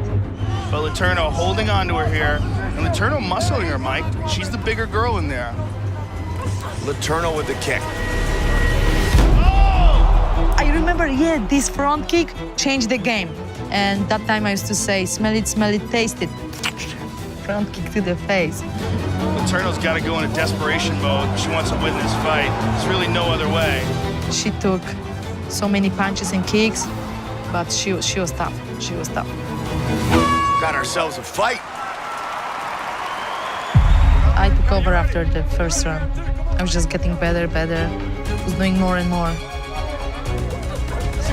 Such quick hands possessed by Jacek. And she followed up with a nice leg kick as well. Nice jab. Now I look at Valerie, I'm like, I'm so sorry that she was like getting more and more swollen on her face. Come on, let's go, ladies. Well, right up the front. Well done. Yeah, another front kick. I was chopping her legs with low kicks. Letourneau's starting to welt up on that left leg from those kicks by Jacek. I broke some record that time of the most significant low kicks in the fight in general. For Jacek, third career 5-round fight. For Letourneau, this is the first 5-round fight. She was tough. Another girls would give up. Oh, beautiful right hand by the champion. With every round, I was just getting, stronger and more dominant. Front kick to the body.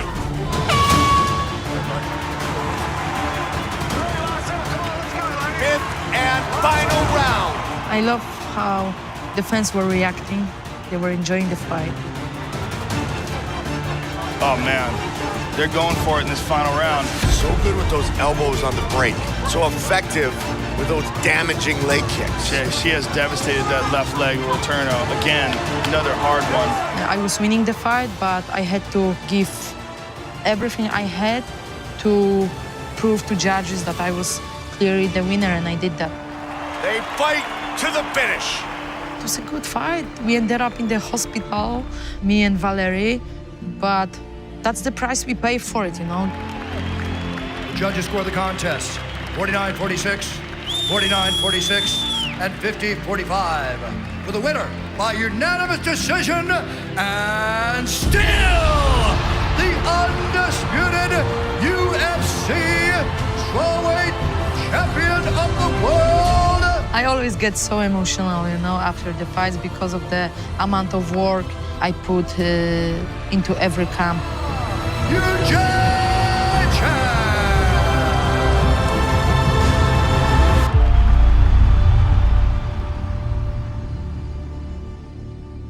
This fight was not an easy fight.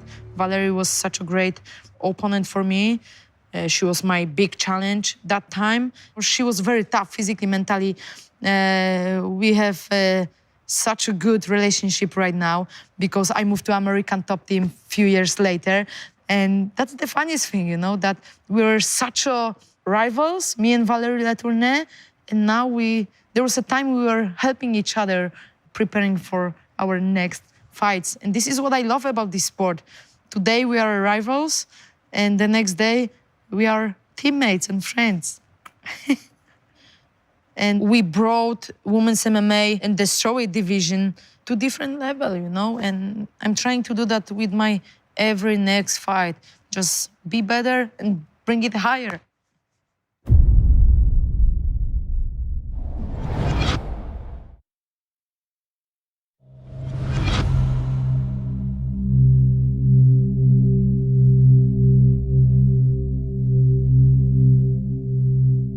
I know how the Ultimate Fighter back in the day changed UFC and brought UFC to the mainstream media, I was just super excited to be part of something really big. And really, it was hard work because I put my heart into everything I do in my life. And it was very important for me to be the best coach I could be for the competitors in the Ultimate Fighter that season.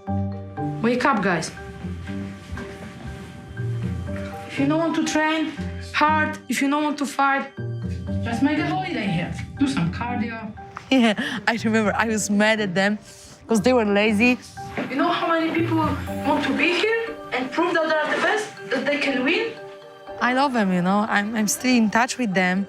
I just wanted to teach them that there is no short ways. If you want to be the best or one of the best, you have to sacrifice yourself and give everything you have, you know. I hurt my opponent.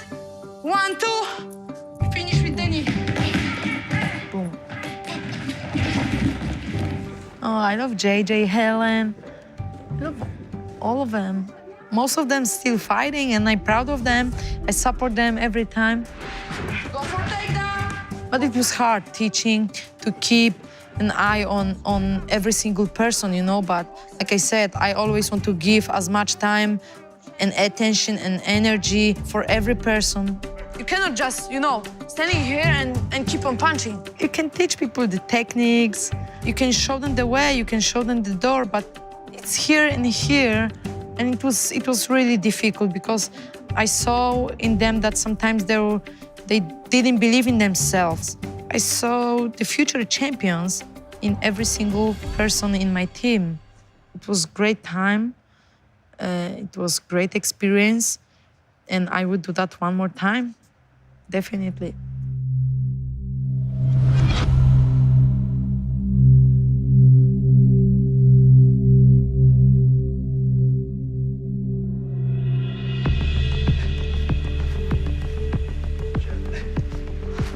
Hi. Hi.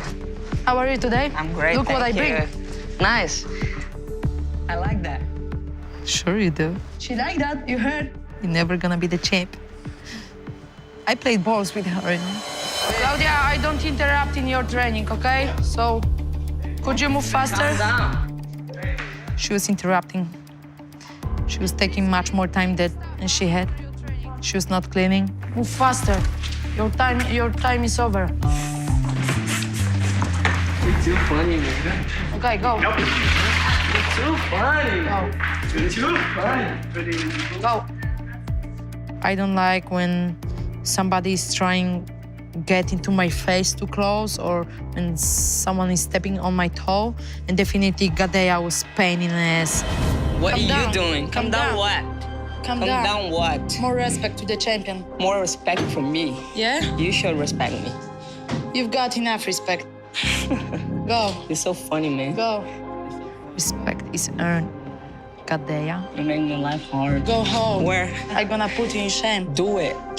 No, I'm gonna wait and enjoy it. She was so smart. She was not that smart in the fight. I'm the boss. You're the boss, so make me leave them. I'm the boss. Make me leave.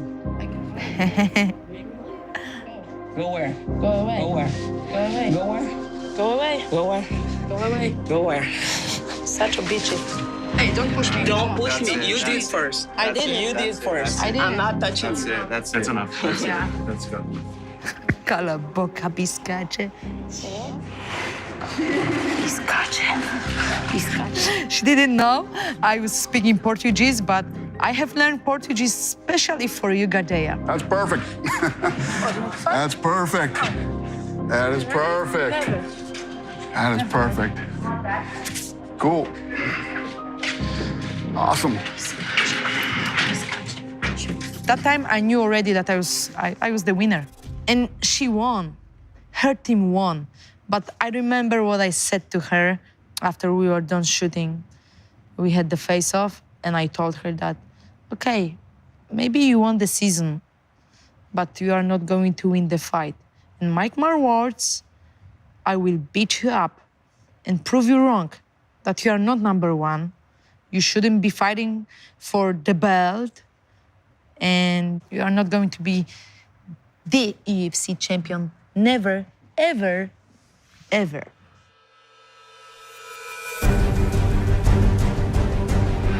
Live from Las Vegas, Nevada, this is the Ultimate Fighter finale. Hard to believe, less than 2 years into her UFC career, Joanna Jędrzejczyk has vaulted to superstardom as the UFC strawweight champion. Her biggest weapon is her mind and her willpower.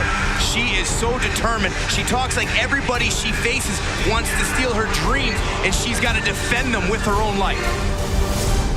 I had to win this fight for my fighters from the Ultimate Fighter, you know. I had to be the role model for them, you know. I was coaching them, and what I said, what I did for them in this show, I had to back it up in this fight. You want to touch gloves, touch them now. Good, step back, good luck to both. If you bet the no-touch gloves prop, go cash that ticket. We have been waiting so long, or so it seems, for this rivalry to be consummated. She was well prepared. Claudia Gadelha against the champion, Joanna Jędrzejczyk. Sometimes we see fighters when they really hate each other. They hold back, but not the case tonight, as Gadelha's off to a fast start. Early knockdown for the Brazilian. Good recovery by Jędrzejczyk. When you don't give up, and if you believe in yourself enough, you still can win. Gadelha trying to change that.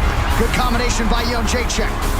She thought that she had a perfect plan, but my plan was better because I was bringing the fight on my feet all the time. Good footwork, though, from Joanna. Jędrzejczyk in perpetual motion. Both fighters landing down the stretch.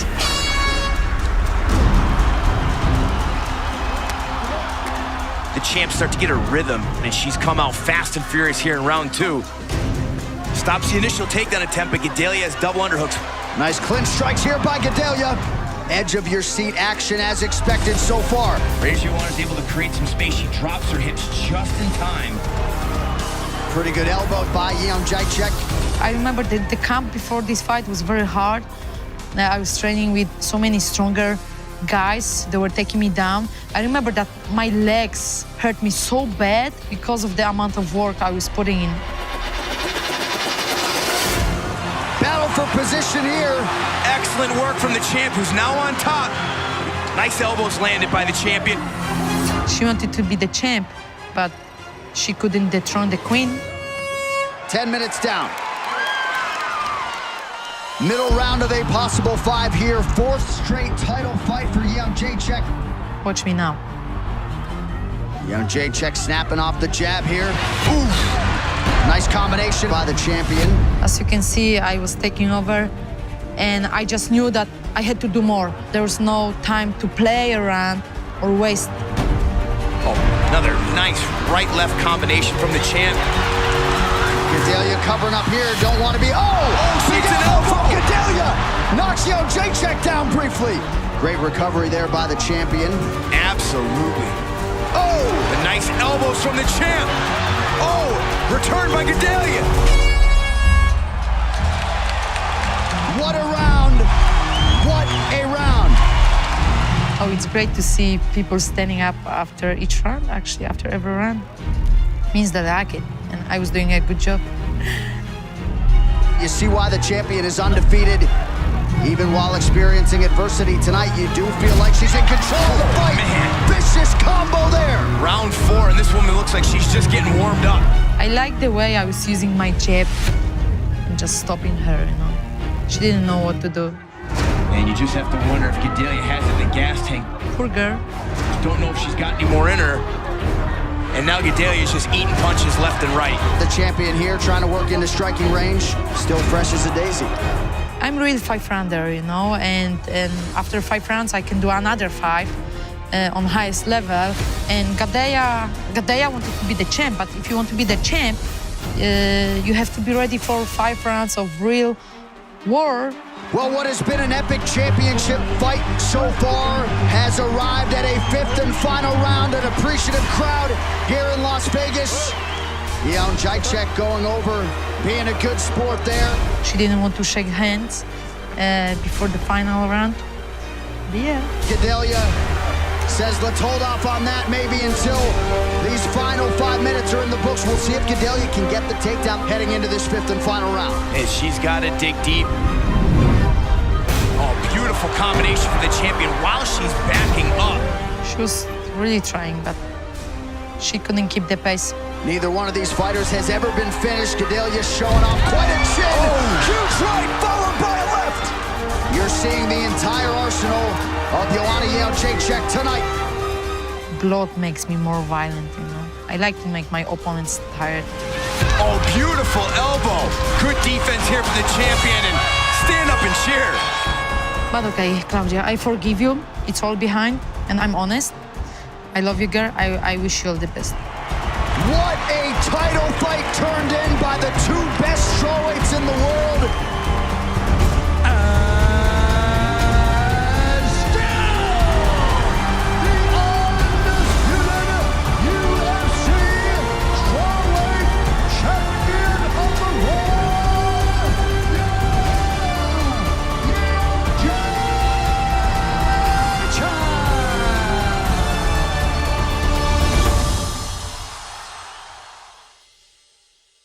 It was really hard camp for me, you know, because I knew Gadelha she wasn't joking and she was very strong.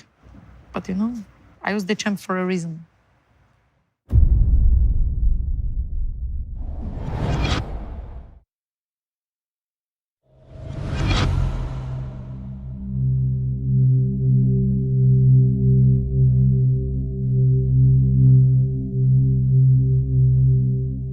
I have so much respect to my old coaches and teammates, and I became an MMA fighter because of my former coaches from Poland, and we did it together. I became the champ with them. I defended the belt, but I felt like something was missing, that I had to sacrifice my life in Poland and move to the States. I knew that I had to step to another level, and I moved to American Top Team, headquartered in Coconut Creek. What I remember, like, everything was so new. I didn't know anybody, and I knew a few fighters, but also from the first seconds, I started working with Mikey Brown and Katel Kubis. I felt that they were the right fit for me. Not only my coaches, but my friends. I felt that these people were going to support me no matter what. Take down, pass guard, submit. I had such a short period of time before my next fight with Karolina Kowalkiewicz, and I knew that I had to be double focused because of new coaches. We were just starting knowing each other, and it was hard, you know? It's not easy to switch camps, and it wasn't easy to fight another Polish, and I know it was such a big deal especially for Polish MMA. Okay, ladies and gentlemen, my name is Katarzyna Pawła. I represent the Consulate General of the Republic of Poland in New York. Today, we're having two great fighters, great contenders from Poland. We're always very proud to show the award to Polish people, Polish citizens, and especially what's very important to me, Polish women are the best. Yes, we are. Karolina, yeah, I had to be nice to her at the meeting with the consulate. We are proud of being Polish, and we just wanted to tell the world, show the world that we are representing our country around the world. This is our championship fight. Oh my goodness, oh my goodness. I'm very proud of who I am, where I was born, and I'm always representing white and red colors. Podziękowania. They love me so much. Yeah, it was just fine, you know. There was a bad blood between us too. After the press conference, it was big.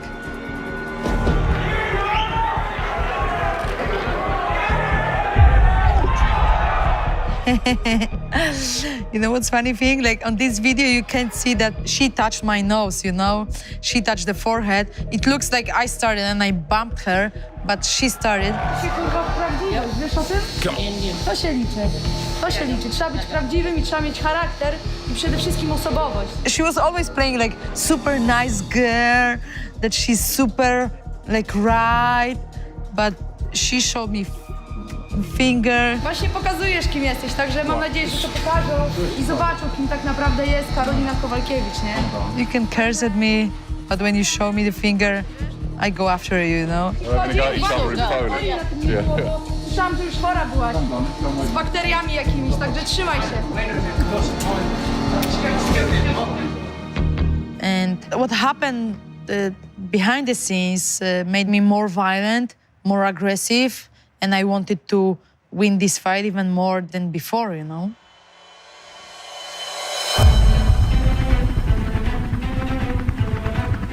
For the very first time in the 23-year history of the Ultimate Fighting Championship, the Octagon is inside the world's most famous arena, Madison Square Garden. I was very thankful to Dana and UFC for giving me a chance to be on this card because it was a historical event. It's an honor and a privilege to be here tonight and to be here tonight for the greatest card ever assembled in combat sports history. Like, I'm just a girl from city in Poland, and to see your face at the Madison Square Garden in New York City, it's big.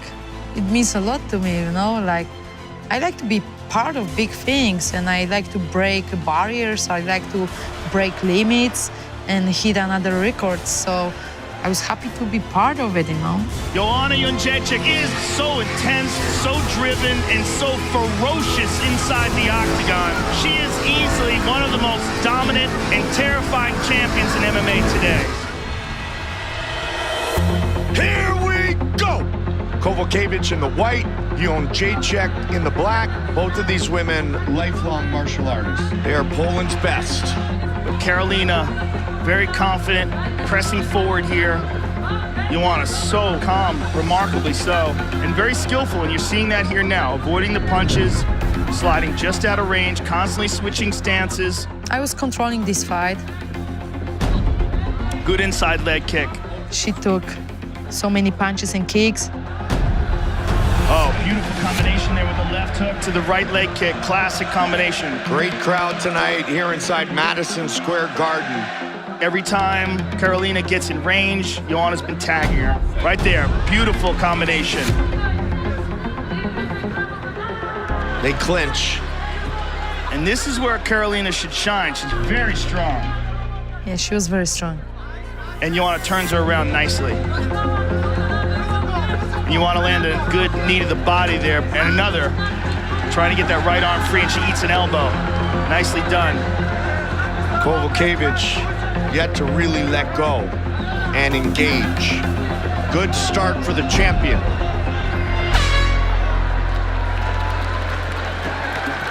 One-two all day. Ones and twos are working. You're landing that straight right hand. I felt very, very, very good with Mikey Brown and Katel Kubis. Yeah. You're doing great. Good round. You're really finding your range.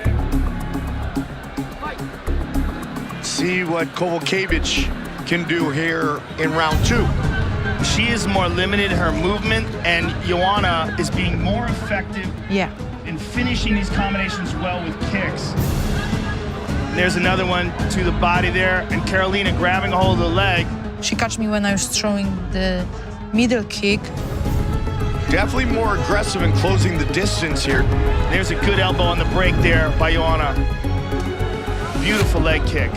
Man, she was tough. Oh, got her. Oh, high kick to the face. Beautiful spin.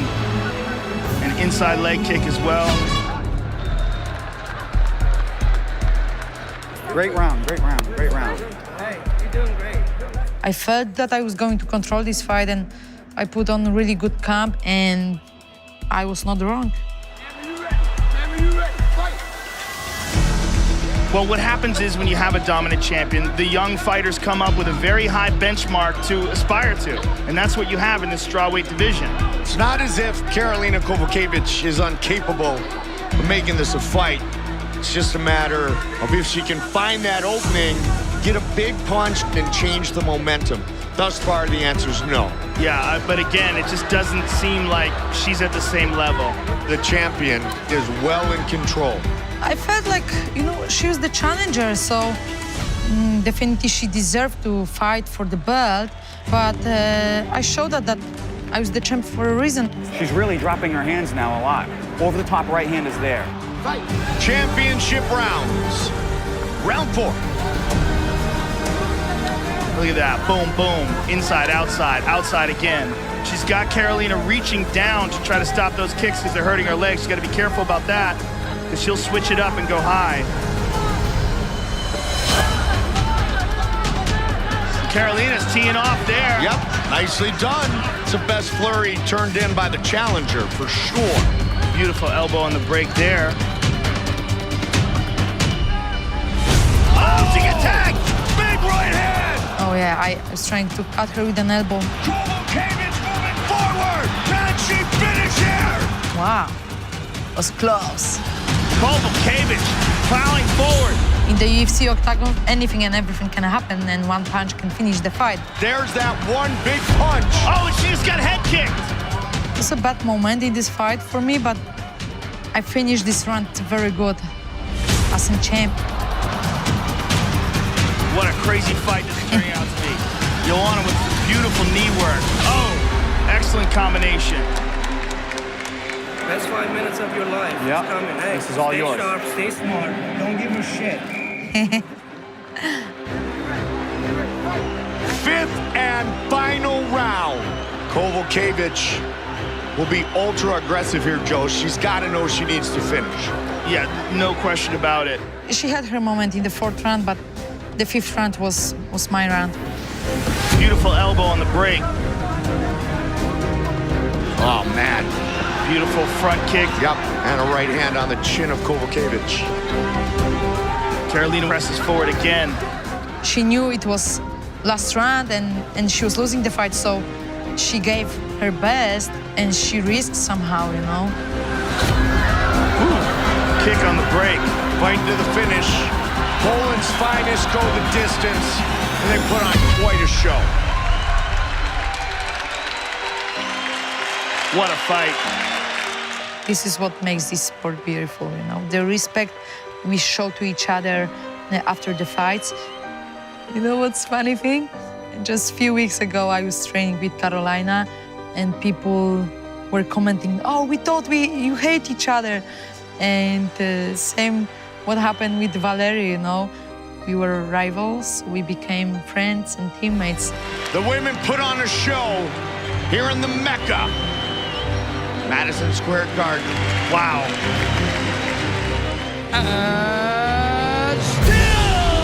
As you can see, my sisters, my brother-in-law, when they can, they travel to my fights and they are big support. I love them so much, and I feel like I don't exist without my family.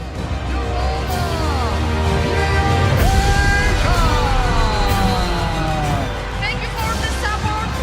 Thank you, Karolina. Dziękuję. It's all for Polish people back home. To dla was, kocham was. Dziękuję. Joanna Jędrzejczyk, ladies and gentlemen.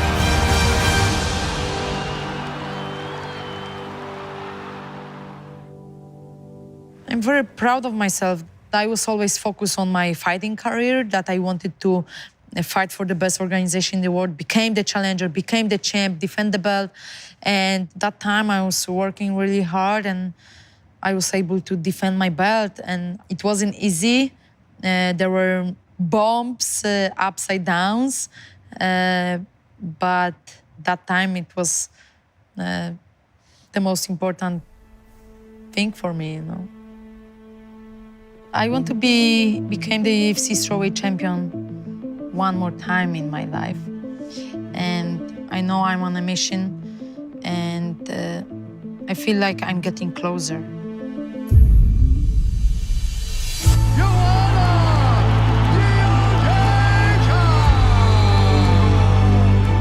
November 2015 till November 2016 was a very special year for me. It's a very special 12 months. I was part of 2 of the biggest UFC events in the UFC history and 3 successful title defenses. And my legacy is my life and who I am. I want to be remembered as one of the greatest Polish athletes, one of the greatest female fighters, and one of the greatest UFC champions. And very often people ask me what I would do if I was not the fighter. I always say that I would still do the same. I'm proud of hitting like a girl and fighting like a girl because it's a gift from heaven.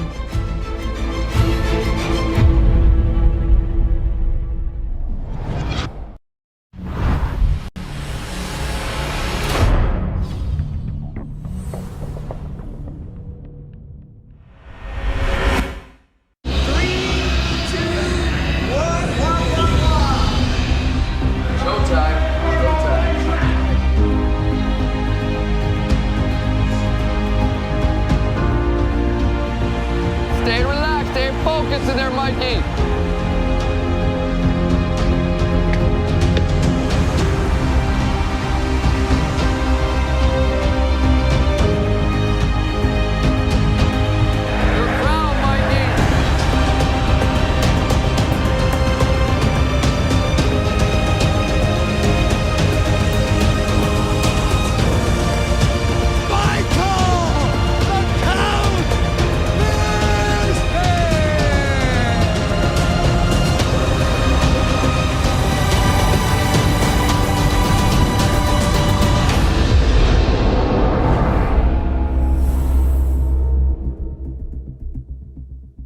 ...2016 for me, I would say, was by far my most successful year as a mixed martial artist.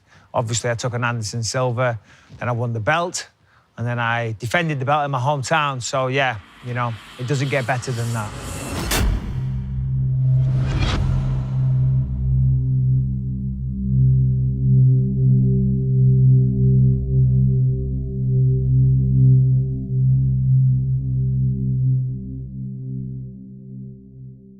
So it was Christmas Eve, and I was initially supposed to fight Gegard Mousasi in London, February 27th. And I'm at home, and I get a phone call, and I look at the phone, and it's Dana White. Dana's awesome, but he doesn't generally call me on Christmas Eve to say Merry Christmas. So on this occasion, I'm like, oh, wow, that's very friendly of Dana saying Merry Christmas. So I answer the phone, I'm like, hey, boss, how you doing? Merry Christmas, all that good stuff. And he says, listen, we've got a change of opponent. We want you to fight Anderson Silva in London. Of course, I agreed instantly right then and there on the spot. I'd always wanted to fight Anderson Silva, especially when he was the champion. I always felt I had a style that could beat him. A lot of people thought I was crazy, but when I looked at Anderson, I thought I could beat him. And in my mind, when Dana called and switched the opponent from Gegard to Anderson Silva, at that stage of my career, I'd had a lot of fights, a lot of ups and downs, a lot of injuries. This was a chance for me to go out there and fight Anderson Silva in my backyard, in my capital city, and get a win towards the end of my career. So for me, yeah, this was a massive opportunity. You're the man in the house while I'm gone. Don't, you know, let this place fall into ill repute or disrepair. Ellie, Mum's leaving. You will be the woman of the house until Grandma arrives. No, I didn't say fight. Harder. Come on. Still does the same thing to this day. Who's gonna win? Me or Anderson Silva? Anderson Silva. What? No, who's gonna win? Anderson Silva.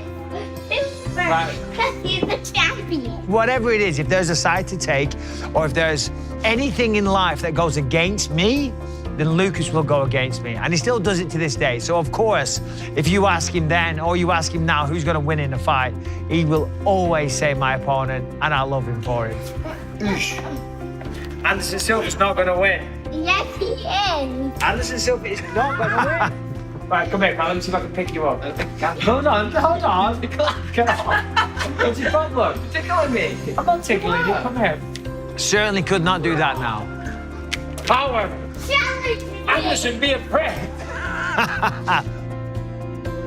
Just great, you know, seeing those old footage, those old tapes, you know. It just brings it all back. You know, I was very lucky. I lived a blessed life for a long time. I was able to live the dream, do everything I want, you know. And as I say, I feel very lucky to do that. I was able to give my family a great life, you know. Came with a lot of sacrifice and hard work, but I wouldn't change a damn thing. What are you doing? What is that? What are you doing? You trying to intimidate me? Ain't gonna work on me, pal. Oh, dear. Ain't gonna work on me. I'm not intimidated. Not scared of an old 41-year-old. You need a tissue. Anyone got a tissue for Anderson? I think he needs to blow his nose. You need to blow your nose, son. He does look cool, though. I'll give him that. Whoa! Come on, Anderson. Come on. Respect martial arts. I'm such a wind-up merchant. See, buddy? The champion, everybody. Well done, my friend. Well done. I don't know why it was hostile with Anderson. I love the guy. I've got tremendous respect for him back then and even still now. But for me, when I was facing Anderson, of course, you know, Anderson's had a great career, one of the best ever, if not the best. I'd always put him on a pedestal. Now, bear in mind, I was a pedestal that I wanted to knock him off. So I had to strip him down mentally in my mind. I couldn't give him the respect that, in all reality, he is due. If I went into that cage, you know, full of reverence for the guy and respect and thinking that this is the great Anderson Silva, oh my God, oh, I love you, I'm not going to perform to the best of my ability. And I'm not there to kiss Anderson Silva's ass. I'm there to kick it. Simple as that. So when the fight's done, yeah, then we can shake hands, then we can hug, we can embrace, we can do Instagram pictures, we can do whatever the fuck you want. But up until the referee holds my hand up in the air and says that I'm a winner, you're my enemy. And especially if you're going to stand there like a prick by the River Thames and try and fucking showboat like that, then guess what? It's on, baby, let's go. It's now or never for the perennial contender if he's to get that elusive title shot. For him, it is the biggest fight outside of a title fight right now. Luke Rockhold, very close to the action, checking out this fight. Well, here it is, Dan, the main event of the evening. Yeah, at this point, I'm like, my God, you know. Herb Dean is tasked with overseeing this main event. With the referee saying fight against Anderson Silva. Bisping backing Anderson up to the fence. Anderson's still Anderson, he's still very slick, but look at that! Good head movement again from Anderson Silva. Looking very confident. I was trying to land on him in this first round, of course, but he is quick, he is Anderson Silva. Still got the reflexes. Landed a good one there, and then another one, and he just had to touch the floor there. Anderson looked wrong for a second, but he's fired up. Well, look at that, there we go again. See, that's prime Anderson. Right? He knows I just landed a good shot on him, and he's coming up to give me a congratulations, to give me a hug and say, wow, good for you. You landed a glove on the great Anderson Silva. I want to give you a hug. I'm like, fuck off. Michael Bisping needs to be confident in his punch placement. The hesitation will cause him to miss. So again, look, here he is with his against the fence bullshit. Oh, boom. Oh, and again with the left hook. Anderson goes down for a second. Good uppercut from Michael Bisping. Michael's pouring on the pressure. Worked hard on the left hook with him being a southpaw. Landed perfectly, put him down. Feeling very confident here, landing some good shots. This is exactly where Michael wants to be going into the third round.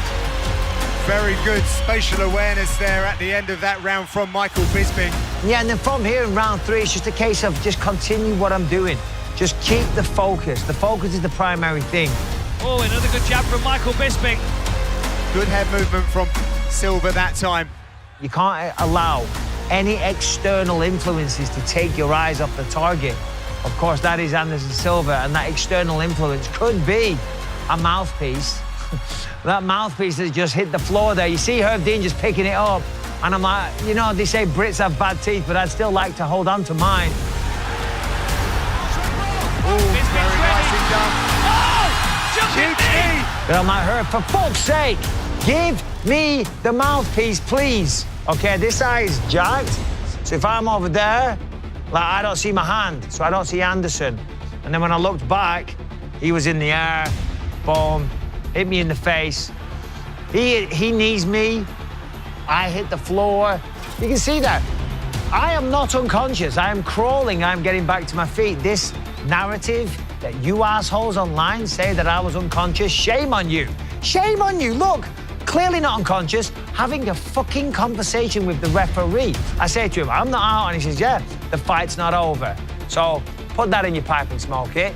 Now we've got Anderson Silva clearly trying to sell a victory that he knows he hasn't got. He's up there, I don't know what he's trying to sell, but if the fighting doesn't work out for Anderson, a salesman career is definitely in the making because he's fucking selling this one big time.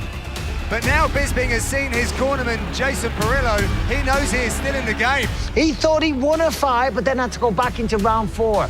The poor guy, the adrenaline dump he must have had. Could you imagine the adrenaline dump of someone taking a cheap shot and opening up your face and my face falling apart and blood going everywhere?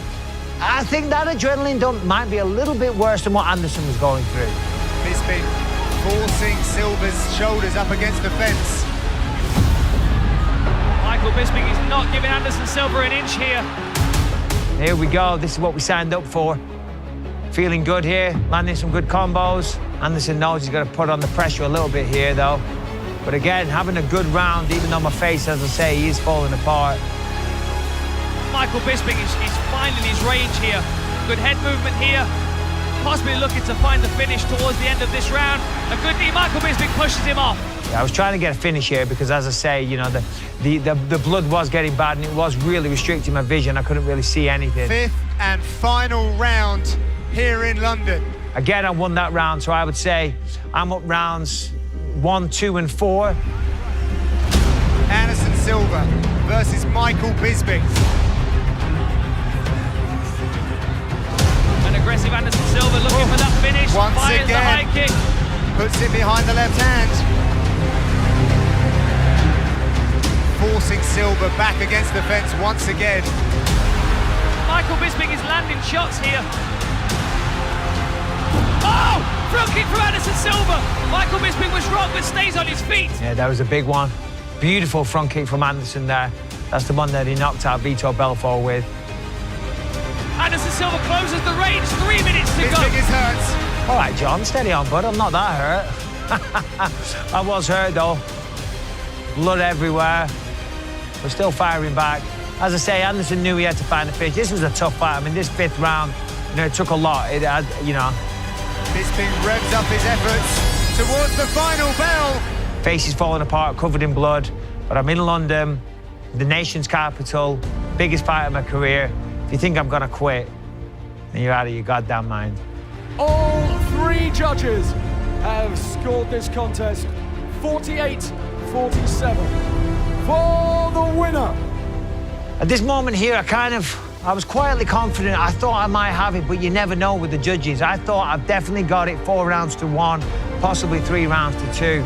By unanimous decision, Michael the Count Bisping!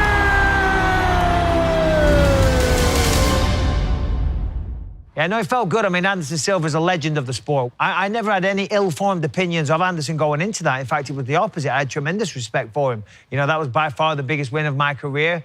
I had to fight through that adversity in the 3rd round and, you know, show some heart, show some will, some grit. I'm glad I had to do that.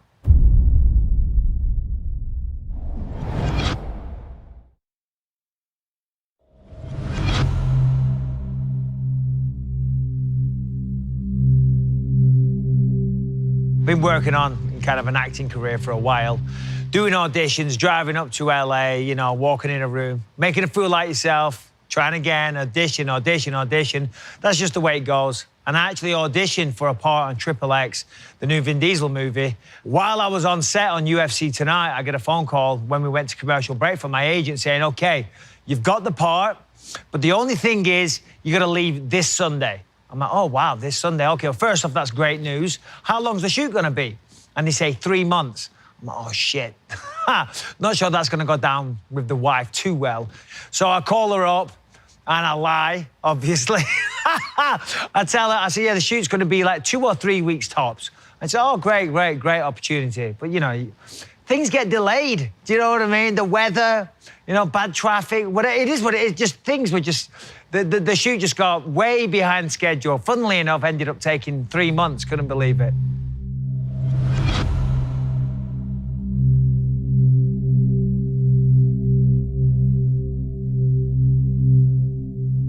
It's getting near to the end of the shoot. I'm going to the gym, just have my morning, you know, have a little work. I'm gonna be on set later, so I gotta look good. As I'm walking in the gym, bing, bing, bing, Dana White calls me. So we start talking about the fight. We negotiate, you know, some terms a little bit on the phone. And, you know, Dana says, congratulations. And that's it, the fight's set. So the first thing I do is I rush to the scale. I get on the scale, it's like 217 pounds. And I think this is the Friday 2 weeks before, yeah, so this is 15 days out. I'm like, oh my God, 31 or 32 pounds. I'm like, oh, never mind the weights. I've got to run. So I throw my backpack on. As I'm running through the city centre of Toronto, sidestepping people, jumping over homeless people, nearly getting run over by taxis, the doubt starts to set in. I hate talking about myself in the third person, but in true Michael Bisping fashion, I get a title fight on 2 weeks' notice against an opponent that's already beaten me. All in all, this doesn't, you know, paint a very good picture for me becoming world champion. And as I say, I started feeling very, very doubtful. And as I'm running, I called Jason Perillo, my boxing coach. He said, you've been preparing your entire life for this fight. You just beat Anderson Silva a few months ago. He said, we can win this fight. So that's what we did. And I put the phone down. I was like, okay, let's go win a fucking world championship. Have you got something nice to wear to the fight? This is the big question. Dude, I need to show you though. You have to improve this. Every single time. There was more thought went into her outfit for the fight than there was my preparation for the fight, let me tell you. Yes. Like I haven't got enough on my plate. I have to approve her outfits. It's not hard. It's pretty standard stuff. I know, but it's painful. Hey. Harry, come on. You wanna come with us, pick up the little guy? You do realize that you've turned into a full-on OC housewife. Michael, I'm bringing Harry. Look, she's got a puppy on her lap for crying out loud. We hate those silly cows that drive around. I didn't say No. Normally, when you're driving, you have him on your lap. Do you know how dangerous that is? What's up, Harry? Hey. Do not. Little Harry. Bless him. I'm driving, you little shit. It's not safe. It is not safe at all. I wish I could just drive around with a little cute puppy on my lap. Here he is, the little shit. Did you know I'm fighting to be the world champion, Lucas? Who wins? I think because he might be stronger. He might be stronger? Yeah. All right, well, never mind that. There's one champion right now, and that's Luke Rockhold, and I get to fight him. You think, for the sake of the camera, he could lie. Because he might be stronger. No, you should See? No faith, no confidence, no love. No! Who's gonna win? Yep. I wouldn't change it though, to be honest. It's awesome, it's funny. It's just the relationship we have. What's up, everybody? Thanks for coming out today. We appreciate it. I fucking knocked you out and choked you out, and you still... This guy. That's the most amazing thing about you, Bisping. Hey, I'm not denying it. I know you can't see straight, but you obviously can't think straight. See, low blow, Luke. Low blow. That's what you get for low blows. It's okay. You got me. I'm not denying that. Hey, the better man won on the night. I'm man enough to admit that. I really am. But guess what? I've wanted the rematch ever since. I haven't lost a fight since. I just beat the greatest of all time. Don't be so cocksure, buddy. Listen, Greatest of all time. The greatest of all time. I'll show you who the greatest is right now. Look off your face, pal. Believe you me. Believe you me. Look at you. You're not going to look so smug on Sunday, pal. Hey. When you're going back to the rest of your teammates that lost the belts. Come forward and try. You're all going to lose, AK, or all going to lose all the belts. So fuck you. Bisping, I'm going to close both those eyes for you. There he is again, see, with the low blows. Any fighters out there, don't talk shit about an injury that happens through fighting. It might happen to you.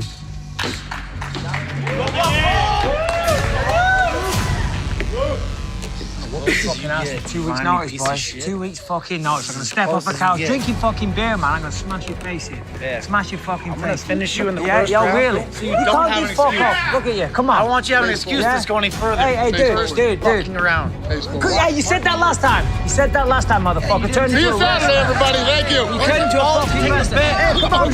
Hey, let's do it right now, motherfucker.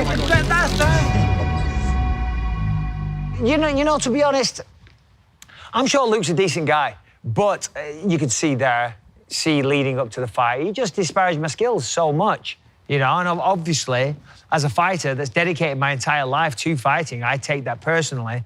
So on this occasion, I was only able to train for 1 week, so I went in feeling fresh and strong and hungry and itching to get inside that octagon and fight. And I was determined to become the champion of the world.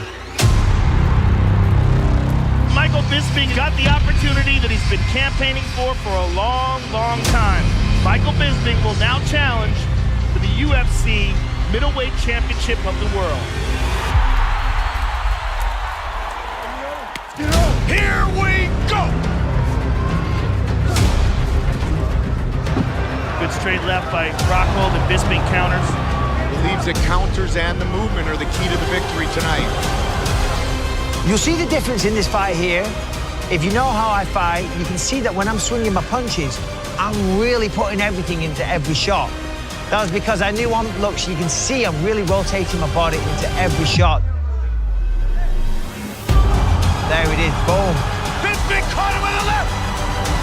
He hurt him bad. He hurt him bad. And again, Michael Bisping is the new UFC middleweight champion of the world!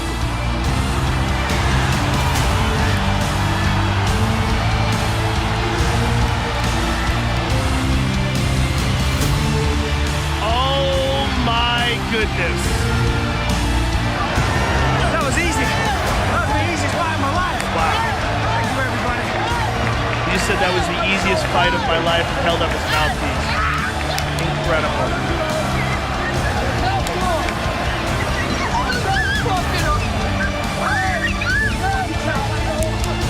So yeah, right now, life was good, but this bit here, when my family came in, when my wife and my children, you know, that was huge for me. That's a lifetime sacrifice. That woman there, Rebecca, she gave up her entire life, her hopes and dreams to support mine, and I'll never forget that.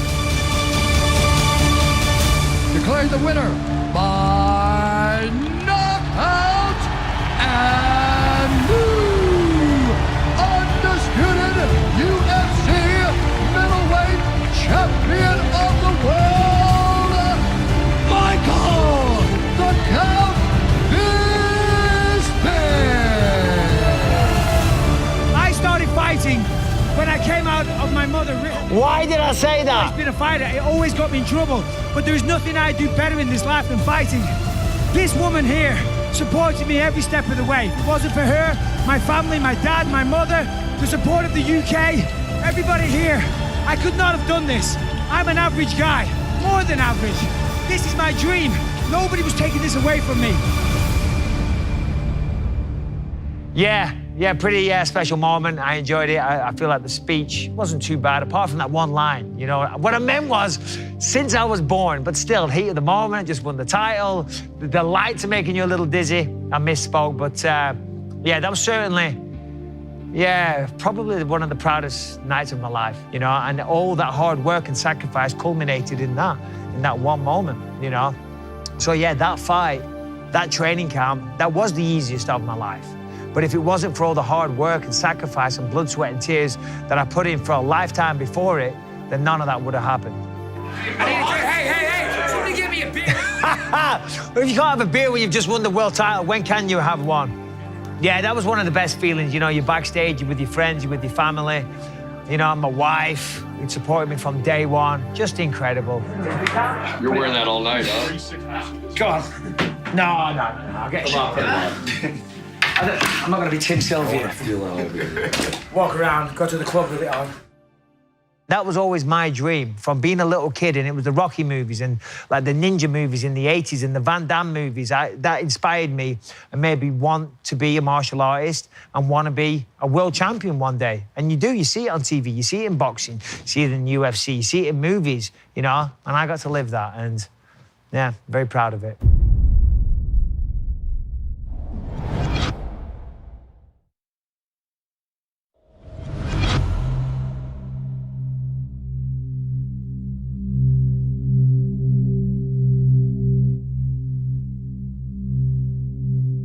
You know, I've won the belt on the Saturday night, and I celebrate like a world champion should. And I'm laid on the couch Monday morning. I'm about to go out for breakfast, and I get a phone call from Dana White and Lorenzo Fertitta. and they offered me a fight with Dan Henderson. Obviously, Dan Henderson had just won against Hector Lombard at the weekend, and in our first fight, at UFC 100, I was knocked out spectacularly. That always stung a little bit, so of course, you want a rematch. So Dana actually offered me a couple of places. He actually said, we're thinking of maybe doing it at the Millennium Stadium in Cardiff, or we're going to do it in Manchester. And he asked me, he said, where would you rather do it? And I said, it's got to be Manchester. Manchester's my home city, and yeah, to bring the belt back there as the first ever Brit, you know, to be the champion and to defend it on home soil in my home city, yeah, of course, there was no competition. Another title fight was set. Leaving for the fight. I'm fighting Dan Henderson. Who's going to win? Dan Henderson. Of course. How's Dan Henderson going to win? By knocking you out. By knocking me out. Thank you. Thank you, Lucas. Lucas, you know, every time you've been wrong and I win. I know. You said Anderson Silva was going to win. You said Luke Rockhold was going to win.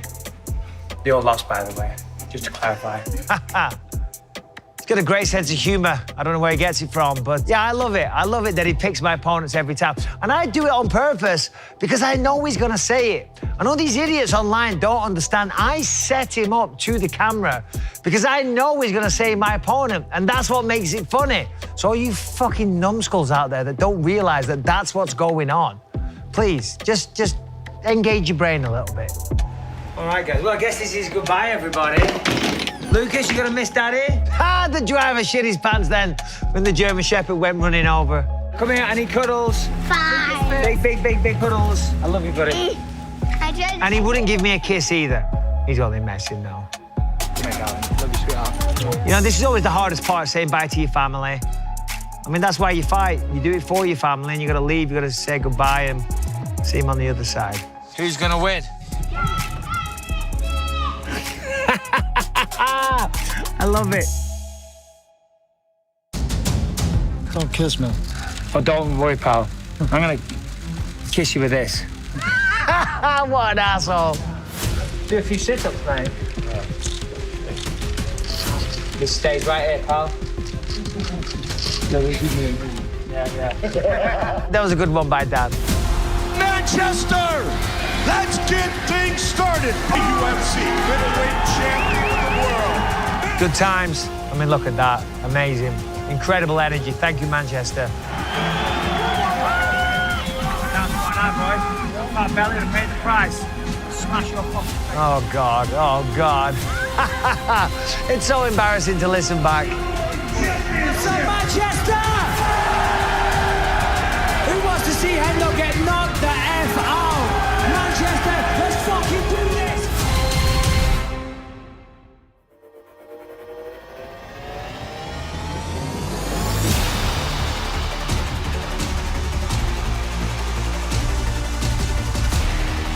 What a crowd tonight. This is UFC 204.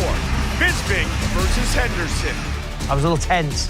You know, I was kind of just being a dick with everybody because I was nervous, you know, and then when I got to the arena and you hear the crowds and you hear the cheers and the boos and the ohs and the ahs, and then that spikes your adrenaline a little bit, and then that intensified, and I was even being more of an asshole to my cornermen. And then I just burst out laughing. I just started laughing, and they're like, what are you laughing at? And I said, I'm sorry, guys. And they're like, sorry for what? I said, I'm being a dickhead here, and I know I am. Just fight. When you lose, what's the worst can happen? I lose, that's it. So why am I fucking myself? I'm gonna go out there, I'm gonna fight. One of us is gonna win, one of us is gonna lose. I've lost before. It's not the end of the world. I'll stop being a dick and try and be, you know, a nice guy. And then from then on there, you know, I was in a way better mood. Every fight is your next biggest fight. You know, you're only as good as your last fight. You know, of course, I'd beaten Anderson. Then I became the champion. And now I've got to defend it. No point winning the belt if you can't defend it. And now I've got to defend it in Manchester against a guy that had already knocked me out in the past, and the whole world laughed at me. Oh! And I did feel confident, you know, but it's easy to lie to the fans. It's easy to sit and do, you know, interviews with the press and use bravado and make out like you're gonna win. But you can't lie to yourself, you know, and I tried to lie to myself, but I couldn't, because I kept thinking, last time I stepped into an octagon with that guy, I was put to sleep. Yeah. It was a big, big event. All right, mate. The fight was at 6 a.m. Okay. The big ask for anybody to go watch a sporting event at that time. 3, 2, 1.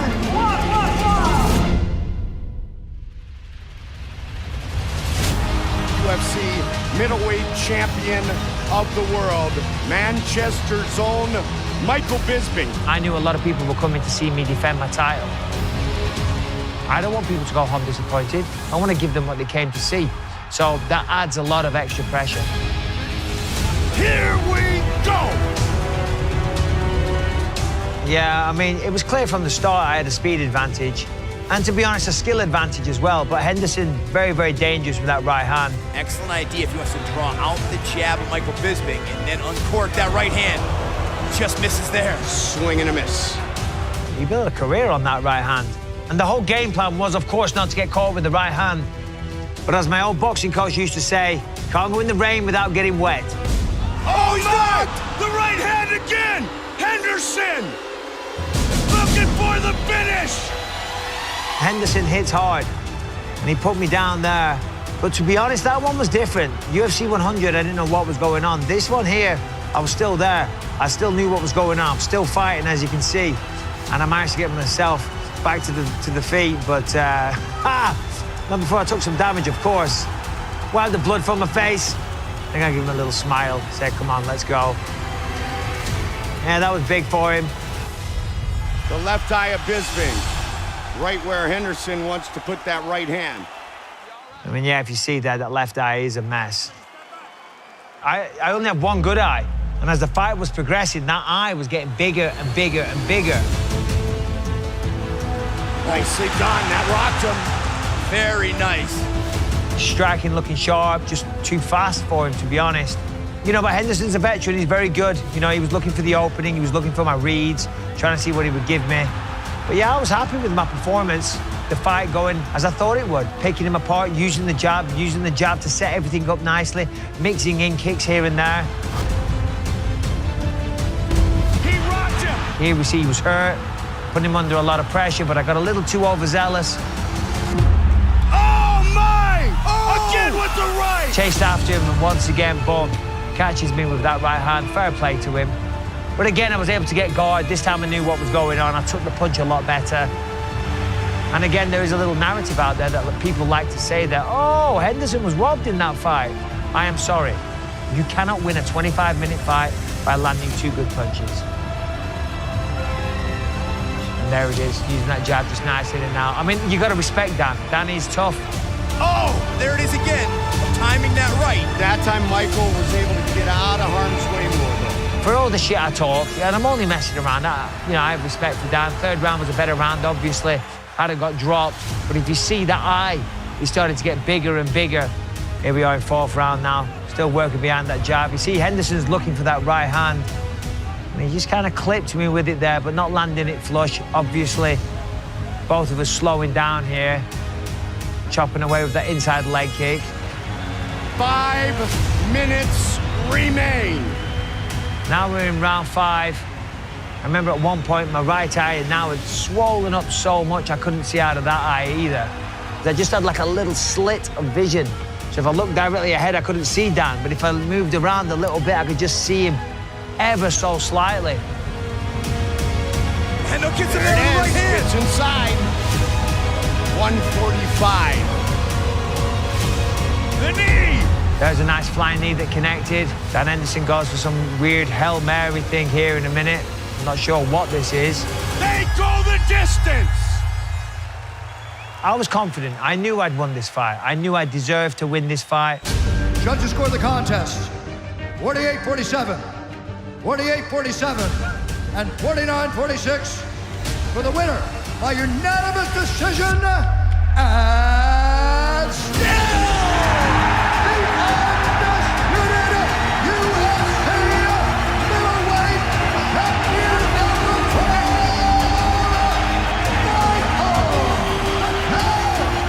from the bottom of my heart. I mean that. I'm not being cheesy. Thank you all so much. Rebecca, Calamelli, Lucas, I love you. And that felt good. It felt great, obviously. For all the people from the UK that came to support me, that came out at that crazy time in the morning to defend the belt in my home city. I was so proud beyond belief, and it's a memory I'll take to my grave.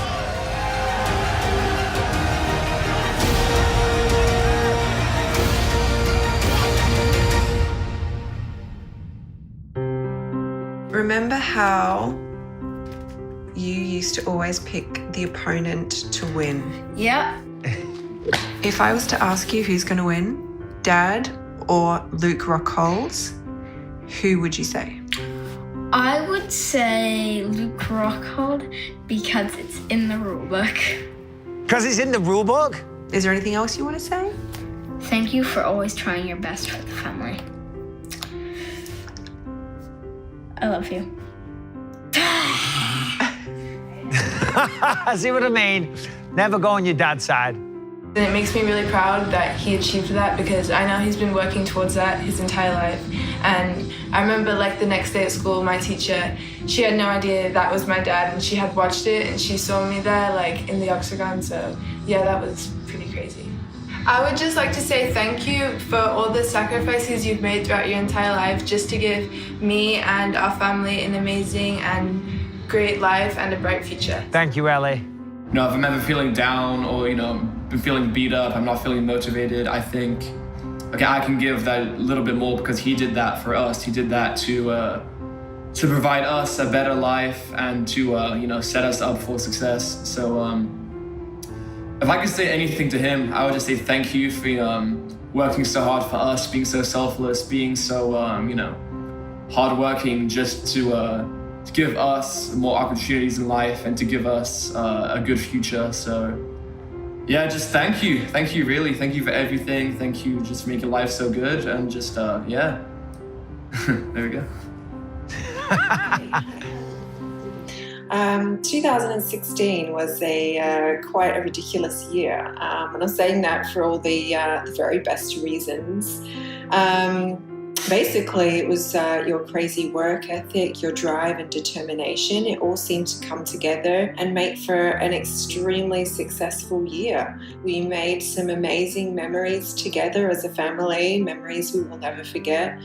It felt good. That was an amazing year. When we embarked on this journey together, you and me, I don't think either of us could have known what the future holds. We were delving into the unknown, and I think it's pretty safe to say it's exceeded all of our expectations. We're truly living the dream, and it's all down to you. Thank you for being you, because you make us laugh every single day and you light up our lives. And I want to say that I love you very much, and I will love you forever. Sons of bitches. No, it's beautiful. Thank you. And that's why I do it, Everyone has a skill in this life, and for me, it was fighting. I've always been able to fight, and I sat down and I thought about it long and hard, and I thought, how can I turn this skill of fighting into giving my family the life I always wanted for them? It was never easy, and there was a lot of sacrifice. I used to sleep in my car, and we used to go broke, and we used to argue about money, because when you start off as a fighter, it's the lowest of the low. You fight for nothing, you're fighting for peanuts. But you still got to train the same as what you would be doing if it was a world title fight. The whole time, my wife and my children, they're still broke, they're still poor. My wife is still the one suffering, but I'm chasing my dreams. So for me, it was easy for her. She sacrificed more than me. So the fact that she stuck by me throughout all that time, I'll never forget it. And that's why I always say, if it wasn't for my wife or my kids, we wouldn't be having this conversation right now. So thank you all for the kind words, but truly, the thanks, is from me to you guys. I love you all, and this is why I do it. And if it wasn't for you guys, I wouldn't be here right now. 2016 was the culmination of a lifetime's hard work. When I was a kid, I never really had much opportunity in front of me. And a lot of people out there are probably in a similar scenario right now. But if you think and you're willing to put the hard work in and make the sacrifices, then you can make it work and you can turn it around. I mean, look at me. I was at rock bottom, but then with the help of a good woman and some beautiful children and some hard work and opportunity from the UFC, I turned it all around. And in 2016, I realized a lifelong dream in beating Anderson Silva. I became the champion of the world. I defended the belt in my hometown city. And this is at a time when a lot of people asked me to retire. That literally is the stuff of childhood dreams. Yeah, I'm very, very proud of what I achieved in 2016.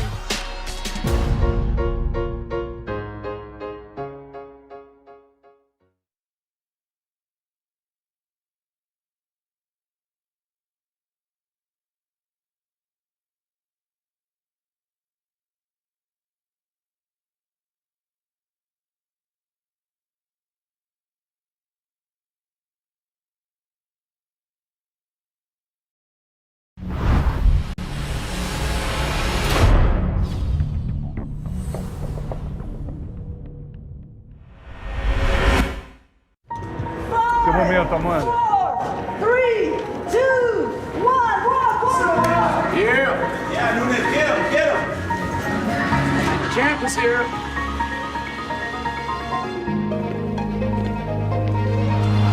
Vamos lá, Amanda, é você.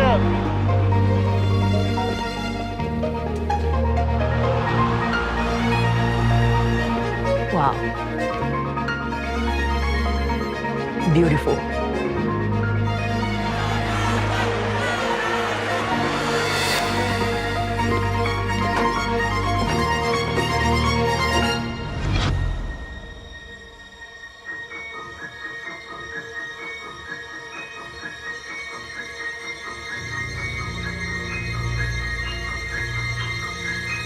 Amanda, the Lioness Nunes!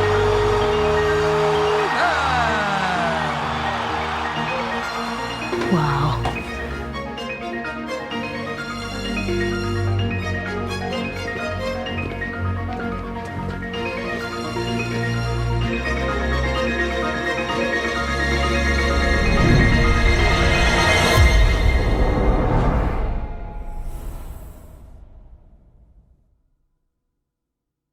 ...2016 was a big year for my career, for my life. I always want to be something big in the sport. So when I get into MMA, and I want to be like something huge. So, but I never thought I'm gonna be a champion in the UFC. That was even bigger than what I thought.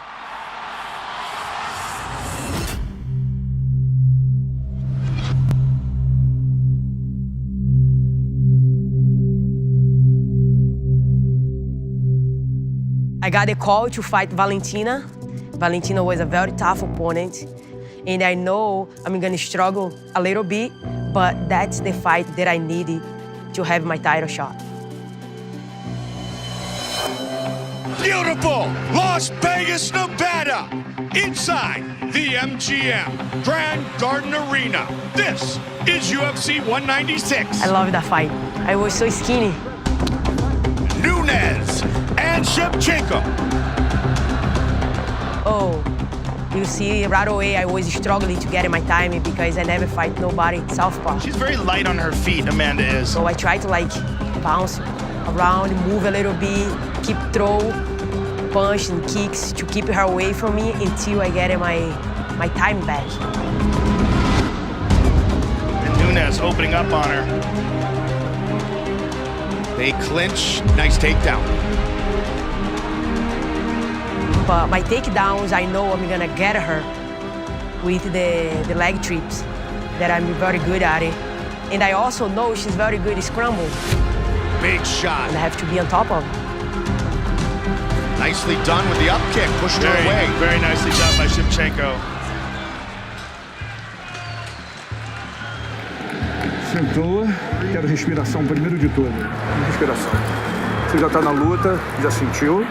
Olha só, ela vai se casqueando jogar com você no contra-ataque.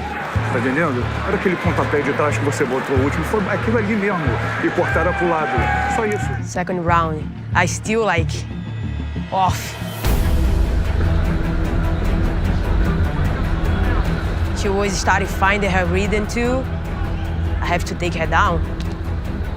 It's the only way that I'm gonna slow her down. Nice takedown. Very nicely done.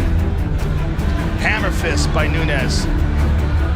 And Shevchenko is not liking it. And she's strong, man. And she was a little bit frustrated as well because I'm very good in the top position. Heavy, My ground and pounds was working pretty well. She's getting some decent ground and pound off, but if she could move to the mount, she'd get some real stuff off. And I know in that moment, I just have to keep it up, stay on top of it. Oh, man.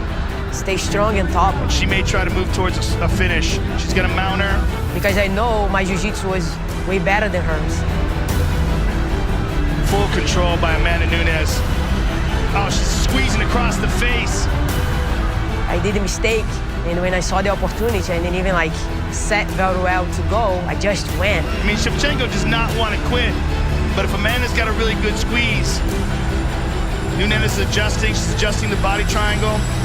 Look at this. She's gonna wind up on top. That was a huge mistake. I know having her back very security, so. Man, we just saw the toughness and durability of Valentina Shevchenko. When I went back to my corner, I was a little bit frustrated too because I don't have my time on the feet. So I was thinking how I'm gonna start the third round if my time was off. And I know Valentina is that kind of fighter, she keep it up. Third and final round. Well, Shevchenko's really got to do something big. I mean, she's got to finish her by a submission or by a knockout. I just can't imagine that she would have won either one of those first 2 rounds. Agree.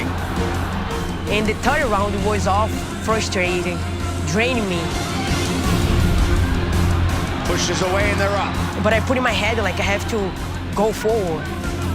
My time is everything was off, and I just was with my heart moving forward in that fight. And look at this, Nunes immediately, oh, she ate a knee. And she pulls out. Whoa, nice right hand. And I just want to try to survive for she not finishing me. Oh, man! They go the distance.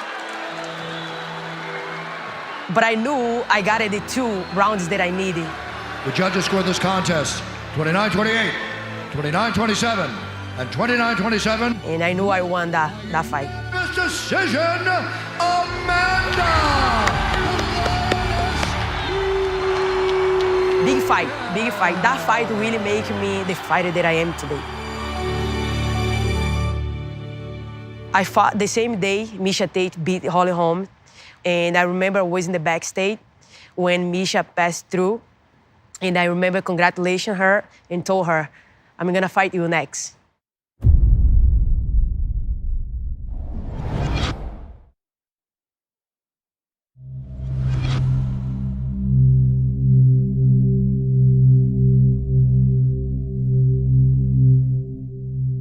UFC 200 was a crazy moment for me. I know everybody wanna fight in that card. And when I got in the fight week, I was supposed to be the third fight in the main card. I was driving with Nina and my coach, and then we was talking, like, man, imagine if something happened and I become the main event. Couple minutes after, I got a call, tell me like, hey, Amanda, the co-main event fell through, so you move up. And I was looking at my coach and Nina said like, imagine if I become the main event from nowhere now. That is gonna be crazy. When we got in the hotel, we find out the main event also fell through. And that was mind-blowing. I was very happy. I told Nina, I'm gonna become a champion at UFC 200. It's gonna be in the history, you know? Nobody's gonna forget that moment, ever. Here we go, ladies and gentlemen, introducing the challenger, Amanda! I was very happy. Official weight, 135 for the challenger! Very happy. And her opponent, the reigning I told Dan Wise, thank you very much for this opportunity. champion of the world, Miesha Tate!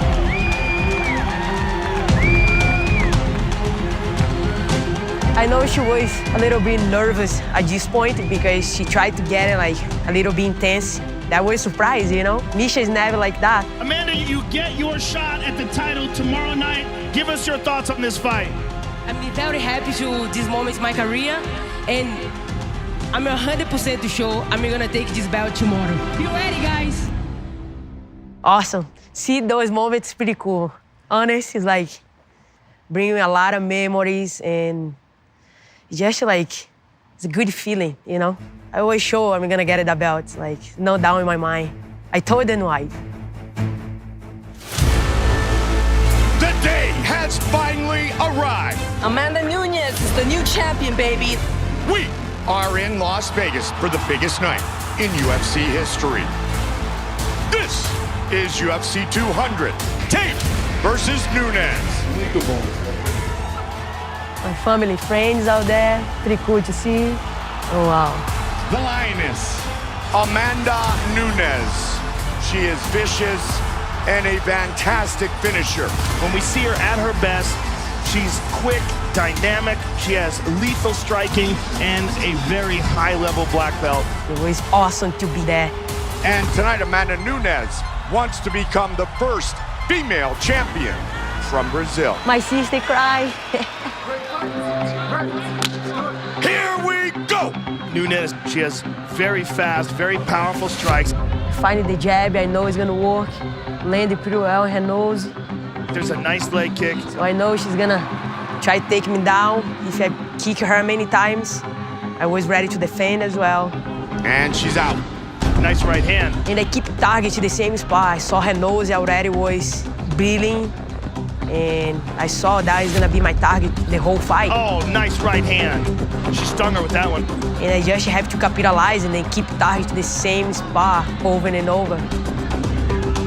Beautiful jab by Amanda. I saw her nose many times she was feeling already. Another nice right hand. Clean. Misha's in trouble, Mike. Big time. She got tagged. She got hurt bad. Yep. Oh my, she's down. Nunes trying to finish her here. Misha's trying to gut it out, but she's in trouble. She eats a knee. Yeah. The nose already was done, so I knew that I'm gonna really beat her. Amanda's got her back here. She's got her back. She's got one hook in. Big shots by the Lioness. In that moment, yeah, I knew I get her. Trying to finish Misha. She's got the choke. It is all over!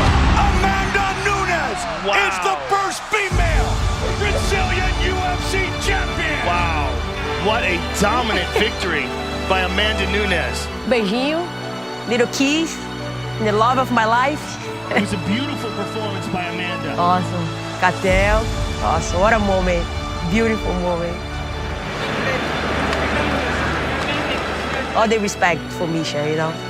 She's a war. What a night. What a night. And new undisputed UFC. I did it. I did it. My sister. Amanda, the Lioness. When Dana wrapped the belt, was the best feeling ever, you know? Becoming a champion was something that I chased, that I wanted so bad. And when finally happened, was like unbelievable happiness. Like everything that I put in, all the work, all the sweating in the mat every day, believing my dream, believing myself, finally paid off. Oh my God, 10 years in my life, working hard for this moment in my life. Now I'm going back to Brazil to visit my family, my grandma. Awesome. Thank God he's still alive. Brasil! Olha isso aí, ó! Tão voltando, tudo nosso! I promise to my family, I promise you, when I leave Brazil, I don't know how long it's gonna take, but I'm gonna get this belt and then I'm gonna take it home with me. Like my sister. My sister really was a big part of this. When I was struggling back in Brazil, it's very hard back then because in Brazil, everything is so far away and we don't have a car. And I have to get a bus to go home. And I didn't know if I'm gonna be able to go back training. And she still tried to help me with all those things. Her, my older sister, my mom, they always supporting me all the time. Whatever I needed, they supported me. So just see my sister right there was one of the biggest moments for me as well.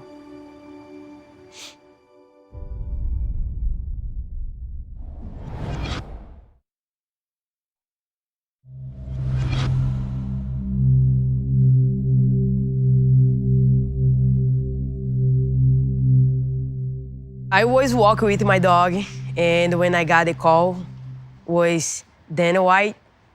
When I look my phone, I said, oh my God, something big is gonna happen soon.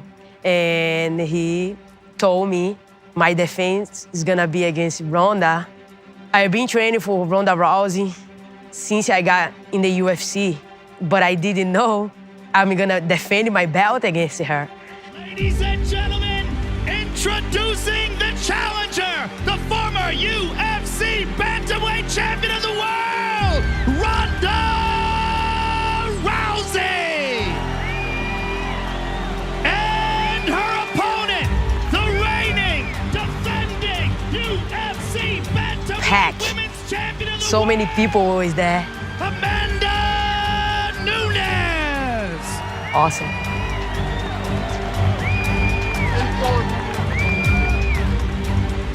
She's leaving.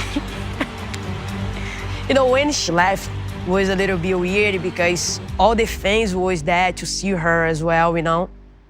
And then I find out later she was mad and she wanted nothing to do with the media because after she lost the belt, they kind of like turned the back to her and she deserved a little more respect. She really opened the door for everybody, for all the girls out there, especially for me too. And it's a little bit hard, and I can see. But at the same time, she should be more strong about it, you know?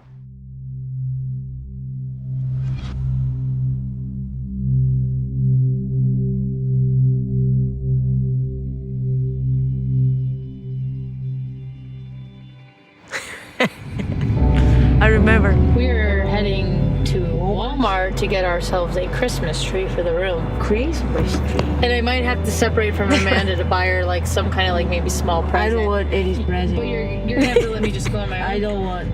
I don't want any present. You can't have a Christmas tree and no presents. What's the point of the Christmas tree? Nina always good at sneak away and then grab a present for me. I always tell her, don't need a present, but she always get it. She always make a surprise. My present is gonna be next Friday. I know, but And still. You want me to wrap your belt and put it under the tree? I'll get a bow for your belt. Okay. We enjoy be with each other so much. It's like Christmas is always good with her. This first. Does it match with my outfit? Look my style. Elephant jacket. Like, I still have my mullet. What a face, yeah? Oh my goodness. This one. No, we're getting this pink one. Can I get this one? No, it's that one. But that one, this one's definitely more our personality. Okay, yes. Christmas, of course, is like a family thing, but like my family here in USA is Nina. Do we need a skirt for our tree? I have a pen. That was Nina's present. Christmas present. You better not give me this shit. I was so mad at you. You don't like it. Why? Because you got them for me last year for Christmas. This is my Christmas tree, my beautiful, cute little tree. And stay in the room with her and then be able to laugh a lot that day too. That was exactly what I needed, you know? Perfect. Beautiful. Merry Christmas to us. Just be with Nina is like, for me, it's like so good. It makes me feel good and she's there for me, for everything that I need. I feel like she's everything for me, you know, soulmate, best friend. So we really love to be with each other, support each other, train with each other. Sometimes like it's very hard for me putting words, but like Nina really is a big part of everything that I become.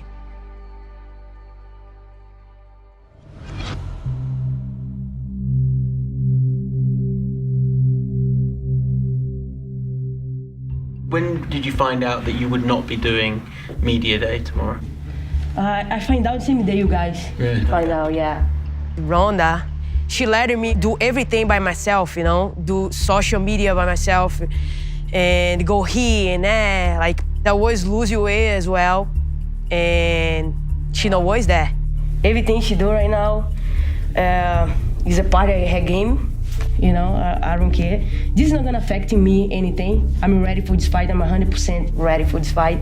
So much of the fight has been that this is Ronda's comeback. She's coming back, and you're the champion. You have the belt. Honest, she's back. That was for her, you know.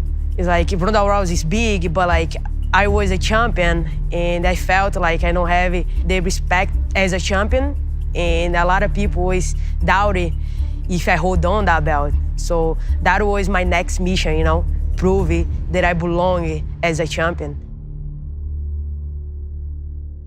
Introducing the challenger, Ronda Rousey! And her opponent, the reigning, defending UFC Lioness. The mask was so crazy. Amanda Nunes! Was ready. I look in her eyes.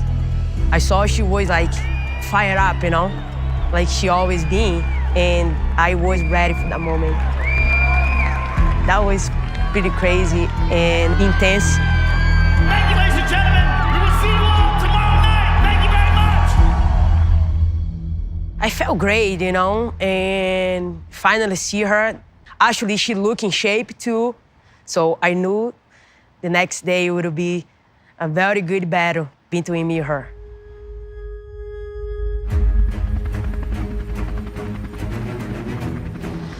Welcome once again to the Ultimate Fighting Championship.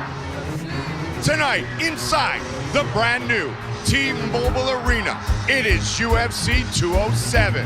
Nunes versus Rousey. Tem momento, Amanda. Amanda Nunes is not just fighting one of the best judo stylists to ever enter into MMA. She's fighting a superstar, an iconic figure in Ronda.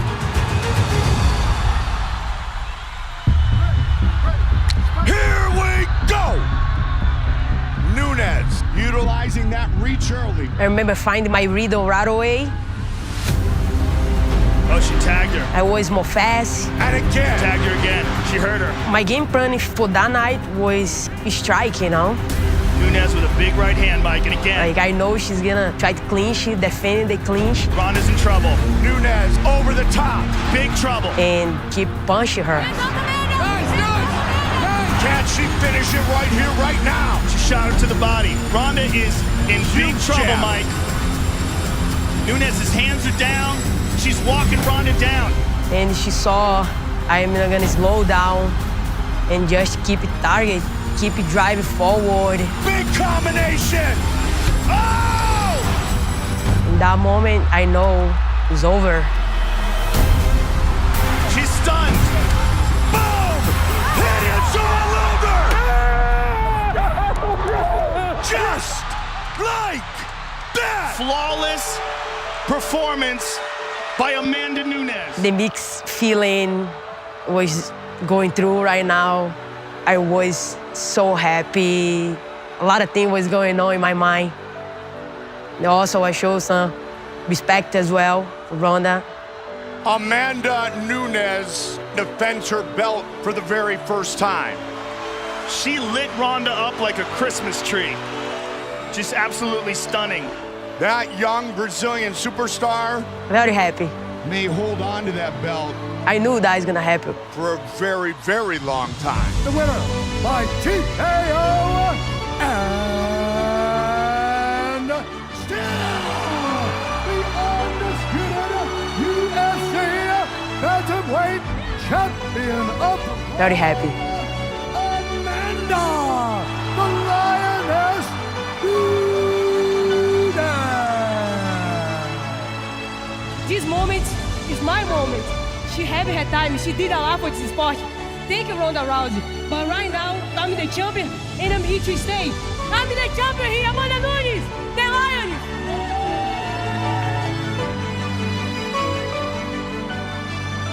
Very good moment. Very good. Very happy. I knew it. I knew I can do it. Also, I feel like for so long, everybody wanna beat Ronda Rousey, everybody wanna fight Ronda Rousey, so that fight really changed my life in everywhere. Amazing, amazing. Stop this Ronda Rousey nonsense. Come on, Ronda Rousey nonsense. Acabou, done. Ronda Rousey now is gonna retire. Oh my goodness. If there's something that I regret was, of course, those words. Come on now. Come on.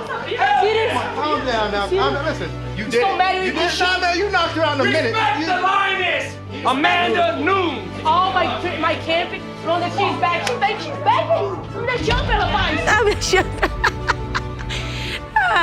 My goodness. Something new, I knew it. Just great to see it. It was actually better in real life than in my head. So. Yeah, for sure.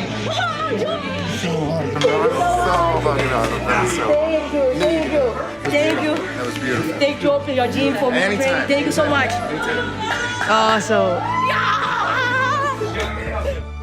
that night I feel like was even bigger than UFC 200 because I defend, I prove it, I was really a true champion.